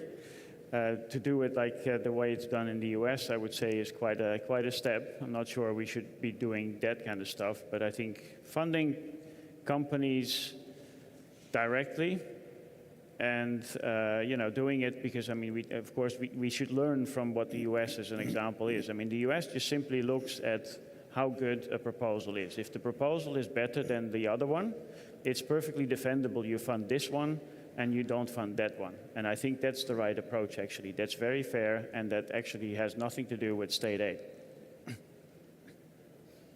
Any further views? It was a really good question. I'm going to tell you my views in private over a beer tonight. Let's go to the growth drivers now. Matt, or in general, everyone. Is it all data centers? Is it all pluggables and CPOs? Do you see parallel engines, new growth applications? Matt, go ahead. Yeah, I think for sure the nearest term, order of magnitude increase in the photonics space certainly is co-packaged optics. It's pretty clear that more compute leads to better AI models, and photonics is a pretty key enabling piece of technology to get there. And so, yes, 100%. I think it's obvious that that's a near-term growth driver. But there's a whole host of interesting technologies that then get to leverage all of the learnings that we'll go through to bring about that order of magnitude increase. And so, with better AI compute, more sensors means more data that you could process, whether for classification or for generative AI, whether there, and photonics has had a huge role, historically speaking, for display and sensing. Look at the huge success of VCSELs and Face ID and so on. So, I think those follow-on applications are certainly coming, but definitely the nearest term thing, as far as I can see, is CPO. Sanjay, we had a great OFC this year, really great. So it looks like inside data center is Christmas. But this is an economic forum. Please don't tell me that photonics has many applications. Are there real economically valuable growth markets beyond photonics for data centers today? Oh, completely. Matt just talked about biometrics on the phone. That used to be the rage 4 or 5 years ago, right? So I think what is really cool about photonics is that it's all the different market verticals that it addresses. And sensors is a great one. Sensors are the eyes and ears of AI, right? And a lot of those sensors are for photonics. Whether you're sensing people in front of you or you're sensing what's going on inside your body through these devices like this, there's a lot of excitement. There's a lot to come. We're talking, and if you look at energy applications, lasers for fusion, computing the number of laser requirements for a fusion application is just, it's beyond belief. When we do the calculations, we say, really? That many lasers? There's a lot going on. There's a lot to come. The best is yet to come. The best is yet to come. Greg, do you agree? Do we go to all the applications? Yeah, to be honest with you, we have so many adjacent engagements to data center that we have to turn down, right? In particular, so a big part of our normal semiconductor business is working directly with universities. We have a university partnership program with more than 100 universities that do prototyping. We always see that as an avenue for, company or universities doing research on 6G telecommunications long before the carriers are engaged in it. So we do see that adoption in our silicon photonics platform for a lot of applications. It's biosensors, LiDAR for sure is an example where we actually do see, a few years beyond where we're headed with data center. And I would highlight the fact, this is public knowledge, that we're working with PsiQuantum on the quantum computing side of things as well. So yeah, we do see plenty of other markets, none of them at the scale that CPO is going to drive. Johan. Yeah, very similar picture, I would say. I mean, I think that, I would say data centers is not necessarily equal CPO. There could be other stuff happening there as well, which is also large volume. So it's not just synonymous. Consumer electronics, I mean, what Sanjay was saying, biometrics, I think, let me add one more there. I mean, spectroscopy. To actually add that to your consumer electronics, to be able to look around and feed information. We all want to see data. We all want to see information. And I think actually spectroscopy is another interesting way of looking at the world. Getting that into consumer electronics, I think, is going to be a big thing as well. It'll take a while, but it'll get there. Any further questions in the room? We keep talking when we compare. The microphone is coming to you. Please remind us your name and company. By the way, I know who he is and his company. Really interesting one. This is Stephen Tan from Rapid Photonics. I have a question for Greg, but also for Matt. Greg, in your last time we were here in Malaga, you said that one of the biggest challenges for photonics is reliability. And we see now CPO really hitting off. And their reliability is extremely important because it's very difficult to swap a CPO device. So has things changed all of a sudden in a year? So a couple things. First and foremost, from fundamentals of the physics of the optical devices, the intrinsic reliability is good. I haven't seen the talk yet, but I understand that Meta actually presented a CPO versus pluggables lifetime analysis and reliability data at ECOC last week that actually indicated CPO had superior system level reliability relative to pluggables on there. Unfortunately, they didn't go into the Paretos. Very interesting, yeah. Okay. Yeah. So look, CPO is still quite immature, and the fiber coupling piece is probably the area of the most intense focus now on ensuring, CPO requires detachability of the fiber connector on there. How many times can you do that, under what circumstances, what level of automation is required? So there's things to be sorted out still. So by no means am I declaring that that all reliability issues, especially the extrinsic ones from volume manufacturing, are sorted out. But intrinsic, highly confident in the technology. Right, and maybe also just to build off of that, and I think there's an earlier question about space. So in prior lives, I've looked at building PICs for space applications. I've looked at building silicon photonics for outside plant, for inside plant, for CPO, and I could tell you that the amount of engineering effort that goes into cooling and the overall system design for CPO, it just makes it several orders of magnitude easier than, say, putting chips out and for outside plant for telecom.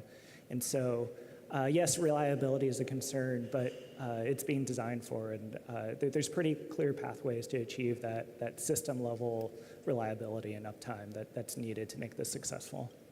Thanks very much. Any further questions? We always talk about semiconductors being like 20 years ahead of photonics. We've seen the clear ecosystems around OIP, FD accelerators, creative designs, ecosystems that really are using tools that designers can quickly go from a design, from an idea to a design.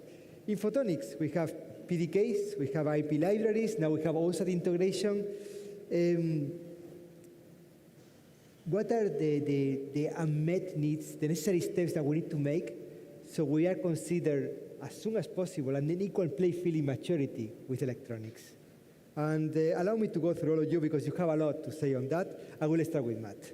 Sure. So I think there's an earlier presentation about how volume drives quality, and I think that with the rise of silicon photonics to where it is today, that's certainly been true. I know a decade or two ago, you had to start from scratch in every facet of this design of standing up your own software ecosystem. So teams of PhD scientists writing a ton of code to rebuilding an entire foundry PDK every time you wanted to go build a new chip. But nowadays that's just not true anymore. It's night and day. And so, the foundries have learned a lot. The EDA ecosystem has learned a lot. And so, there's a whole lot that you can now leverage out of these PDKs, out of all those learning cycles that now enable getting a design from idea to beta in a 1 or 2 tape outs at most. Greg, is there an IP market yet? Do we have a critical mass compared to electronics, of course? Well, there's a lot of folks in this room that believe there's an IP market. And the one area that I would highlight, and it's not current generation CPO solutions, but as you move into advanced materials for modulators, BTO, lithium niobate, indium phosphide, et cetera, one of the unique things is who the supplier and who the customer is, right? Foundry's responsibility is to integrate the full solution end to end, but there's many companies that have access and capabilities for novel materials that wind up getting integrated into a PIC, and it's like, well, who's the customer and who's the supplier in that relationship? So I fully expect that is one of the things that'll mature in the industry in the coming years, either through sorting out business alignments or through M&A activities that bring all of those capabilities into a single house. I think one of the areas that is an unmet need is still in the optical test domain, that there's still tremendous amount to be learned of a highly complicated CPO with EIC and PIC and in the form factor that goes into an optical module, being able to handle the optical test component at the cost that is required to achieve crossover with electrical. We have a question in the room. Please remind us your name and company. My name is Stanislav Ksarin. I am from Scandinavian Photonics. So we are here at the Global Photonics Economic Forum, so my question is about economy. Photonics never has been considered as a cheap technology, and today we see that look into the quick ramp up in the data centers and the huge demand from the hyperscalers, and especially from companies who are vertically integrated, so the volumes increased significantly. And do you see here the chance that the cost will continually drop down for the wafers, for the manufacturing processes, for the materials? Because if we will look around of data centers, there's a lot of applications, and still what we can say, still those applications are hardly affordable from the cost price, because it's not high volume. So what do you say about the cost and the further projection on the cost decrease, maybe some percentages in some couple of years? What do you say? Yes, Sanjay, go ahead. Yeah, I don't know which mic is working. Is the mic working? Both of them are working right now. All right, I'll double myself. So, I mean, we've been in the datacom business for many decades, right? And the one thing is for sure, the cost per bit goes down. But when the cost per bit goes down, let's say we go from 800G to 1.6T, the cost per bit goes down, but the 1.6T transceiver is a more expensive transceiver, and we make more money at the next gen technology. So the companies, I think Photonics as an industry, we've been getting smarter and smarter. We're making more money than we did in the past. So, because I think the value that we bring to the customers is now starting to get appreciated a lot more by them, which is a good thing. We have a couple of. Go ahead, just repeating what we talked about already. There's a reason why we go to 6-inch, right? And it probably doesn't stop there. So going to larger wafer volumes, we have learned, and that's why we are 20, 30 years behind. But we can learn from the infrastructure that has been set up, from the way it has been set up, and from the way that the cost has been driven down there, and do the same thing over here. Right?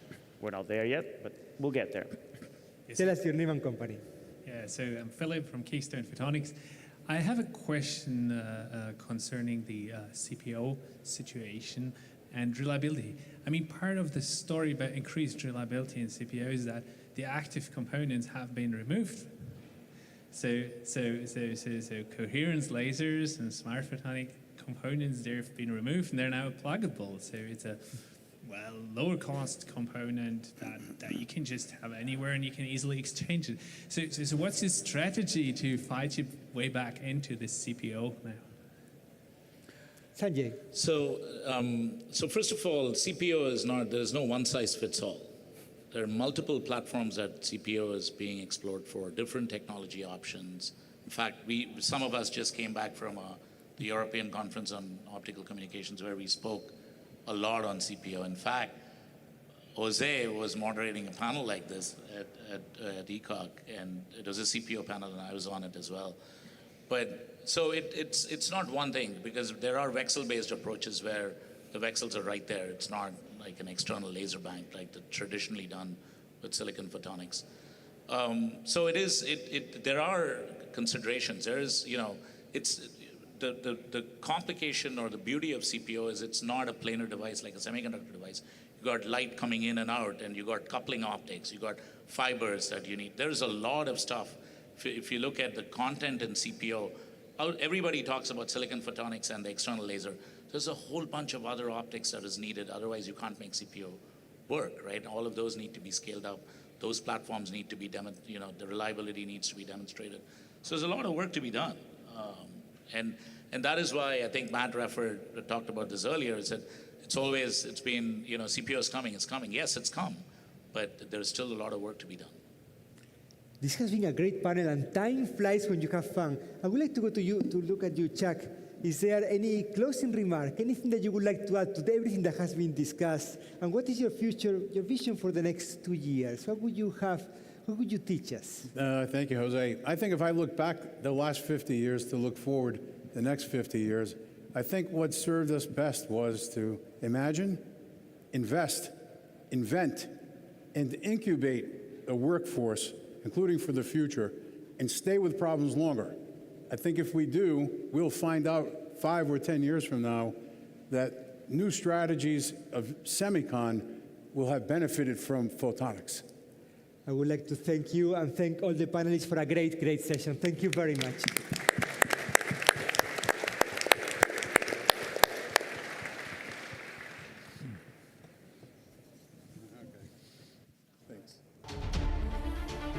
Now, please welcome our next keynote speaker, Mark Gittin, CEO of IPG Photonics. Since taking the helm, Mark has guided IPG through a rapidly changing global landscape, reinforcing its position as the world leader in fiber laser technology. Today, Mark will share how IPG is turning disruption into advantage, like a 2,000-watt single-mode laser, allowing welding of steel up to 8 millimeters thick. They're adapting handheld systems for higher throughput and cobot automation to reduce costs in aerospace, defense, medical, and clean technologies. Under Mark's leadership, IPG has expanded from being a product maker to becoming a solutions partner, delivering innovations like LightWeld, Clean Laser, and advanced medical laser systems. Mark will speak about reshoring, sustainability, AI-driven automation, and the role of lasers in defense and advanced manufacturing. And he will outline IPG's innovation roadmap, where performance, automation, and sustainability converge to drive industrial progress and societal value. Please welcome Mark Gittin.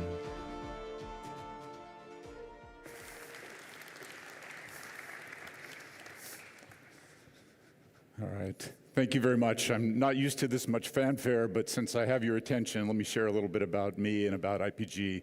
It's really a privilege to be here with leaders, innovators, and investors from across our industry. I'm here to share IPG's story, where we've come from, how we've been transforming, and the role of photonics in addressing the next global challenges. But before I get into that, I'd like to share something a little bit more personal. And it's not that. I can control a lot of things as CEO, but maybe not our lawyers. Let's see. Let me try that again. Okay, here we go. So I have a passion for smoking meats. That's briskets, ribs, all types of barbecue. The process requires patience, some precision, and imagination. It's a little creativity that I can do when I'm not working. And It's interesting because every choice really impacts the outcome, the wood type, the timing, the setup, the spices. And there's traditional methods that you can use, but there's the opportunity to push the boundaries and really to create something new each time. And most of all, cooking over a fire actually brings people together. So when I took the role of CEO, I had to move from California to Boston. And for those of you that know, that's from warm weather to very cold winters with snow and such. So I didn't bring my smoker with me. I needed a new one. I needed one that was made of stainless steel. And there are a few companies in the US that would make a smoker for you out of stainless steel. So I started calling around, did a little bit of my research on free time, and I called ones in Oregon, Alabama, and then I called one in Austin, Texas, which is a great place, it turns out, for smokers. And I said, why should I buy the smoker from you? Why not the one in Oregon? Why not the one in Alabama? And he said, let me take you through it. And I should tell you that in these are small companies, so you're usually talking to the owner. And he said, first of all, ours is 100% 304 stainless, the best you can get. And we use 12 and 14 gauge, so this thing is really heavy duty. And then he said, and every seam, every joint is laser welded with an IPG light weld. Okay? And this true story. He didn't know me, didn't know I was the CEO of IPG. You know, no phone recordings. So I talked to him for a while. We got to know each other. Of course, I introduced myself. And he gave me some of the benefits. He said, you know, it's really changed the way that we're able to do this. It's changed our industry. We're able to do things much faster and cleaner. But obviously, he had me at IPG. So yes, I bought the smoker from him. In fact, I had him build me a gas barbecue as well. And I can tell you, they each weigh a little more than 250 kilograms. So these are very strong devices. But that moment really stuck with me. And it really showed me that IPG shows up everywhere. It's recognized for performance and innovation, even outside of our core industries. And as I think back to the smoker, smoking meat is a little bit like running a technology company. It takes the right mix of ingredients, patience and precision, sometimes a lot of patience. And there are proven methods, but there's the opportunity to kind of push the boundaries. And most of all, it's having the right people around you. And that's the mix that we're really striving for at IPG. It's tradition and innovation, patience and precision, working together to keep driving performance and progress. So IPG started as a founder-led company built on truly brilliant invention and with a simple but powerful idea, and that was really to push the limits of light-based technology. Everything ran through our founder, Valentin Garpantsev. Some of you probably knew him. Every product specification, every product roadmap, every hire, every investment, every purchase order was signed by Valentin. And this approach fostered incredible speed and innovation. This is the definition of the hub and spoke model. One brilliant mind at the center, and every aspect of the business was running right through him. Now, when it came to the IPG culture, Valentin was only part of the equation because he was surrounded by incredibly smart, dedicated people, many of them who spent their whole entire career here at IPG. And their expertise and their loyalty, combined with his vision, created a culture of invention and entrepreneurial spirit that still defines us today. But as we expanded, more products, more geographies, more customers, of course, complexity sets in. We had regional sites that built incredible expertise, but the knowledge was siloed. And just the sheer volumes of decisions created a natural bottleneck, making scaling really much harder. Instinct and a single decision maker aren't enough to run and scale a billion-dollar company. We needed more resiliency, and we needed a strong leadership system. And that's the transformation that we've been making. So when I stepped into the role of CEO, one of the first things that I did was to actually stand up a leadership team. I pulled the most senior leaders from across our businesses, functions, operations, so that we could drive the future of the business, future of IPG together. And I needed to learn fast, and I needed to learn how we'd work together. I wanted to make sure that I could create a foundational understanding for all of us. So I asked each of the leaders to go through what I called a white paper exercise. And this was something to drive with their teams. So I asked them to write down what they own, their businesses, their products, the processes, really a detailed understanding of the teams, a SWOT analysis, and what they saw as the future state for their particular area. And this was a good body of work. I gave them each a month to prepare this. And then I brought them together for a 2-day offsite to present to me, but also to present to the whole group. And first of all, let me say this was a fantastic way to really drink through the fire hose and get a tremendous learning in a short period of time for me. But the other thing that struck me during this was how little many of them knew about each other's businesses and functions. And for some, it was actually the first time they'd ever met in person. And that moment underscored the importance to me of building a shared understanding, trust, and accountability, really from the beginning. So if you fast forward to today, we've built a really fantastic leadership team that combines the best of both worlds. I was able to hire fantastic new executives, really best of the best class in HR, a head of CHRO, a head of global operations, head of our medical and systems businesses. So really some top-notch people. And they're working right alongside long-tenured leaders who helped to select them. So we're part of the selection process. And so I now have a strong, very smart, unified team. And together, this group is empowered, of course, to lead their own areas, and they also have a shared responsibility for the company's future.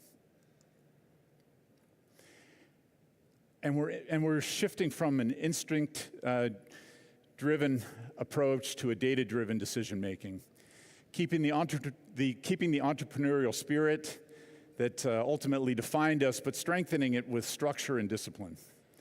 And we're putting rigorous processes in place, detailed product development processes, quality control processes, detailed business reviews, and we're breaking down silos. So the teams are running the businesses globally now, not just regionally. They're running the functions globally, of course, so we've broken down the isolation. And we're also running the business with a much more modern operating rhythm, with more focused meetings, with stronger employee communications, all of this to keep the company moving as one. And all of this really matters for 2 reasons. The first is structure and scale. Again, adding the leadership depth and the discipline processes was key, and we've shown that we can put in place structure and programs and some deep customer partnerships now that are important. And this is giving us the ability to capture the sheer magnitude of opportunities that are in front of us and to grow with confidence. The second is culture and leadership. So we're preserving that original spirit of innovation that defined IPG, but we're evolving how we work through what we're calling the one IPG mindset. And that means breaking down the silos between the regions, functions, and teams, sharing expertise and lessons learned across all of the business, aligning along shared goals, and now with a global mindset. And this evolution is not just internal. Customers, investors, and partners are beginning to see a stronger and more modern IPG. The acquisition that we made at the end of last year of a company called Clean Laser in Germany is really an early proof statement, because many of us here know that integrating an acquisition can really take years to feel successful. But the Clean Laser team they're a fantastic team, and we put in place a really structured integration process with every function involved, and we've really pulled them into IPG. And already I've been meeting with that team, and they are feeling like part of IPG. And this really demonstrates that IPG is not only innovative, but really a trusted and attractive partner for the future. And this is real progress, but it's just the start of how we're going to show up differently in the market. These drivers really define IPG's transformation so that we're truly able to preserve the spirit of the founder-led beginnings and combine that with the strength of a team-led company. So as much as we've been transforming inside IPG, we're also operating in an industry and a world that's changing fast. Across manufacturing, big forces are really reshaping the landscape for us.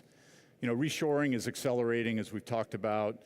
Companies are bringing production closer to home to build resilience and to, to mitigate the geopolitical risks. And of course, the instability that comes with tariffs also makes it clear that resiliency is now, it's a strategic priority for everybody. And with manufacturing facilities in both the US and Europe, IPG is well positioned thanks to our flexible global footprint. We've actually been able to shift product lines from region to region to optimize with the tariffs, for example. But there's another challenge with reshoring, and that's tight labor markets. Skilled manufacturing talent is harder than ever to find, and at least in the US, it's becoming incredibly expensive. And that combination is pushing companies to lean harder into automation to both fill the gap and also to offset the rising costs. And automation today, it's not just robots on the floor. We're entering the era of Factory 2.0 and Industry 4.0. Smart, connected, adaptive environments.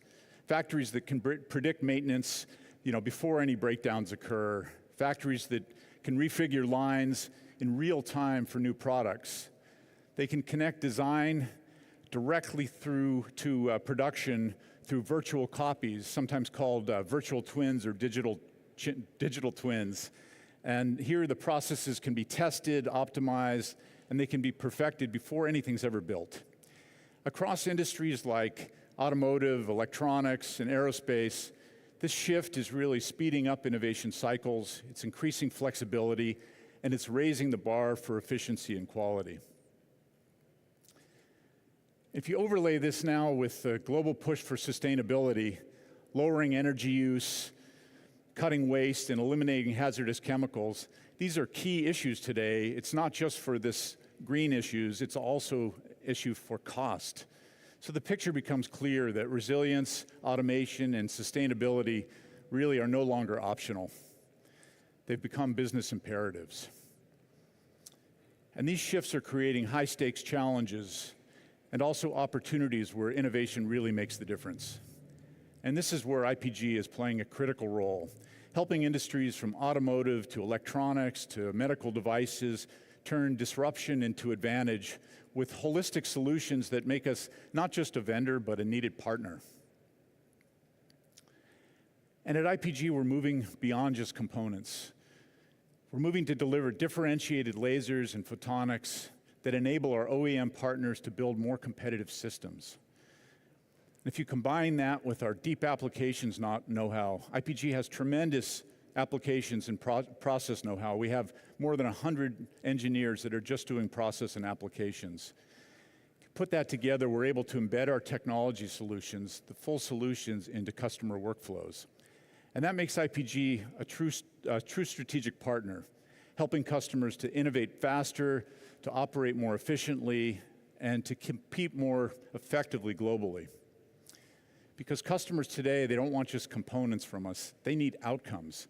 They're asking suppliers to go beyond performance specs and to deliver integrated solutions that fit seamlessly into their broader ecosystems. And that's exactly where IPG makes the difference. Our lasers, our systems, together with the applications and the expertise behind them, are uniquely positioned to turn today's challenges into opportunities. Our lasers deliver automation-ready performance, and that's combining high speed, high precision, and low maintenance. They are reducing consumables, reducing energy use, lowering operating cost, and making production overall more competitive. And our products also enable miniaturization. Our ultra-fast lasers achieve micron-level accuracy with almost no heat impact to the parts. And that's truly essential in semiconductor and microelectronic applications where even the smallest defect is completely unacceptable. And our lasers are driving green innovation because, again, they're consuming less energy, they're reducing water use, and they're eliminating hazardous chemicals. And IPG is at the center of electrification, from transportation all the way to energy storage. For the production of lithium-ion batteries, for example, our lasers cut, clean, and weld thin foils and tabs with incredible precision. What makes IPG unique is that we don't stop at just the laser. We're process experts, as I mentioned. We deliver the right laser for the process, plus the beam delivery and monitoring, and the process, creating complete solutions that improve the throughput, the yield, the cost, and the safety.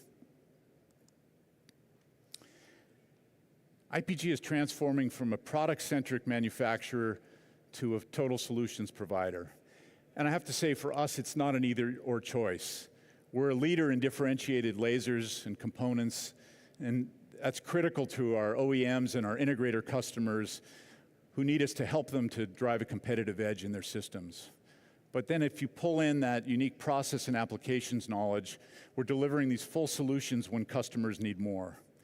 And that flexibility allows us to meet the market where it is, providing products when performance is the differentiator, and then total solutions when full integration creates the most value for the customer. And by doing both, we expand our impact. We turn total addressable markets, or TAMs, into serviceable markets, or SAMs. And we do that by creating these solutions and driving adoption. And driving adoption is critical because then we're creating opportunities where our technology actually drives customer outcomes. And then the success for our customers obviously puts together and creates new value for IPG. So let me take you through a few examples of the solutions where we design and manufacture all aspects of the system. So first we have the light weld. And remember the smoker story I told you. This is the product that was being used by Pitts and Spitz, the company that built my smoker and barbecue. And this is really revolutionizing handheld welding, making the process faster, easier, and more precise. Traditional methods, conventional methods, MIG and TIG, these are torch welding approaches. They depend on highly skilled workers. I was talking to a couple of you that had gone through mechanical engineering degrees and had to weld for your coursework, and it's tremendously difficult.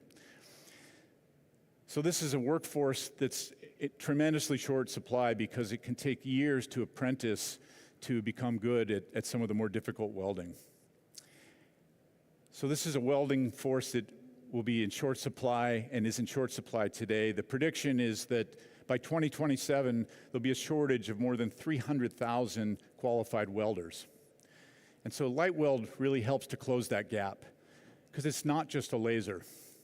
It's a full system, it's a solution. We've built all of the process knowledge of IPG into the tool. You can actually dial in the material type, the thicknesses, even if they're dissimilar metals, and the parameters are preset. It gets you started. The scanning is built into the handpiece, and it can be used just like a torch, but it's all built in. And that enables it to weld a wide range of materials, even difficult ones like aluminum and copper, and even together. And it can weld, more than 4 times faster. And critical things too, it requires less pre-work and post-work, and much, much less training. If you come to visit IPG, I'll have you welding in a few minutes. And we're also working with training schools and partners like Miller Electric to expand awareness and to drive adoption.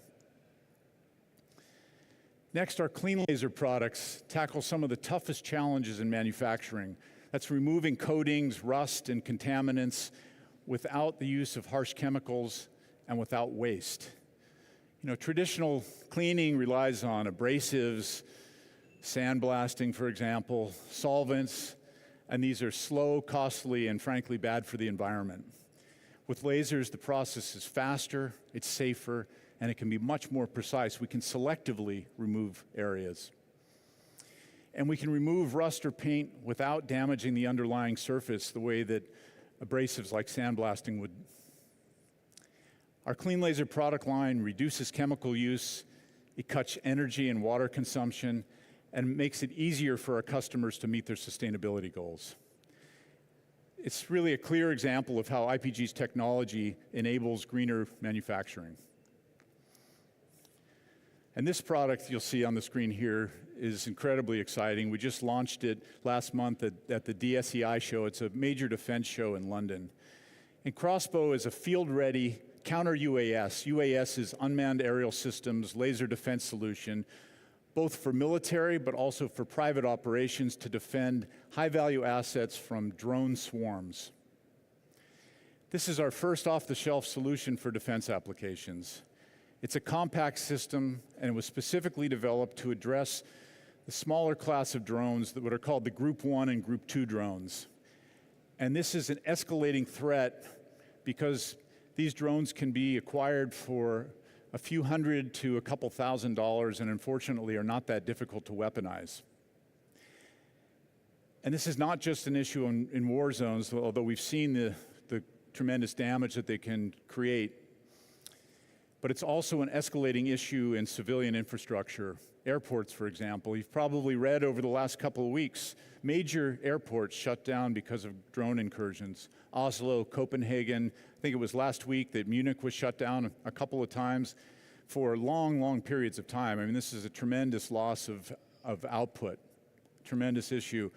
And then it's also areas they've seen drone incursions in, key power grids, for example, stadiums. And crossbow is not just a laser. That's not what we're supplying here. We're supplying the entire system. It's the entire system that you saw on the back of the truck there. And it can be used as a standalone system. It has the targeting built in. It can seamlessly integrate with existing command and control networks and radar platforms, allowing for distributed protection of critical assets. And in fact, Lockheed Martin is an early customer for us, and they've already purchased multiple units following months of successful field testing of the crossbow. And they're integrating the crossbow system as part of their new layered defense system. And so you could ask, why IPG? Why is IPG doing this? You didn't see me up there talking in the defense platform because we're not a defense contractor. We're a commercial customer. We're a commercial company.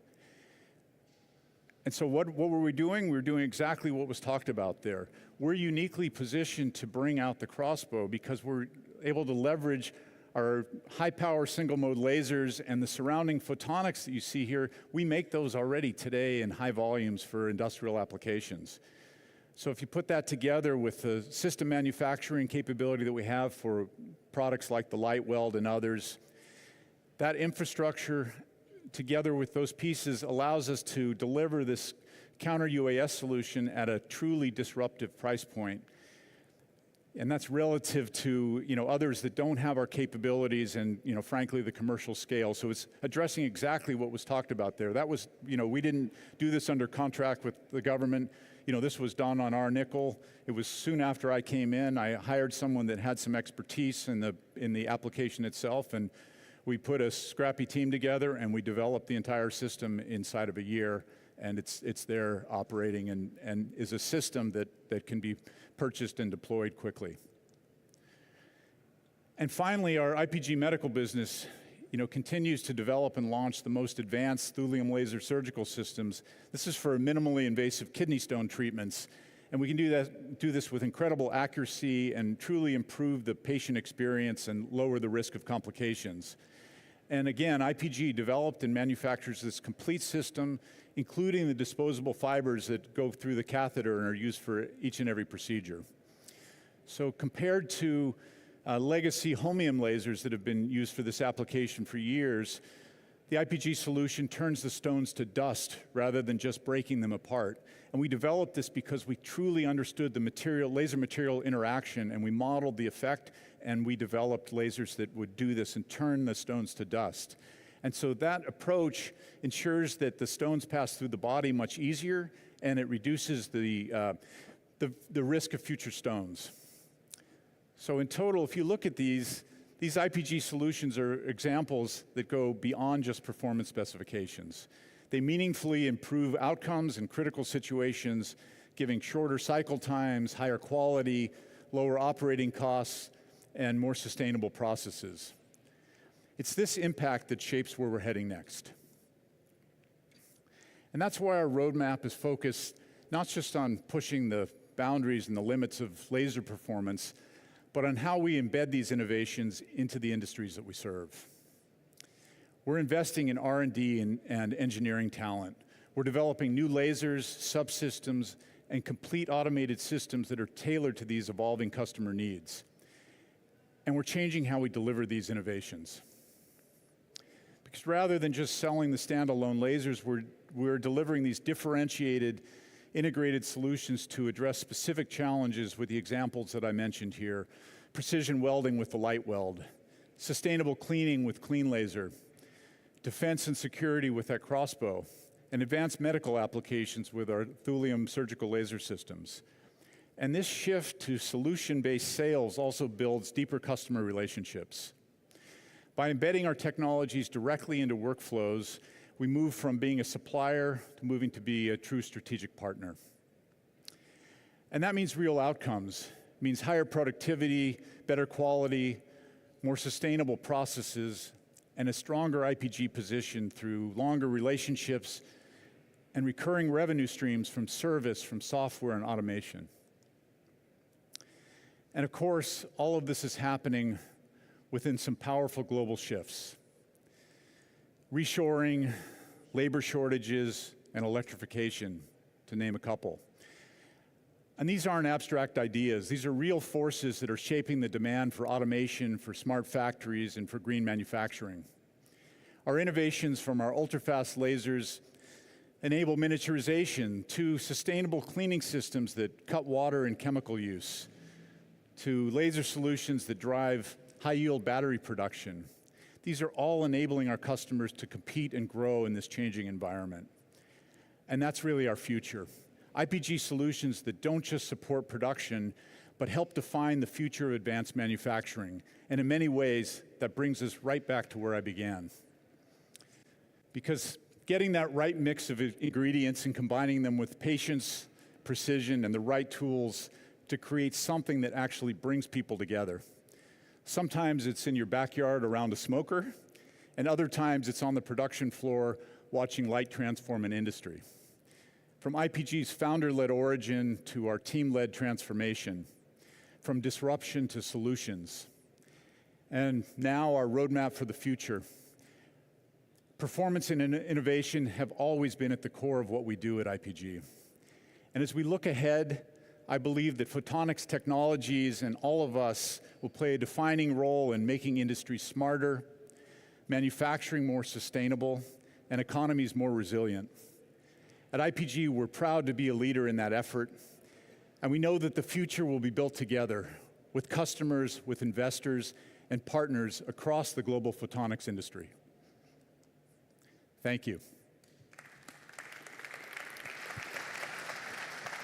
Thank you very much, Mark, for a great presentation. It is great to have you here. I did go to Boston to see the headquarters, and I can promise you it's a once-in-a-lifetime experience.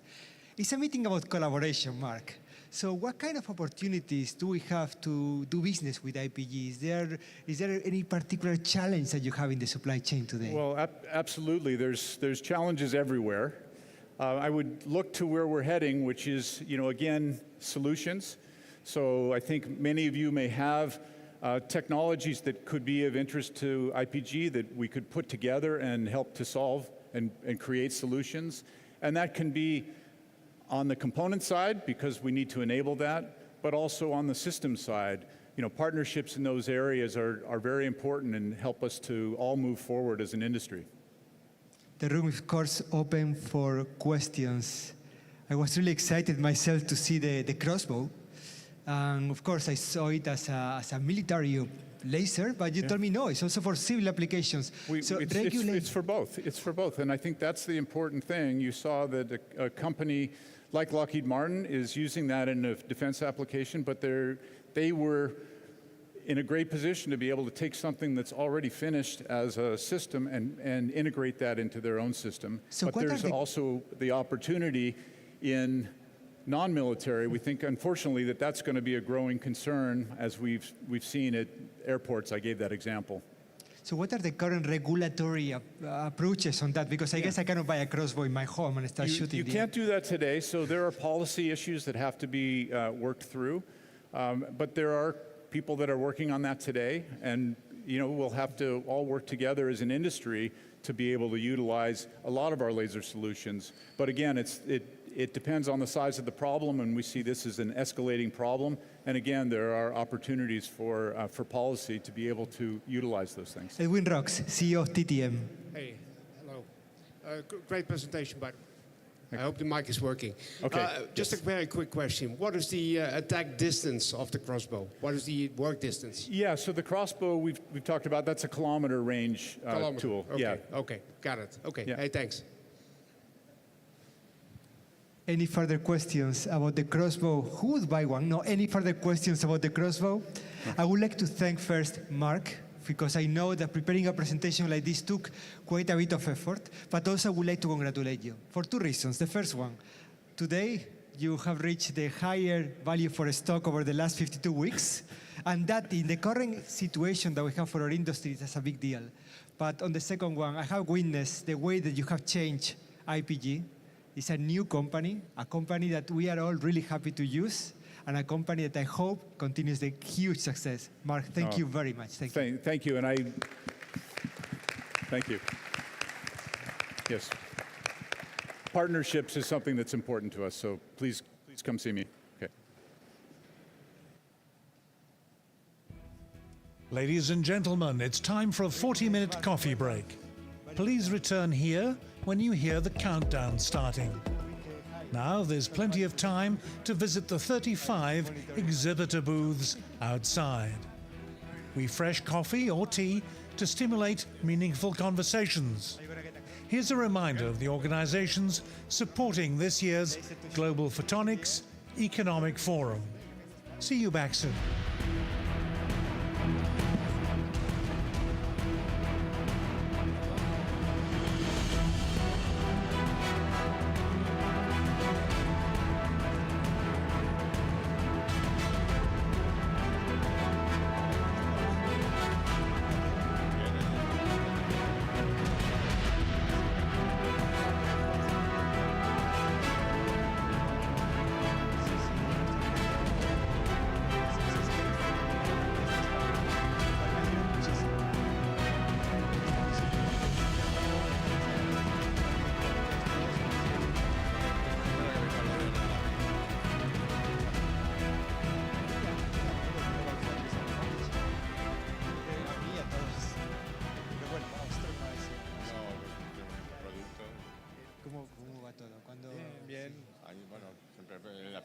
Siempre es la gran pelea, pero bien, ¿no?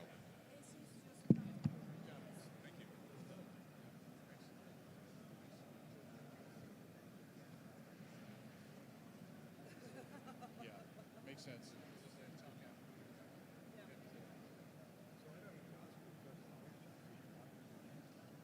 Yeah, exactly. Who else?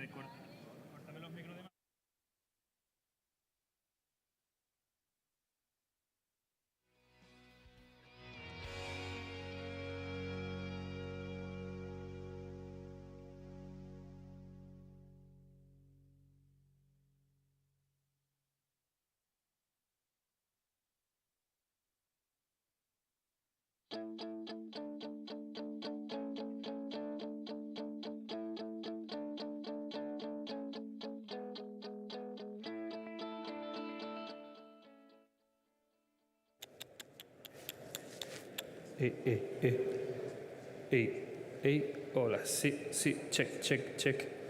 Hola, hola, hola, sí, check. 1, 2, 1, 2, sí, sí, check. Hola, sí, sí, sí. 1, 2,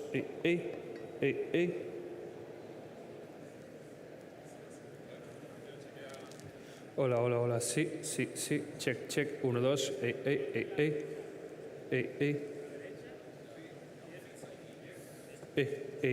check, check.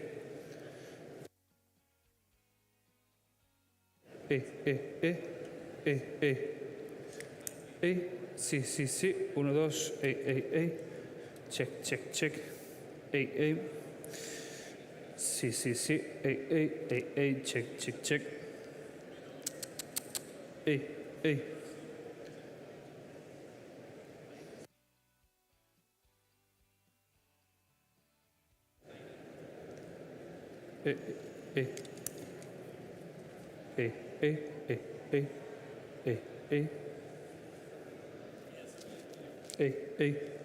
Check, check.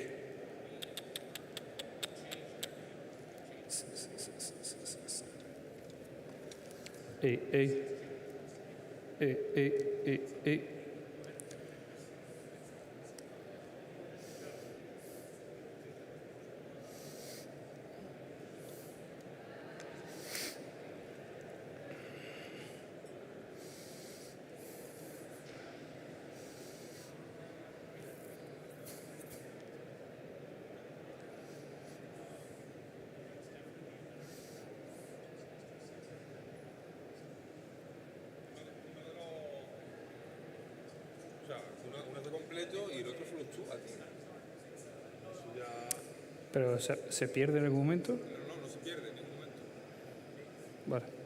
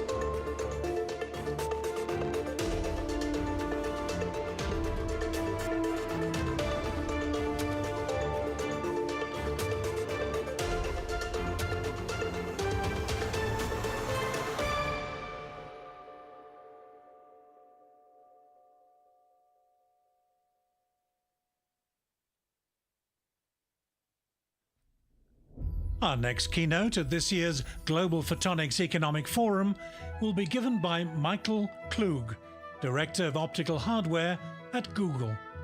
Michael guides teams developing cutting-edge consumer technologies that are shaping our future. Today, Michael will explore the transformative impact of photonics on how we live, work, learn, and connect with technology. He'll demonstrate how photonics enables AI helpfulness, creating consumer products that enrich our lives. Google has demonstrated innovation in Android XR, light-field displays, and new wearables, from fully immersive experiences to all-day glasses.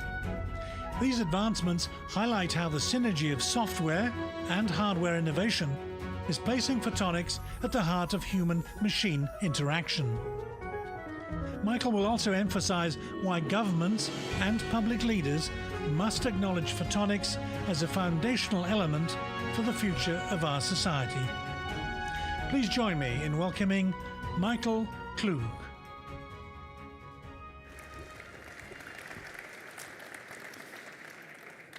Hey everybody, good to see you all here. Thank you, Jose, for a wonderful conference. This has got to be, I think we got to give a hand to this conference, this team. They're the most friendly, helpful team I've ever encountered in a conference. So let's give them a round of applause. I mean, it's just amazing. Today I'm going to talk to you a little bit about photonics for AI glasses or smart glasses. And, my background goes back about 40 years in, not all in AR, but certainly in display and visualization and technologies. And the last 12 have been specifically in AR glasses and goggles and headsets. I want to talk to you today about developing optical components for this, what I'd call the new media platform of the future, and for consumers. So it's a little bit of a departure and everything else you've heard today, which has been a little bit more in other realms. But we see this extended reality as kind of the future for consumer devices. So, but let me start with a story. Recently, I was in Florence on a bike ride, and I wanted to ride in the surrounding area, so I made a plan. I pre-mapped the routes. I was using a navigation app.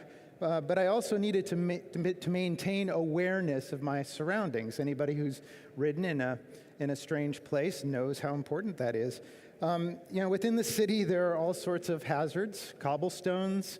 They have some really amazing cobblestones there in Florence.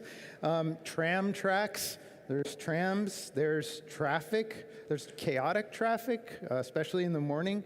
There's scooters, motorcycles, everything. And of course, there were plenty of signs that I couldn't read, and so that was a problem. And even with my phone mounted on my handlebar, I had to shift my gaze from looking out on the street to down in my handlebar, and that was just really unacceptable. So also, there were cultural norms like, is this a good gesture?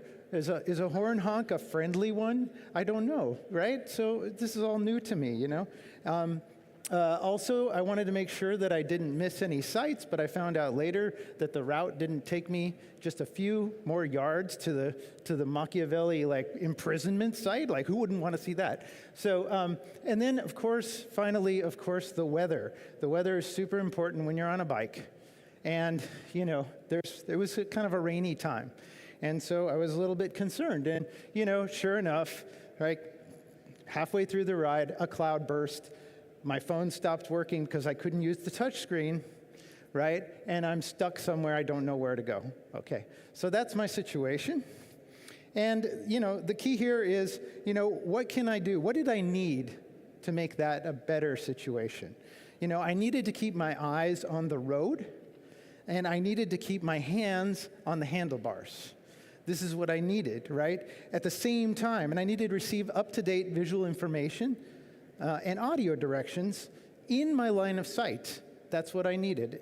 And especially up to the moment tracking of the weather. That would have been really helpful. This is a term I used to call, because I used to work in the defense industry as well, situational awareness.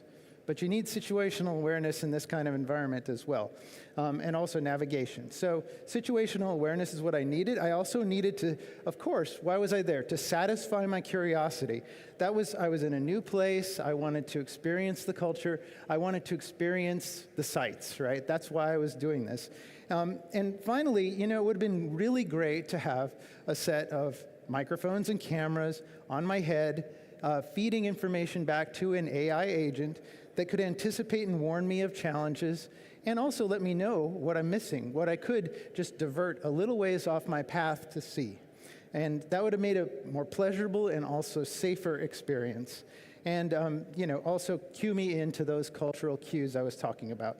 So this theme of awareness and curiosity, these are the key words here. I mean, these are fundamental human traits and needs. It's about getting information you want, when you want it, and when you need it. And that's really what Google does, as we all know. All of you have experience satisfying your curiosity by Googling things, right? And of course, you also navigate with awareness using tools like Google Maps, okay? That is Google's core mission. So we've developed platforms like Android to take the world's information to you wherever you are. If you're in your living room, if you're in your car, if you know, on your watch, and of course, last but not least, of course, is your phone. It comes to you through this hardware. So we make software, but it comes to you through the hardware. And we now serve more than 3 billion consumer devices worldwide. Then, almost a year ago, we announced the newest addition to Android called Android XR. And I'm going to let a video tell you the story about Android XR because it does a hell of a lot better than I do. So let's watch this now. Why would you say now is the right moment to launch XR? Yeah, so for pretty much the history of computing, we've been using the rectangular box of a screen display. Whether it's monitors, laptops, tablets, or phones, XR has the power to extend beyond those boundaries. I think now is the perfect time to work on XR because you have a convergence of all these technologies, and Gemini is key to powering Android XR. The underlying technology allows us to process inputs from all different kinds of signals, much like you process the real world. The magical thing about XR is that it's moving computing to a place that's truly as natural as you can imagine it. Android XR is our new platform for headsets and glasses. It offers some of the best tools for developers to use, and it reduces a lot of the friction. We've been in this space since Google Glass, and we have not stopped. Things like AR Core, the Geospatial API, Lens, Live View, Translate, and now Gemini. We can take those experiences, which already work great, and find new ways to be helpful for people. When we talk about headsets and glasses, we think about headsets as episodic products that you put on for a specific reason. When you're watching the game, Gemini could break down everything about Freddy's Grand Slam.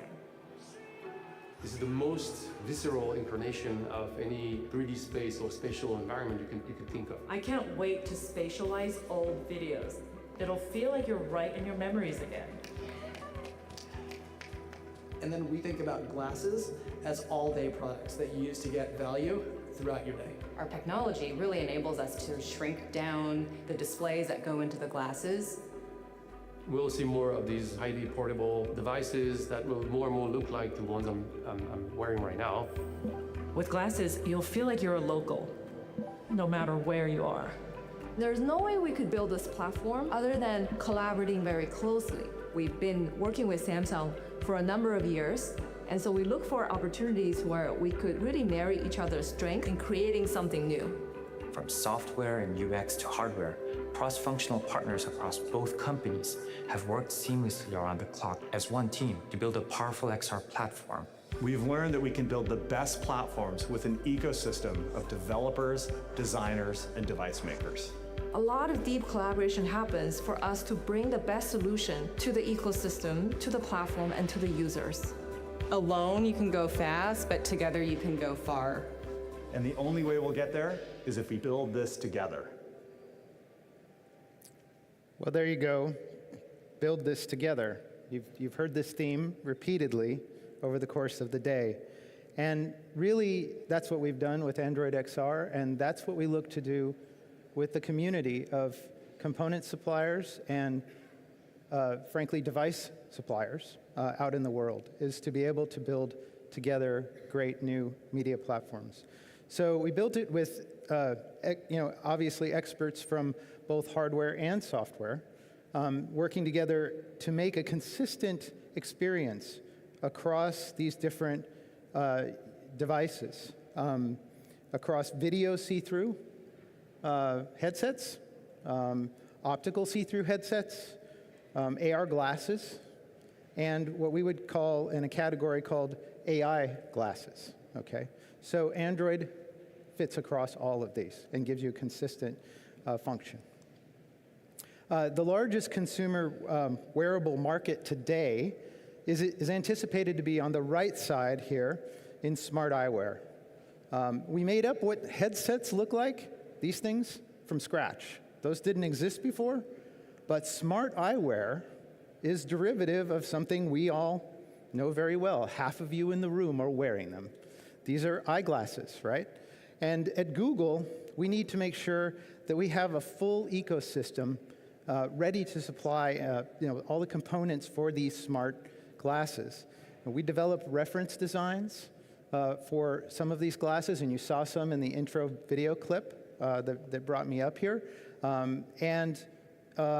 We know that we have to produce these reference designs first to develop the software, but then it's up to others to actually make the devices themselves. We make software. That's what Google does. And so that's really our role, is to help to create this ecosystem and really fertilize that ecosystem and make it work well for everybody.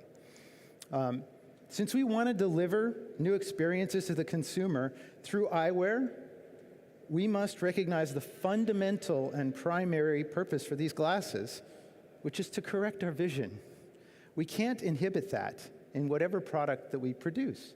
So this is a bit of a challenge. We're going to add a bunch of tech to the thing that's on your head, and we're going to not let that tech hurt what it needs to do primarily, which is correct your vision. We also recognize that humans are vain animals. And, like my wife wouldn't wear my glasses, right? So we care about what's on our face, and we care about comfort. This is about personal identity. And then on the device side, we have to meet the persistent human needs that we talked about earlier. Communication, learning, translation, navigation. These are things that you need to move smoothly through your day, every day, and all day. In the context of smart eyewear, there is a critical need for domain convergence between these areas in order to produce effective products. Why?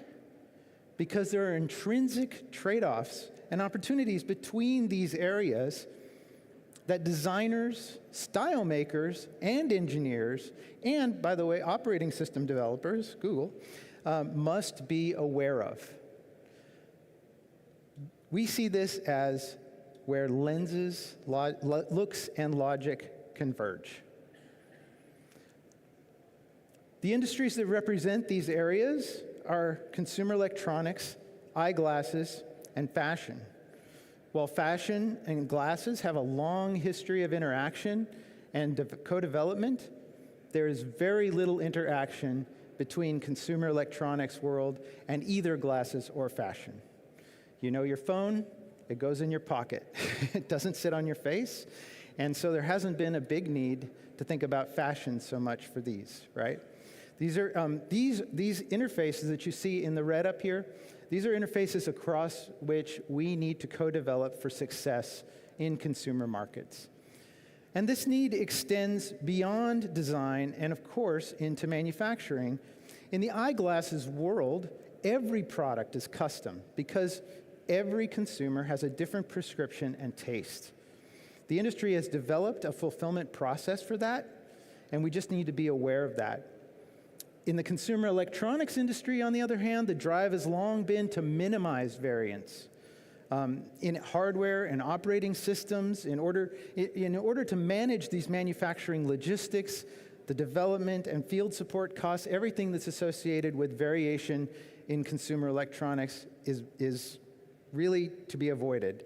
And so in making smart glasses, half will have no prescription, like sunglasses, but will need stylistic variation, and the other half will need both of those things. So we really need to learn how to span this fulfillment gap, and it will require work from both sides. How is this all relevant to you, photonics and finance leaders? Your companies must have awareness of what is important in the eyeglass industry and the fashion industry. So we already talked about the defense industry, but here's a whole other area that you need to develop some knowledge and understanding of. You also have to actively search for designs and manufacturing models that span the gap between these two industries. It will likely mean high mix, low volume in the supply chain and manufacturing processes. And this is antithetical to maybe what you're used to in consumer electronics. There is a precedent, maybe one that some of you know firsthand, and it's on the face of cars, as opposed to people. For many years, headlights had a single incandescent bulb, internal reflectors, lenticulated glass lenses, right? Designers had to accommodate engineering limitations within the car aesthetics as best that they could. The primary goal was the fundamental function of safely lighting the road ahead. In the 1990s, high-intensity discharge lamps emerged, along with broader spectra, precision plastic molded and coated optics, and integrated module housings. This represented the beginnings of a true sort of interaction between the optical designers and the manufacturing experts and the car designers to create a new look with new functionality. This was a move into what I'd call co-optimization with the design, and made it possible to wrap the headlight around the corner of the car and make it intrinsic to the design. And now, finally, we have LEDs, and LEDs open up a whole slew of new capability, because now we can put the optics, micro-optics, micro-lenses, all integrated within the very bright, very tiny light sources themselves, and we can distribute them in completely new and creative ways. Now we see design co-evolving with engineering together. So a designer says, I want a certain light signature on the car, and the engineers can easily take these tools and integrate them to produce something that is truly unique for every design, right? So I think that this is an interesting analogy to what we need to do now with wearables. Only they're on your face. So in smart glasses, there are photonic modules that offer some level of customization while retaining some amount of standardization. Now, first thing we have to know is that smart glasses have a stack of optics, not just one lens, right? So this is already a departure from standard eyeglasses. We call this stack of optics here the display subsystem. There's a projector with a pixel source, a combiner, usually in the form of a waveguide. There's a, which takes that projected information and puts it into the line of sight of the user. There's a lens to correct the user's vision, and a cover lens to protect the combiner and keep that aesthetic curvature of what we've come to expect from glasses, right? They all have a slight curvature. So first of all, combiners need to be more efficient. They need to be made out of materials that are lighter weight, and they need to do that without compromising uniformity and clarity. The integrated ophthalmics also need to be somehow integrated in the fulfillment path in a smooth way. Today, you go and bring your prescription into an eyeglass manufacturer. They integrate that. It comes back to you in a couple of weeks. And we need to have a similar path developed for this ophthalmic, and the ophthalmic needs to be able to fit into whatever the device is that we're creating. We're interested in switchable dimming, switchable tinting. Why are we interested in that? Because we're producing an image in your line of sight, and we no longer have the nice black background that this thing provided. So contrast immediately goes right down. There's nothing you can do about that except to dim the background. And to have an active dimmer when you go out into bright, sunny conditions is something that's very attractive. That dimmer needs to be very light. It needs to be coated on a polymer substrate. It needs to have a curvature. So these are things that we're very interested in. There's eye tracking systems that need to be able to fit within the rim of the glasses, be unobtrusive, because if I know where your eyes are looking, that can help me with my operating system and what I need to provide to you next. This whole stack fits together. It all compresses down, hopefully into a very thin layer, right? And we need to be able to position these things relative to each other to allow for face wrap and pantoscopic tilt. These are terms that are used in the eyeglass industry to describe basically how the glasses are tilted with respect to your face and how they curve around your head, right? These are things that just you naturally, you've got them on your head right now and you've worn sunglasses, you know exactly how this is, but these are things that we really need that flexibility, and we need technologies that allow that kind of flexibility in these stacks. If we look at it from the front, basically I think there's an opportunity here also to look at where the camera and projectors sit, which happen to be pretty close to, almost on top of each other, okay, over there in the temple. That means that the projector and the camera need to be really small, which means if we can find a way to combine those things in some way, that would be very interesting, right? Because that's how you're going to get to a really compact solution. The other kind of final problem here is that eyeglasses come in many, many shapes and sizes.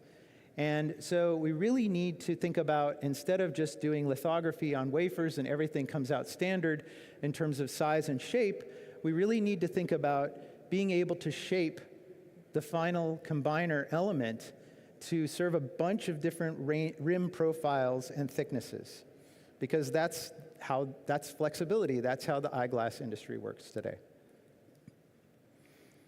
So what I see here is, an opportunity really to accommodate this domain convergence. And here's how I think it needs to be done. These are very basic rules. I think, first of all, it's important for all of you to learn the language of these adjacent spaces of eyeglass and fashion in order for you to be able to, communicate with the people in those spaces. It's important to communicate to them. It's also important to be curious and aware of eyewear and fashion in general, everything that they need. Actively tap into expertise in those spaces. Everything about manufacturing, testing, fulfillment, and field maintenance is going to be different for this device, because the eyeglass world, they do all these things differently, and I think these are things that we all have to be conscious of. You can use tools, new tools, even like AI tools, like Gemini, to help to gain understanding and explore these interrelationships as a start. But it's not the end goal. Ultimately, we need to engage directly. And finally, I think it's important to incentivize your teams to, and encourage your engineering teams to seek this kind of cross-functional relationship. Product managers, engineering teams, all should be having conversations with people in the fashion and eyewear industry in order to understand where they're coming from and hopefully develop the components that are necessary for this to be successful. So again, we come back to awareness and curiosity, because they're fundamentally what we need to be able to develop successful consumer smart glasses. So I encourage you and your colleagues to be curious and aware in order to make products that serve the curious and aware. And help me stay dry. Thank you. Gracias a todos.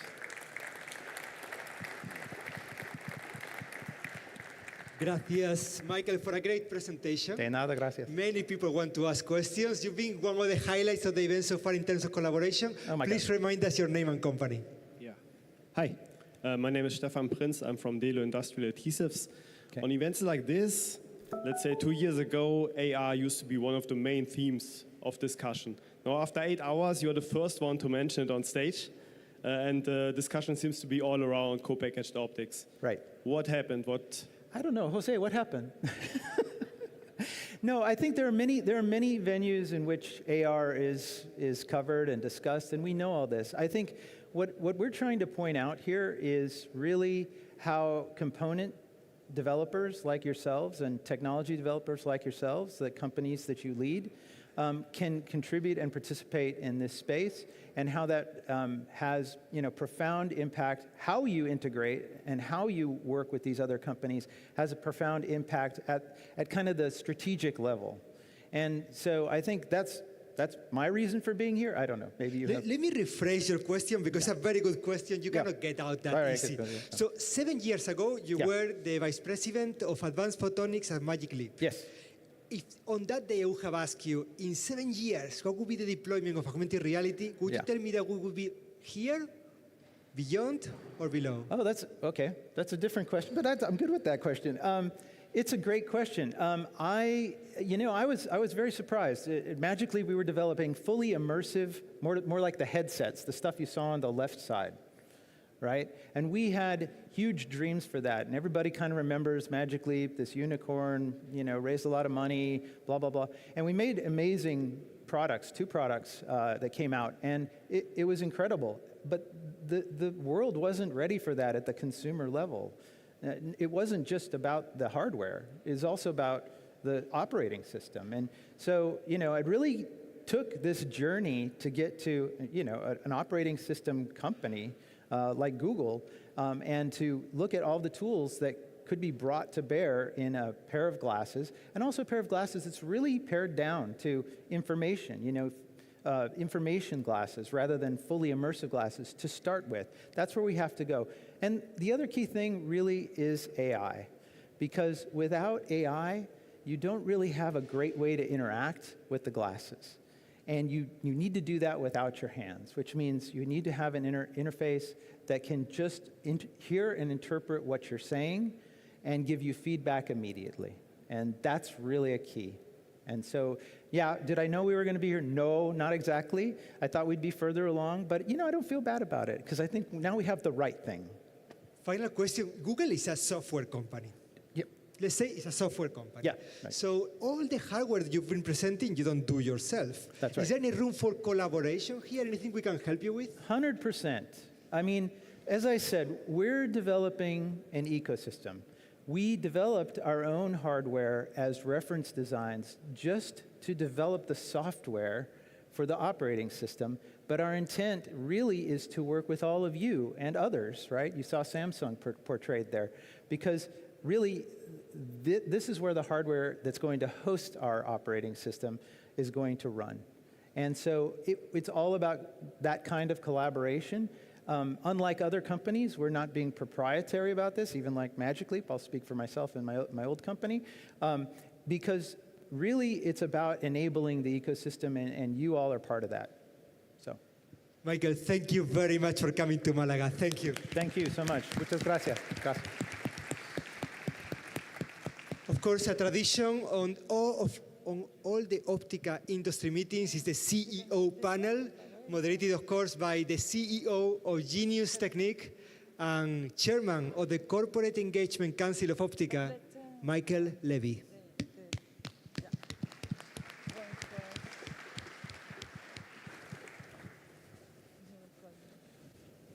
Good afternoon, everybody. We have the CEO panel just like we did last year. And let me invite the panelists on. We have Mark first from IPG, CEO of IPG Photonics. John T.C. Lee is CEO MKS. And on this side, I can see Marissa up front here. So Marissa Edmund, who's the CEO of Edmund Optics. Please come onto the stage. Jennifer Cable, who's the president of Thor Labs.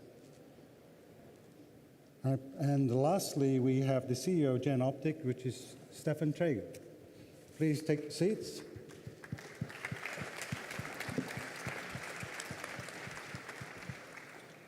And I said in my email, whoever sits closest to me has the first question. Apparently, I don't know if you got the email.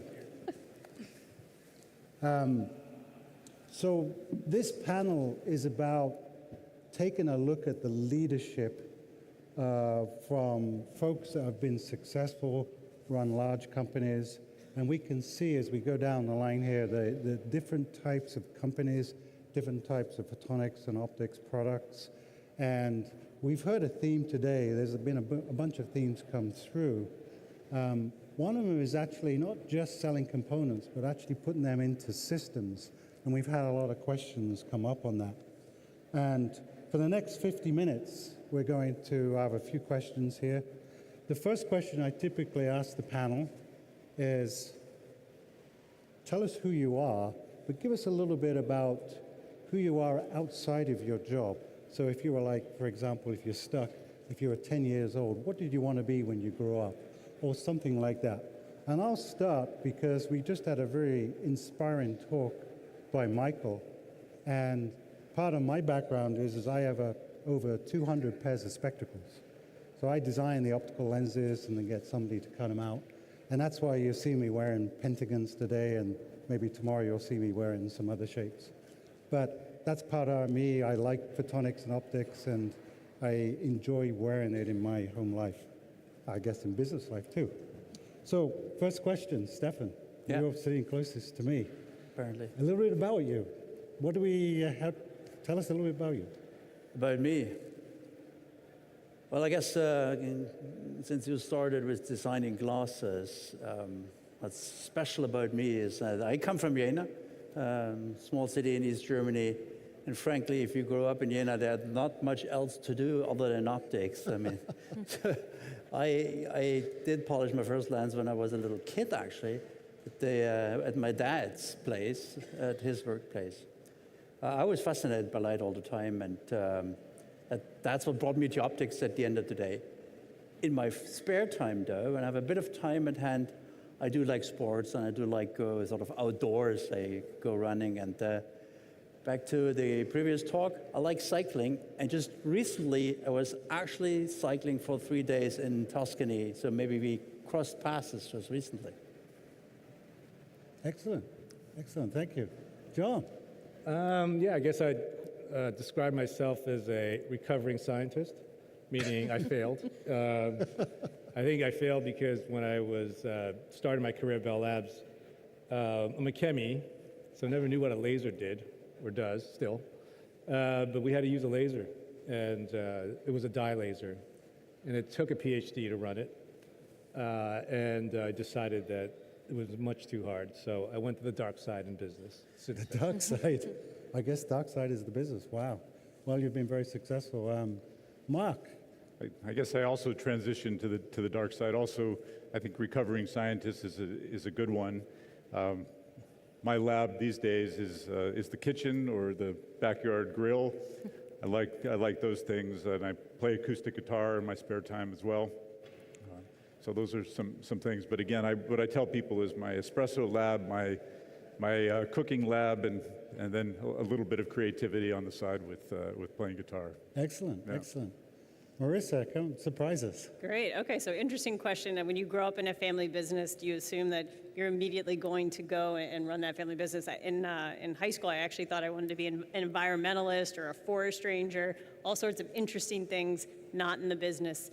And what I ultimately realized upon going to college and getting a business degree and whatnot is that I could probably do more impact by being in the optics industry as it related to things we could improve and sustainability in the environment. So it all ended up kind of coming full circle and more interesting. And I also enjoyed a lot of sports in college, and so there was applications there too that I could put together with optics and how we could innovate in our space. So I think as I learned more about the applications that all of us are working on, it made more sense to be in our industry and apply the things I wanted to do right there. Thank you. Jennifer, was it the same for you or different? It's interesting because I think Mari and I have a lot of parallels in our story. I actually had a longer time, so I'm a second generation family business owner and leader of Thor Labs. And I really rejected the family business, much to my dad's dissatisfaction perhaps, but he was always very patient. So I did not study physics, but I actually studied public health and worked in Laos for 2 years. And working in public health and seeing the global impact that you could have in that field, but then looking at what a small business and a medium-sized business could do in a local community, I realized that I could have a far greater impact through my leadership of the family business by keeping it local and by maintaining our commitments to our teams. So it was probably a longer journey. I was outside of the family business for about the first 10 years of my career, but very meaningful work, very similar to public health. Excellent, thank you. Well, we've had a very interesting day, and Marissa showed us a piece of data earlier this morning that really got my attention. I sort of questioned it, but I'm going to ask everybody down the panel a very easy yes-no question. And Marissa showed us some data that said a large percentage of CEOs never really go and visit their customers. Now, whether I believe this or not, let's ask the experts. Yes, no answer. Stefan, do you go visit customers? I do, actually, yes. And John, do you visit customers? Too often. Mark? To apologize. No, I do visit customers, yes. And I assume you visit customers, Absolutely. Marissa. Jennifer? Yes, and I love to see their lab snacks collections. So there we go, 100% of our CEOs visit their customers. That was done, though. It's not always a pleasant experience, I have to say. That's okay, but the data you have is like, okay. So now we've sorted out your CEOs, your leaders, you go visit customers. We'll start off with Stefan. What's a couple of key leadership lessons that you've sort of seen over your career? Now, it's going to be easy for a couple of you because you're just giving keynote presentations. But are there obvious things that come through as a leader in your field? I would stay humble, first of all, and curious. Stay humble and curious. And be ready to adapt. I mean, what we see at the moment is so much change in the world and so much sort of new stuff coming at us and news coming at us. And I'd say be ready to adapt and don't get too much sort of locked in a certain belief. That's one thing. And the other thing that I would always stress is I think it's important to be able to communicate at all levels of the organization. At least for me, it's important. I think, you have to be able to communicate at board levels, but just in the boardroom, you don't really become a leader. I think you become a leader if you're able to talk with folks at the machine shop or whatever. So be able to communicate across the various parts of the organization, I think is important. John, would you have any other? I think I was fortunate enough early in the tenure as CEO to attend a course, and the exercise of the course was write your retirement speech. It was all new CEOs, and so it gave you this perspective of what do you want to leave behind when it's over. So as public company CEOs, our tenure is fixed, so you guys might have a little more advantage. But it will end, right? And I think one of the things I have come to believe is people are going to remember how you made them feel versus what you did. So, I grew the company to this much revenue, et cetera. But in the end, people are really going to remember how did he make me feel when he was the leader. And so I try to keep that in mind, at least, and try to train our team to think like that. That's an interesting insight. I mean, I stepped down as CEO last December, and I certainly seen some of that. So yeah, that's really interesting. Mark, do you have any thoughts? Yeah, sure. A couple of things. First would be that you really need a balance of vision and execution, because you can have the greatest strategy, but if you don't have a means to execute it, you get nowhere. So that's a piece that I've learned. And I've also learned that you can't do it all yourself. So as I talked about in my talk, my approach is to build a well-diversified leadership team that can really help to help with the task, help to get us there. And I've done that at IPG, and I feel very good about that team. And then I guess the other piece is of course, you have to be adaptable because the environment is constantly changing. Yeah, that seems to be a common theme. I mean, how do leaders become agile? But maybe we'll save that for another question. But Marissa, do you have any, I mean, you gave a couple of really interesting insights like partnering. I mean, do you want to add to a couple of those things? Yeah, absolutely. So incredibly important to partner. I believe our success is based on the strength of our networks and the people we know and collaborate with. That's been an incredibly important part of our company and thousands of vendors that we're involved with and partners around the world. So I'd say that's certainly one piece. And building on what you're saying around adaptability, I also think it's important to have the skills and the fortitude to be able to pivot. When I started running our board in early 2000, one of our first board members, he said to me, "I'm going to teach you how to kill puppies." And it was this shocking statement, and I didn't know how to take it, and I thought it was a horrible analogy. But we eventually got to more of a rip the Band-Aid off type situation, which is, as you're headed down a certain path, if it's not working out, you have to rip that Band-Aid off and pivot and do something else. You can easily have 100 R&D projects and all these different things. You have to know what's working, and you have to be able to make those tough decisions and pivot when you've gone down a path that maybe isn't getting you where you want to go, and get the team back on course, right? That ability to focus and make the tough decisions. Thank you. Jennifer? Yeah, so I was thinking about actually the presentation Mark gave about building a leadership team and some of the lessons I learned around that. And I think the first was really learning to both trust and empower my leadership team.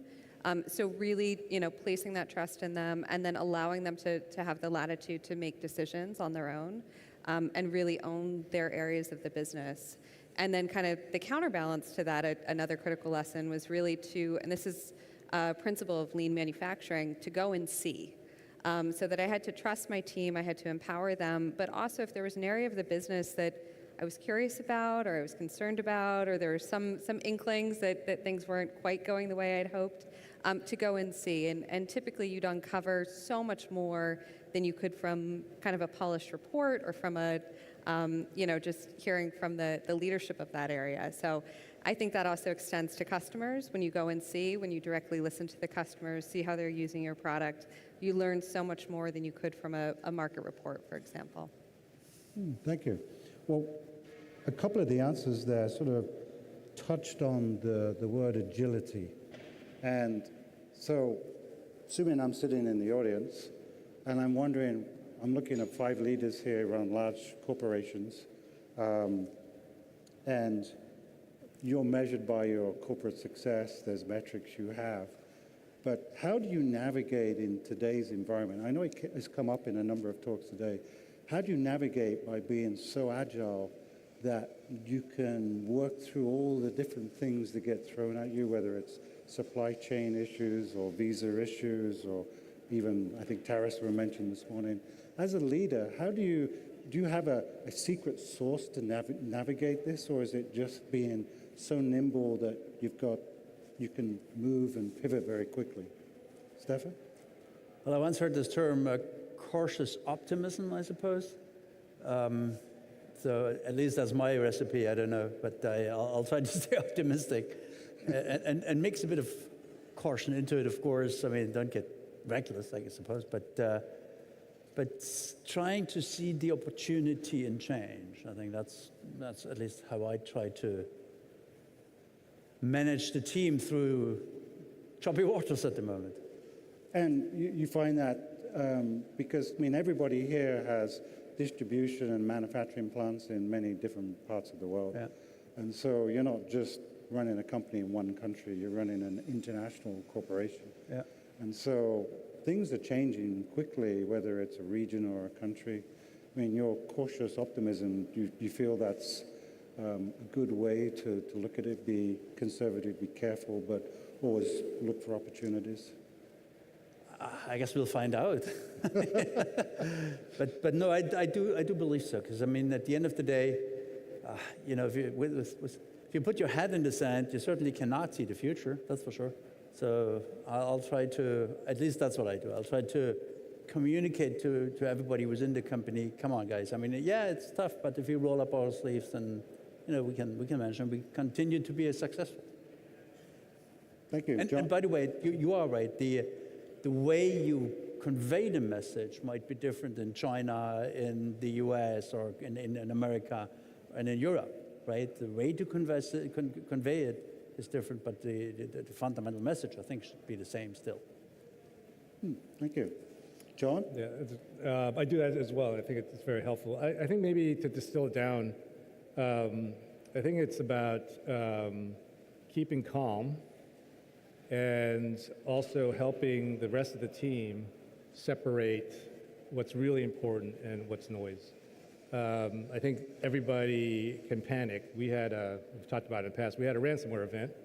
40 out of 60 factories were down for 4 weeks. That's a pretty bad situation. The factories couldn't run because you couldn't trust the computers, so we still had to make stuff, so back to paper from our suppliers because we didn't want them to stop. So there's a lot of things going on for the whole entire country. The board wants to know what's going on every day. And so I think as a leader, I think keeping calm so that the rest of the team can say, okay, at least he looks calm. And then you can start thinking about, okay, there's a problem, solve that. There's this problem, let's solve that. I think that built a culture of resiliency to emergencies. And I think if I look at our team now versus some of the same people 5 years ago or 10 years ago, they are much more resilient. When something happens like tariffs, changing every day, yep, you just go to it, right? And that resiliency, I think, is because it's a problem, just like any other problem. Just stay calm, solve the problem. That's, I think, been helpful.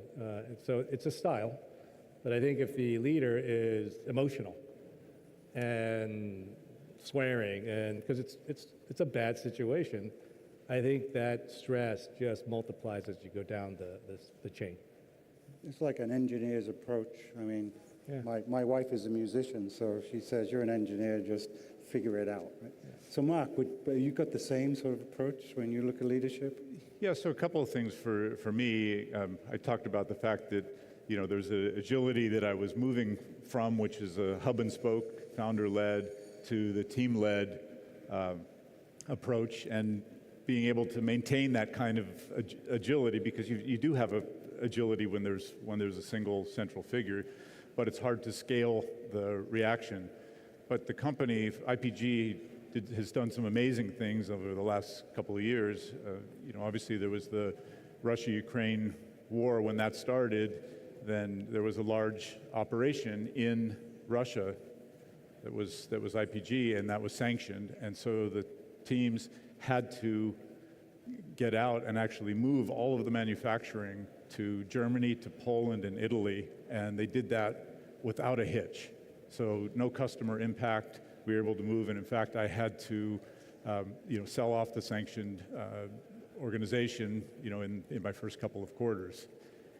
And now, as we've come and we're, teaching each other how to be a team-led organization, where, we have ownership of each of the key areas, and we have a lot of collaboration between the team. And so now we've approached like the tariff pieces, right? As that came up, we approached it as a team, as John said, with a very calm approach, and we looked at how to do that, and that, we used some of the practiced pieces that were there from the past, but be able to engage those. And so we were able to move manufacturing between the US and Europe quite quickly and be able to minimize the tariffs. And so the team's done a wonderful job of being able to do that. And so it's kind of that shift in agility, but being able to maintain those core pieces. And Marissa, you've got, I think it's here, 19 global locations. So you're distributed all over the world. I mean, how do you look at this in terms from an agility standpoint? Yeah, that's a great question. So I think one of the things we do and do rather well is we talk about delegation of authority, and we set up teams around the world who have a certain amount of authority to make decisions and make them very quickly, given any issue. So for example, with tariffs, we put together a global tariff scrum team. And for a while, they were meeting every single day, making about decisions, pricing on the website, and then communicating that back out. So I think, again, when you can take some of the hierarchy out and you can empower teams and empower regional leaders, things can happen a lot faster. They have to strengthen that muscle. They have to have consistent issues that they're tackling so that they get comfortable with it. They get comfortable with communicating out what has happened to the rest of the global organization so that everybody understands the change. And then one of the examples I had given you, Michael, yesterday when we were speaking was, again, relying on your network is really important when things like this happen, or again, you need to pivot or make an adaptable decision. For example, when COVID hit, we were doing production in Singapore. As many of you know, staff oftentimes comes from Malaysia, and that border got shut down overnight. So half of our workforce could not get to Singapore.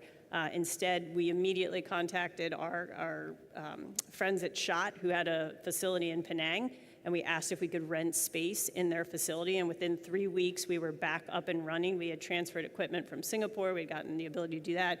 Our employees moved from where they were in Malaysia up to Penang, and we were back in business. But having those networks and that relationship already intact when you need it is pretty critical. Thank you.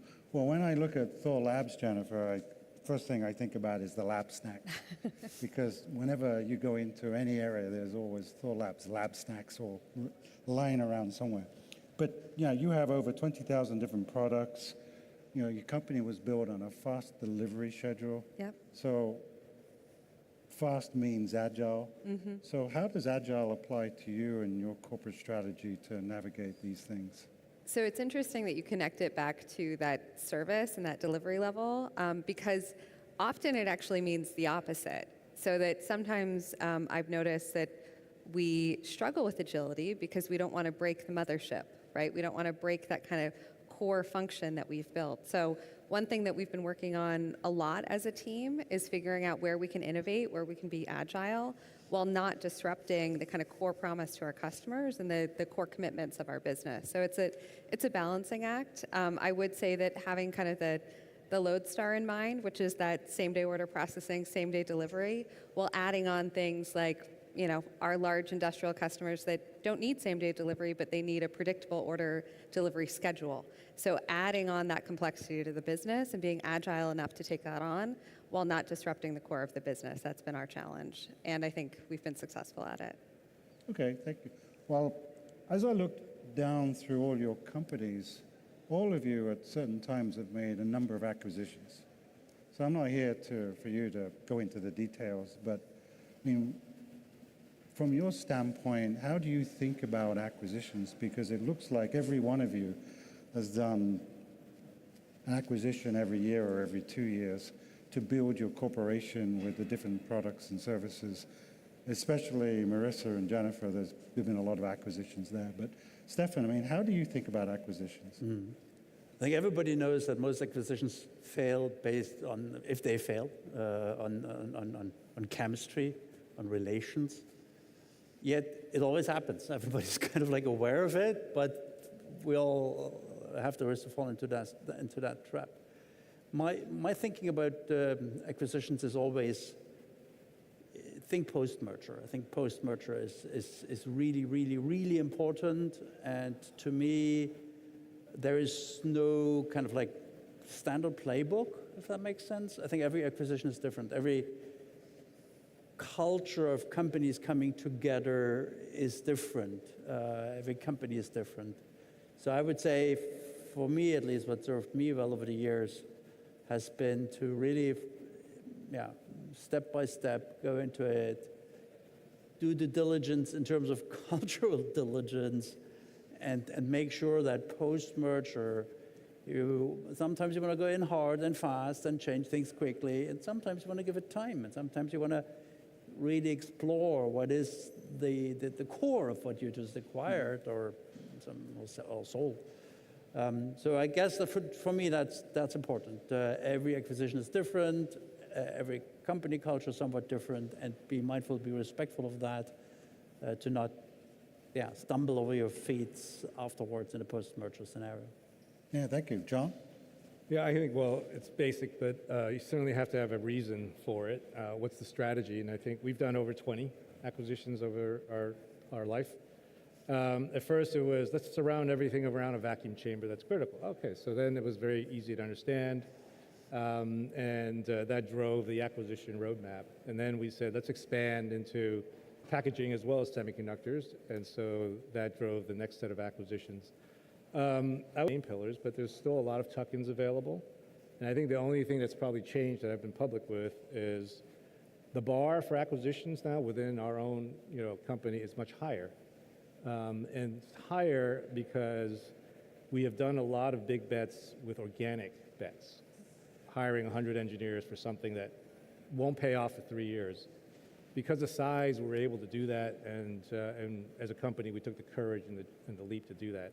And we were successful enough times now that when an acquisition comes in, an opportunity, if the general manager says, this is a great idea, I said, well, instead of paying $100 million for that company, what if I gave you 10? Could you get there almost as fast? And if you can, let's go do that. So that's what I mean by the bar is higher now. Before we'd just buy it because, well, we're going to get bigger faster. Well, we can almost get bigger faster sometimes doing it organically because you're starting to push the boundaries of there aren't a lot of companies that are perfect, right, in terms of acquisitions. So that'd be the only nuance I'd say from our strategy. Interesting. Mark? Yeah, for us, so first of all, it was to build a strategy, a strategic plan. Where are the key places for us? And, we have great areas to invest in organically, but then there's the opportunity for tuck-in acquisitions that can get us there faster or can give us, some markets alongside that can allow us to grow.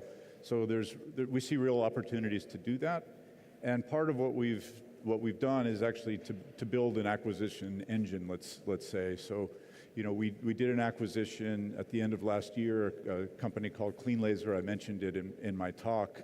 And one of the things, it wasn't a huge acquisition, but we used that to actually build the structure around it. Actually, something that I learned under John's tutelage when I was at MKS is we took a structured approach and really to the integration with every function participating and being able to link up with the team in due diligence, but also in the after acquisition to make sure that the integration goes smoothly, that the culture is working. And I should have mentioned in the beginning, you also have to make sure that the culture is going to fit, as Stefan said. But if that's all working, then you actually have to actively do it. You can't just stand back. You have to actively work with the team to do the integration and get the value that you want out of that and make them part of the company. And that's what we've done. And now, we have a team that's doing that. And when we did the acquisition, we assigned somebody to be the acquisition leader, took them out of their job and said, that's your job now to run that part of the business. Got it. Yeah. So a lot of hands on there. Yeah. I guess that's the same for you, Marissa.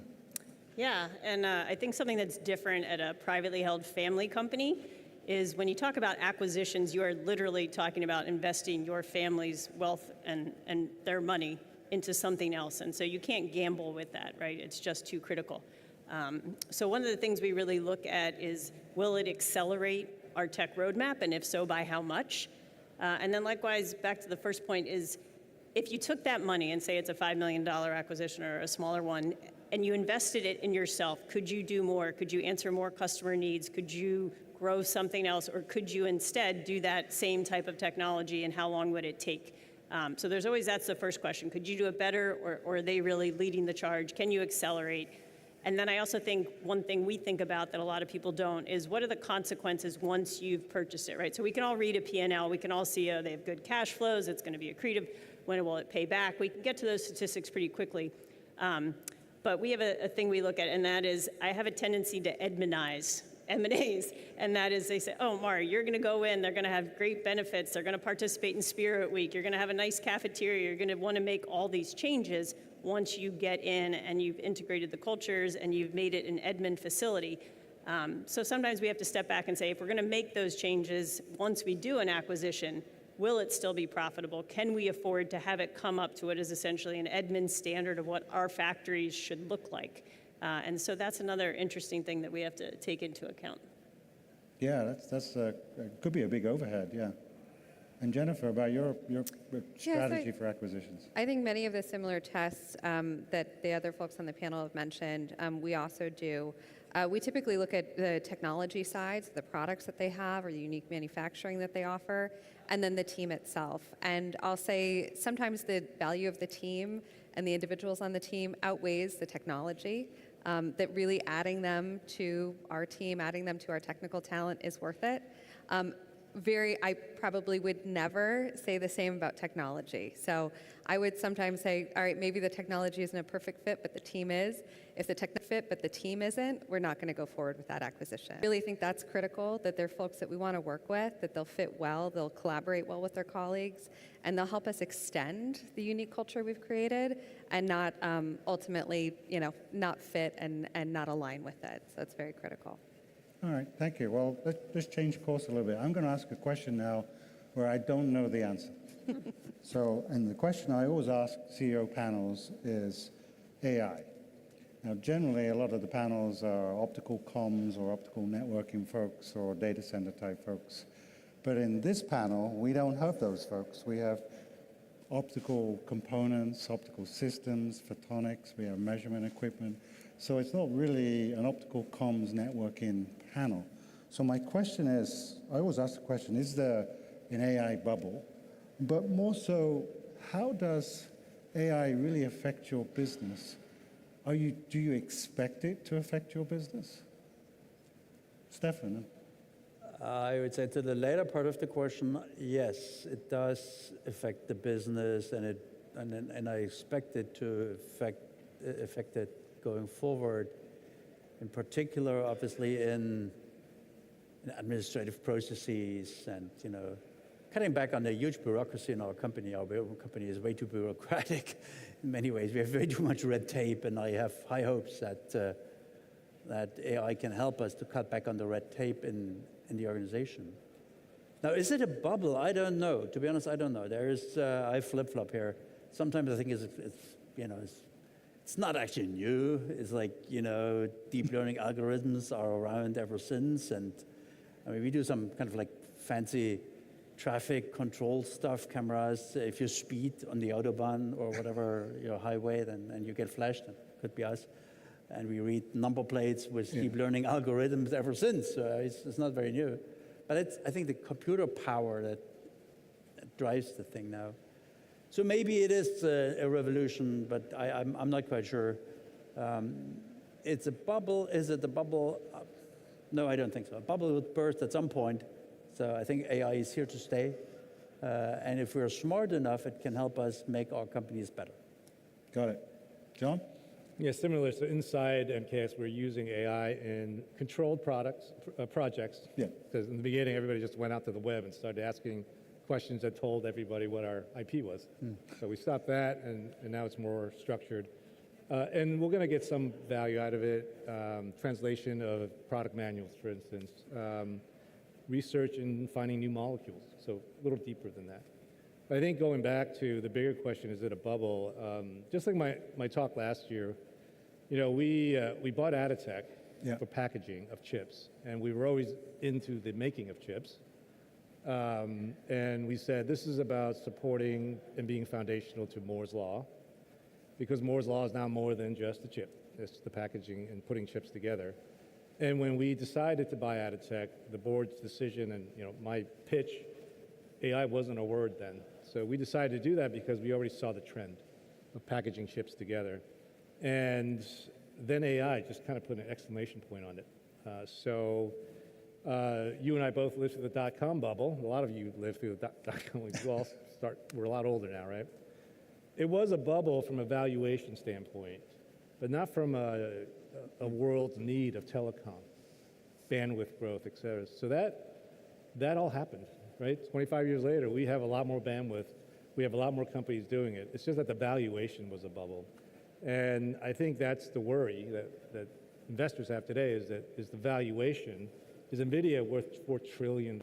It doesn't mean AI is not going to be useful because it's just, as I said in the talk last year, just the next big thing in a series of big things, all driven by Moore's Law. Moore's Law is the big thing, and that will continue. So I think AI, to Stefan's point, large language models, those concepts existed 20 years ago. It's just that now you can actually implement it because the chips are cheap enough. So the valuation bubble, your guess is as good as mine. But the need for the technology and the use of the technology, I don't think that's a bubble. Great, no, good answer. Mark, how do you see? I would say, very similar in terms of the bubble, we'll have to see. But, it's certainly AI is making changes that are here to stay.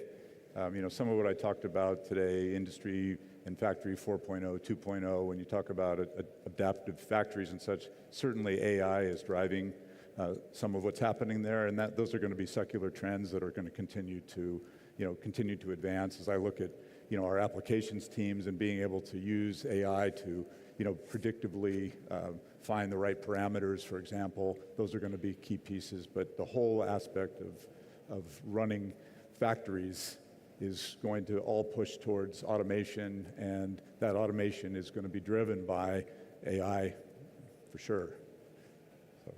And we'll see it in other areas too, in medicine, and there's just big secular trends that are going to continue to drive, no matter what happens to that valuation bubble, whether that continues or not, the secular trends will continue to drive growth for all of us, I think.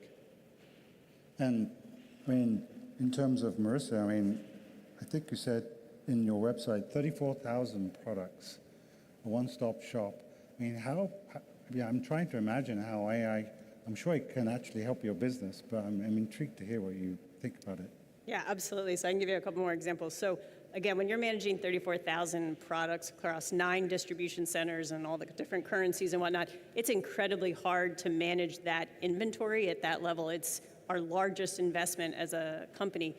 So we actually just adopted some new software we're going to be implementing in the next 2 weeks, and that is an AI-based software that helps you manage those types of global logistics to understand, not unlike what Amazon does, but where the products need to be around the world, how much do you need in inventory based on your service goals. So maybe your service goal is 95% in stock of your A products.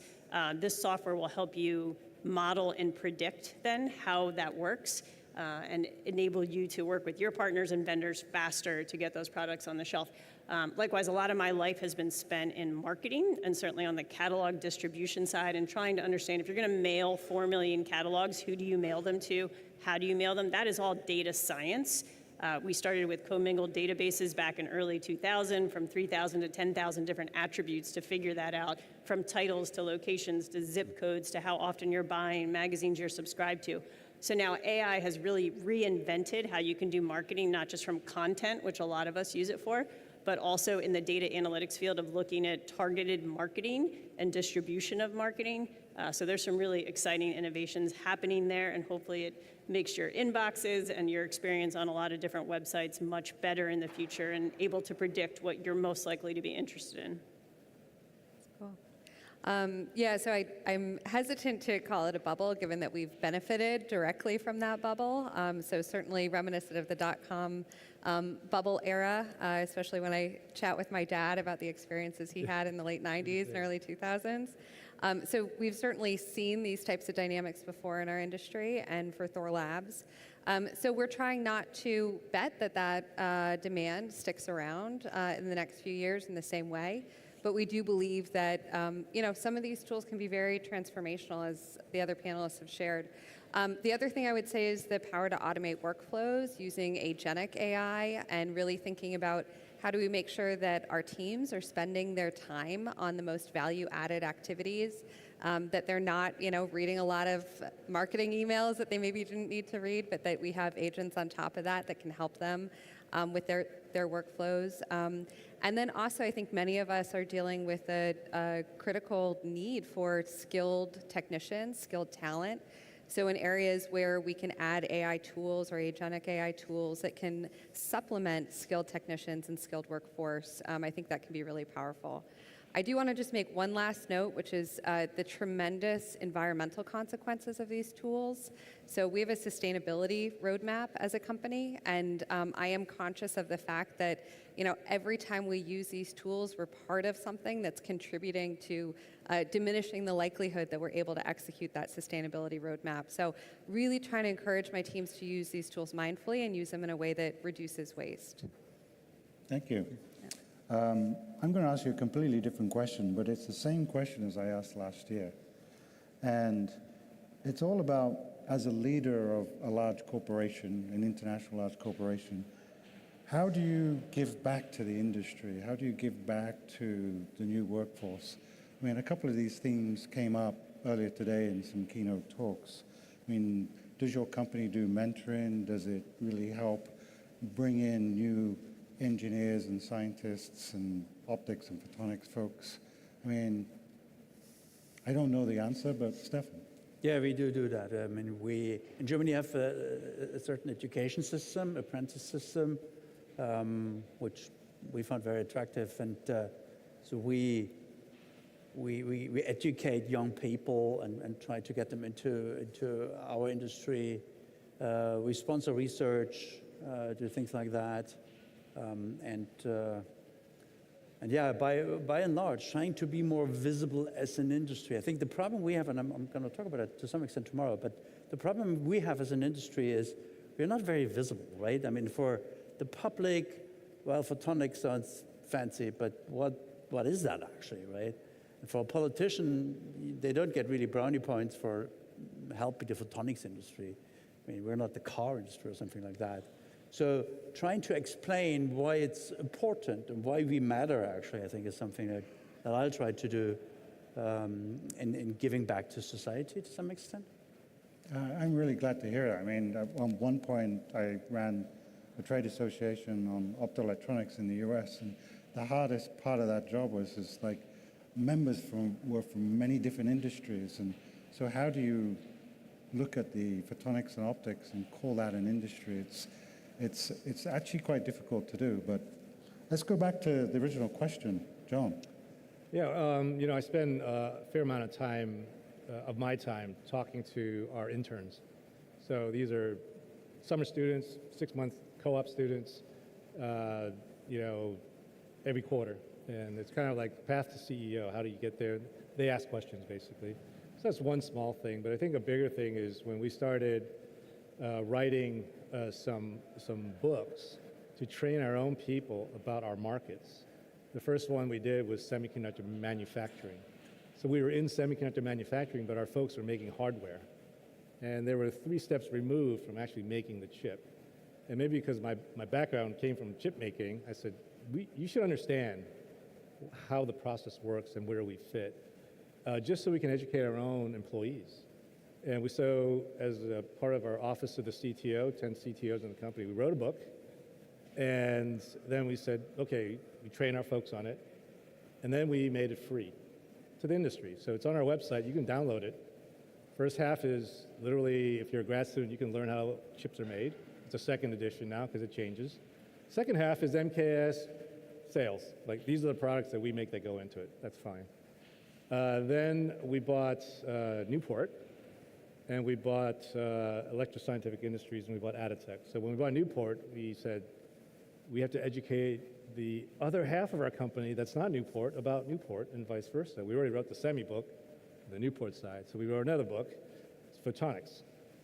It's also free. You can download it. We bought Aditech.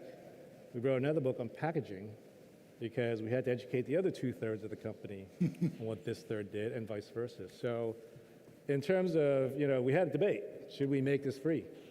It was a lot of work, a lot of IP, keep it, you know, internal. We said, no, it's part of our obligation to the industries that we're in. It's also, by the way, a recruiting mechanism, so it's not totally it's a little self-serving. But the idea here is, why not share that? Because it will benefit everybody in the industry. And so I think the obvious question to Mark is, because you used to work at MKS, is have you started books? I was responsible for helping write one of those books, so I've done that once in my career so far, along with Jim Kafka. At IPG, so a couple things. So just like John, we have an extensive internship program that we're working to make more structured, but we do bring a lot of interns in, and that's an important way to give exposure of what the company does and gets a chance to, you know, give people some areas that they can understand and then go back to school and potentially join us later. So that's a very good piece, and we're very involved in the local community, the local colleges that we're with. And then other pieces, I very much believe in mentoring. I've always mentored people within my organizations. And we're doing that now as, you know, we're working to build an emerging leaders program within the company. That's something actually we did at MKS as well. And I think that's a very important way to get people to the next level and to start having them interact with each other. There's really some real advantages of doing that, and so we'll be working on those areas. And then the other piece is we give back to the community locally as well, so we donate to some of the local charities and areas that we can give back to the communities as well. And we do that here, and also we do it in the US and in Europe. Oh, excellent. And Marissa? Yeah, so outreach and education is a big part of our legacy. So one thing we started 15 years ago was actually we still own the name Edmund Scientific, so we developed an entire outreach division. So we have a full-time outreach coordinator, and her goal is to do two things. First off, to go out in the community and bring schools to us, to go to schools with teams on the outreach. So usually 10 to 15 of our employees are going to a variety of events throughout the year, but they also assemble and make outreach kits. So it could be a laser mirror type of application, or build this or build that, or use something with your smartphone. So they have all these great kits. They go out. We educate several thousand students a year. We also go to things like Girls Inc. We go to science camps, a lot of things at universities and within academia. And so our outreach team, while they're not doing it full time, has about 60 volunteers on it. So it's also a neat outlet for some of our employees who may enjoy working with children, who may enjoy education, and who also just love optics and are passionate about it, to get out in the community, share their skills. So we're doing that during work days, whenever those events take place. So I think that's a really fun and exciting way to do it. Awesome. Similarly, we have a photonics education team. So we have everything from our mobile photonics lab, which I think some folks have seen at previous Photonics Wests.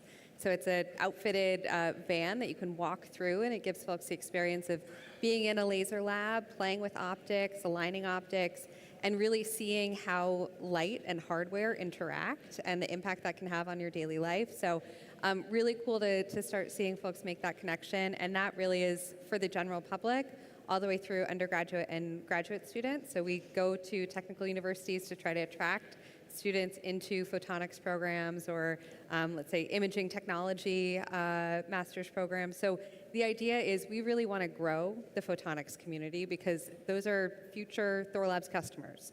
So that's really our passion. And then when we think about internally, we also bring a similar passion to the work we do with our own teams. So we have 2 photonics courses. They're, I think, around 20 hours, 25 hours each. And the idea is we have a technical track and a non-technical track.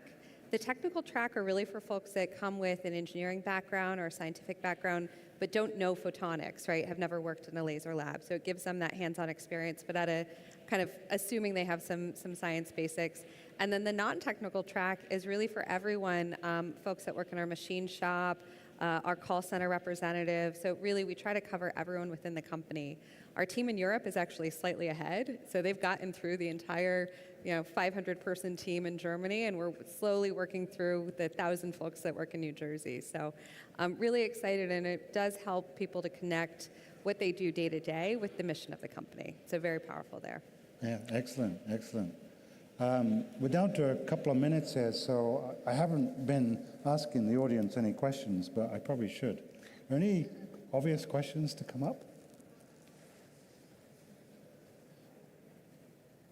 This panel hasn't been that good that you don't have any questions.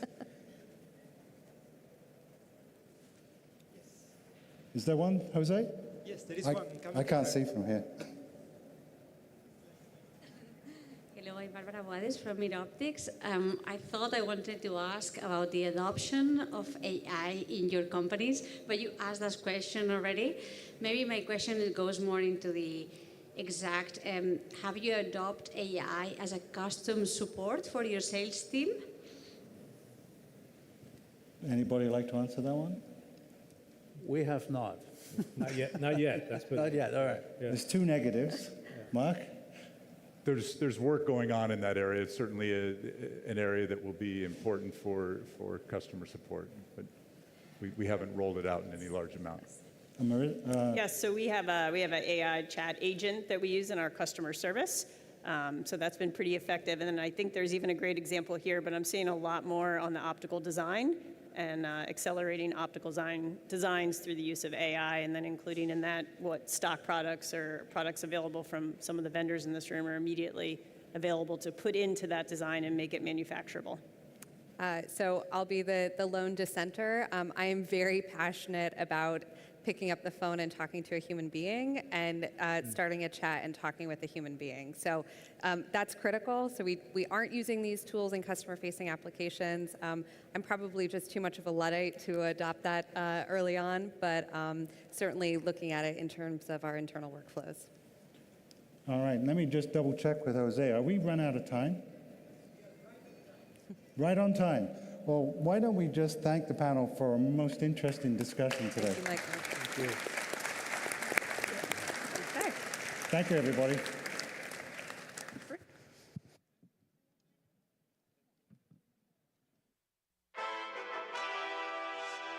Hello, this is a fabulous location for tonight's dinner reception, the Balneario de los Baños del Carmen.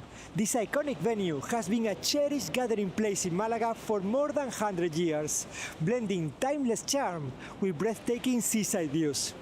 But before we leave for this place to engage in more meaningful connections, you still have one very important matter to deal with there at Figma.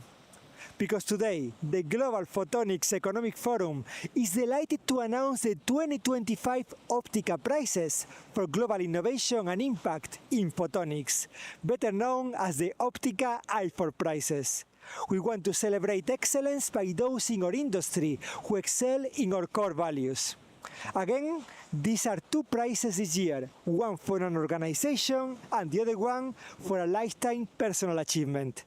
For the last year, my team and I have been traveling the globe, visiting large and small organizations to continue facilitating meaningful connections between partners, suppliers, customers, investors, and talent. We also have been assessing the global impact of what they do. Ladies and gentlemen, please welcome on stage Ulrike Fuchs, VP of Strategy for Aspericon and Optica's Chair for the Awards Council. She will now reveal who has been chosen and why.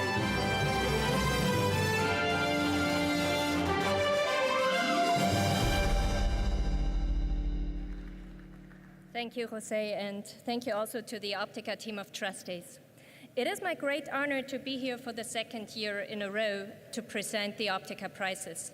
These recognitions highlight how innovation and impact in photonics are shaping our industries and our societies. Ladies and gentlemen, it's my honor to present the jury report for the Optica's i4 Corporate Achievement Prize this year. This award celebrates a company that has transformed photonics through innovation, foresight, and impact. This year, the prize goes to a name that defines optical breakthroughs: Corning Incorporated.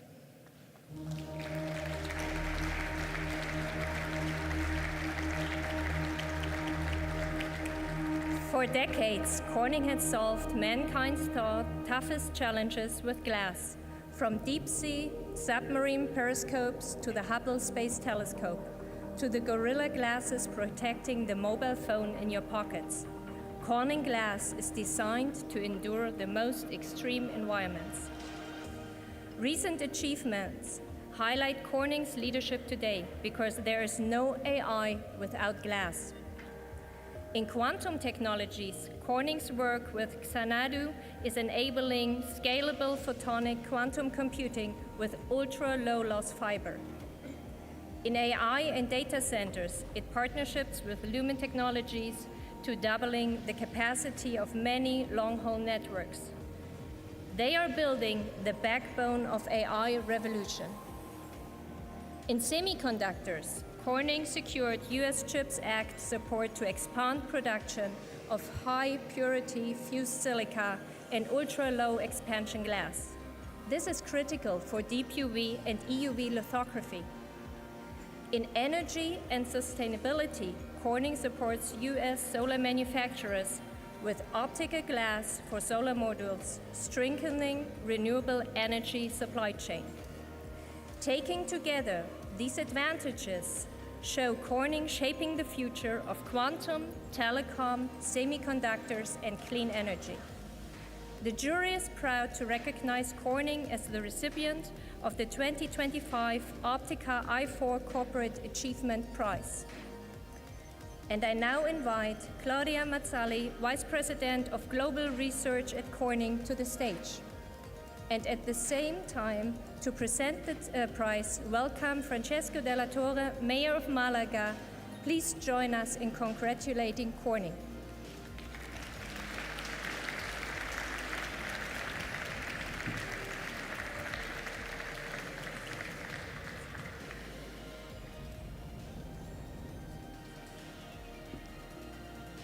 Dear friend of the city of Malaga, we are very proud to host this moment and to celebrate Corning. Few companies in the world have a long history, more than 170 years, helping the world connect, learn, and inspire, create new things. For example, Gorilla Glass. Congratulations. Claudio, allow me, please allow me, to ask the question. When will you open an office or a factory in Malaga? In behalf of the city of Malaga, congratulations for many days. Therefore.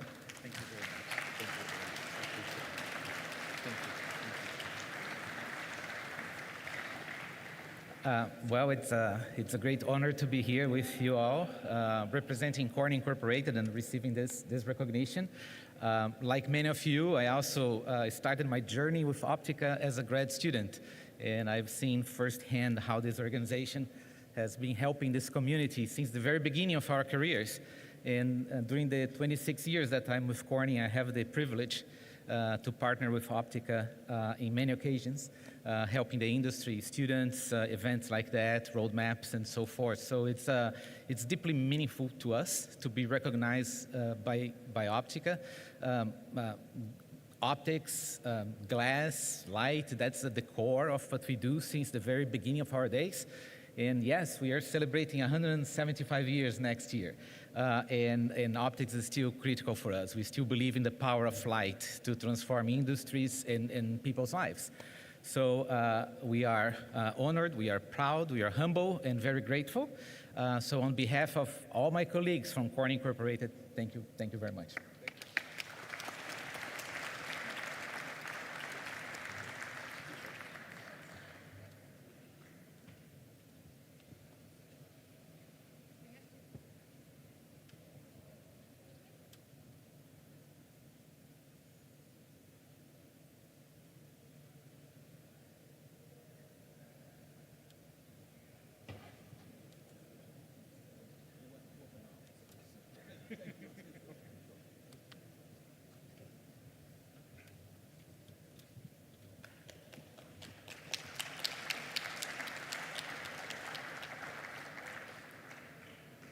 And now it is time to present the Optica Individual I4 Prize. Each year, this award celebrates a global leader who advances photonics through vision and impact. The 2025 recipient is Dr. John T.C. Lee, President and CEO of MKS Incorporated.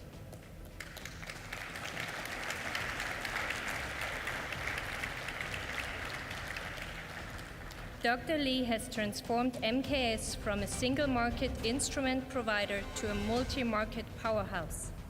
With acquisitions including Newport, Spectra Physics, Ophir, and Atotech, MKS now leads across several semiconductor, advanced packaging, and specialty industry markets.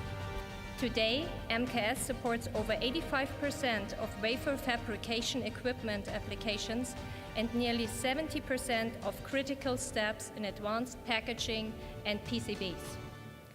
The company combines strong financial strength, earning $973 million in recent quarterly revenue.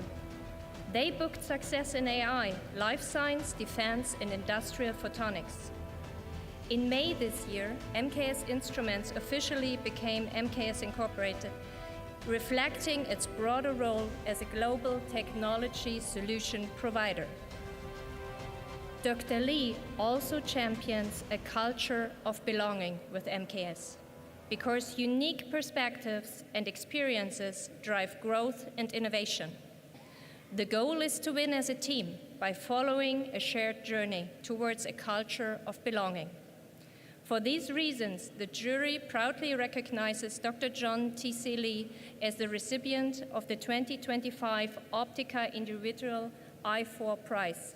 Please join me in congratulating Dr. Lee as I invite him on the stage to accept his award. And to present this prize, please welcome Optica's 2025 President, Jim Kafka.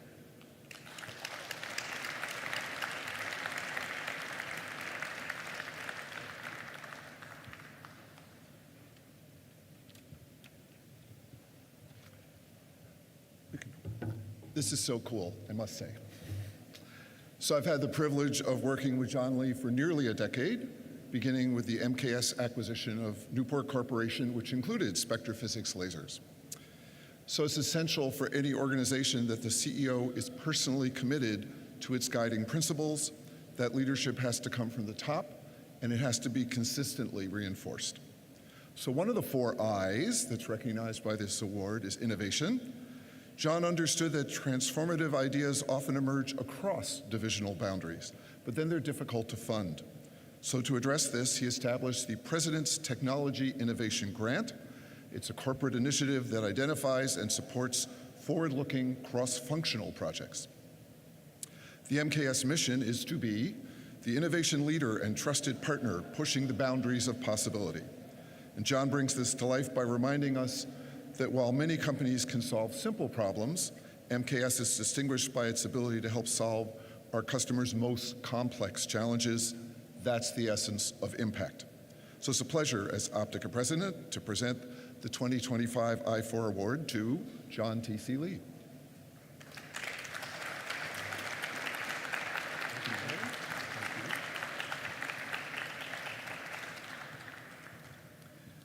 So I got the award because Jim worked at MKS. That's really how I got it. No, I'm just kidding.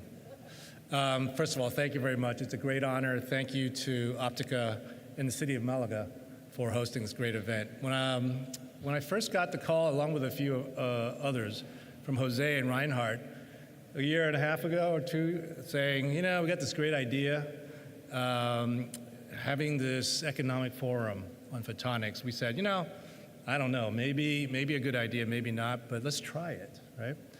And I'm so pleased to see how it's taking off in the first year, and this year even bigger, more attendees, and I think it's really a portent of the future for this conference. I've had the privilege to lead MKS for the last 6 years and work with some of the best scientists, engineers, and business people who've been pushing the boundaries of possibility in the photonics space. As I said earlier on the panel, I don't really know how to use lasers well. So on behalf of all those who do at MKS, I accept this with great appreciation and humility. Thank you very much.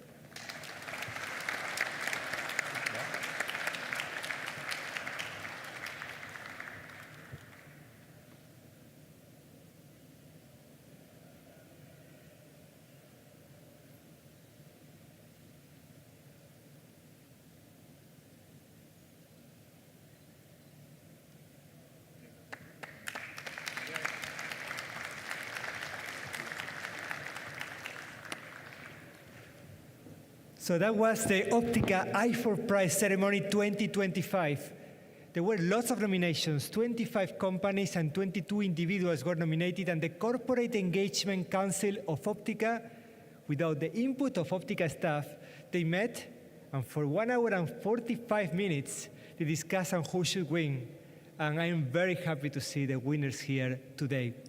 If you want to nominate either individuals or corporations for the Optica I4 Prize 2026, nominations are already open. You can contact either myself, Jose Pozo, or Carmen Paños with your nomination, and we'll make sure we pass it to the Corporate Engagement Council for next year's prize. And now it is the most important part of the day. All of you are here to make connections.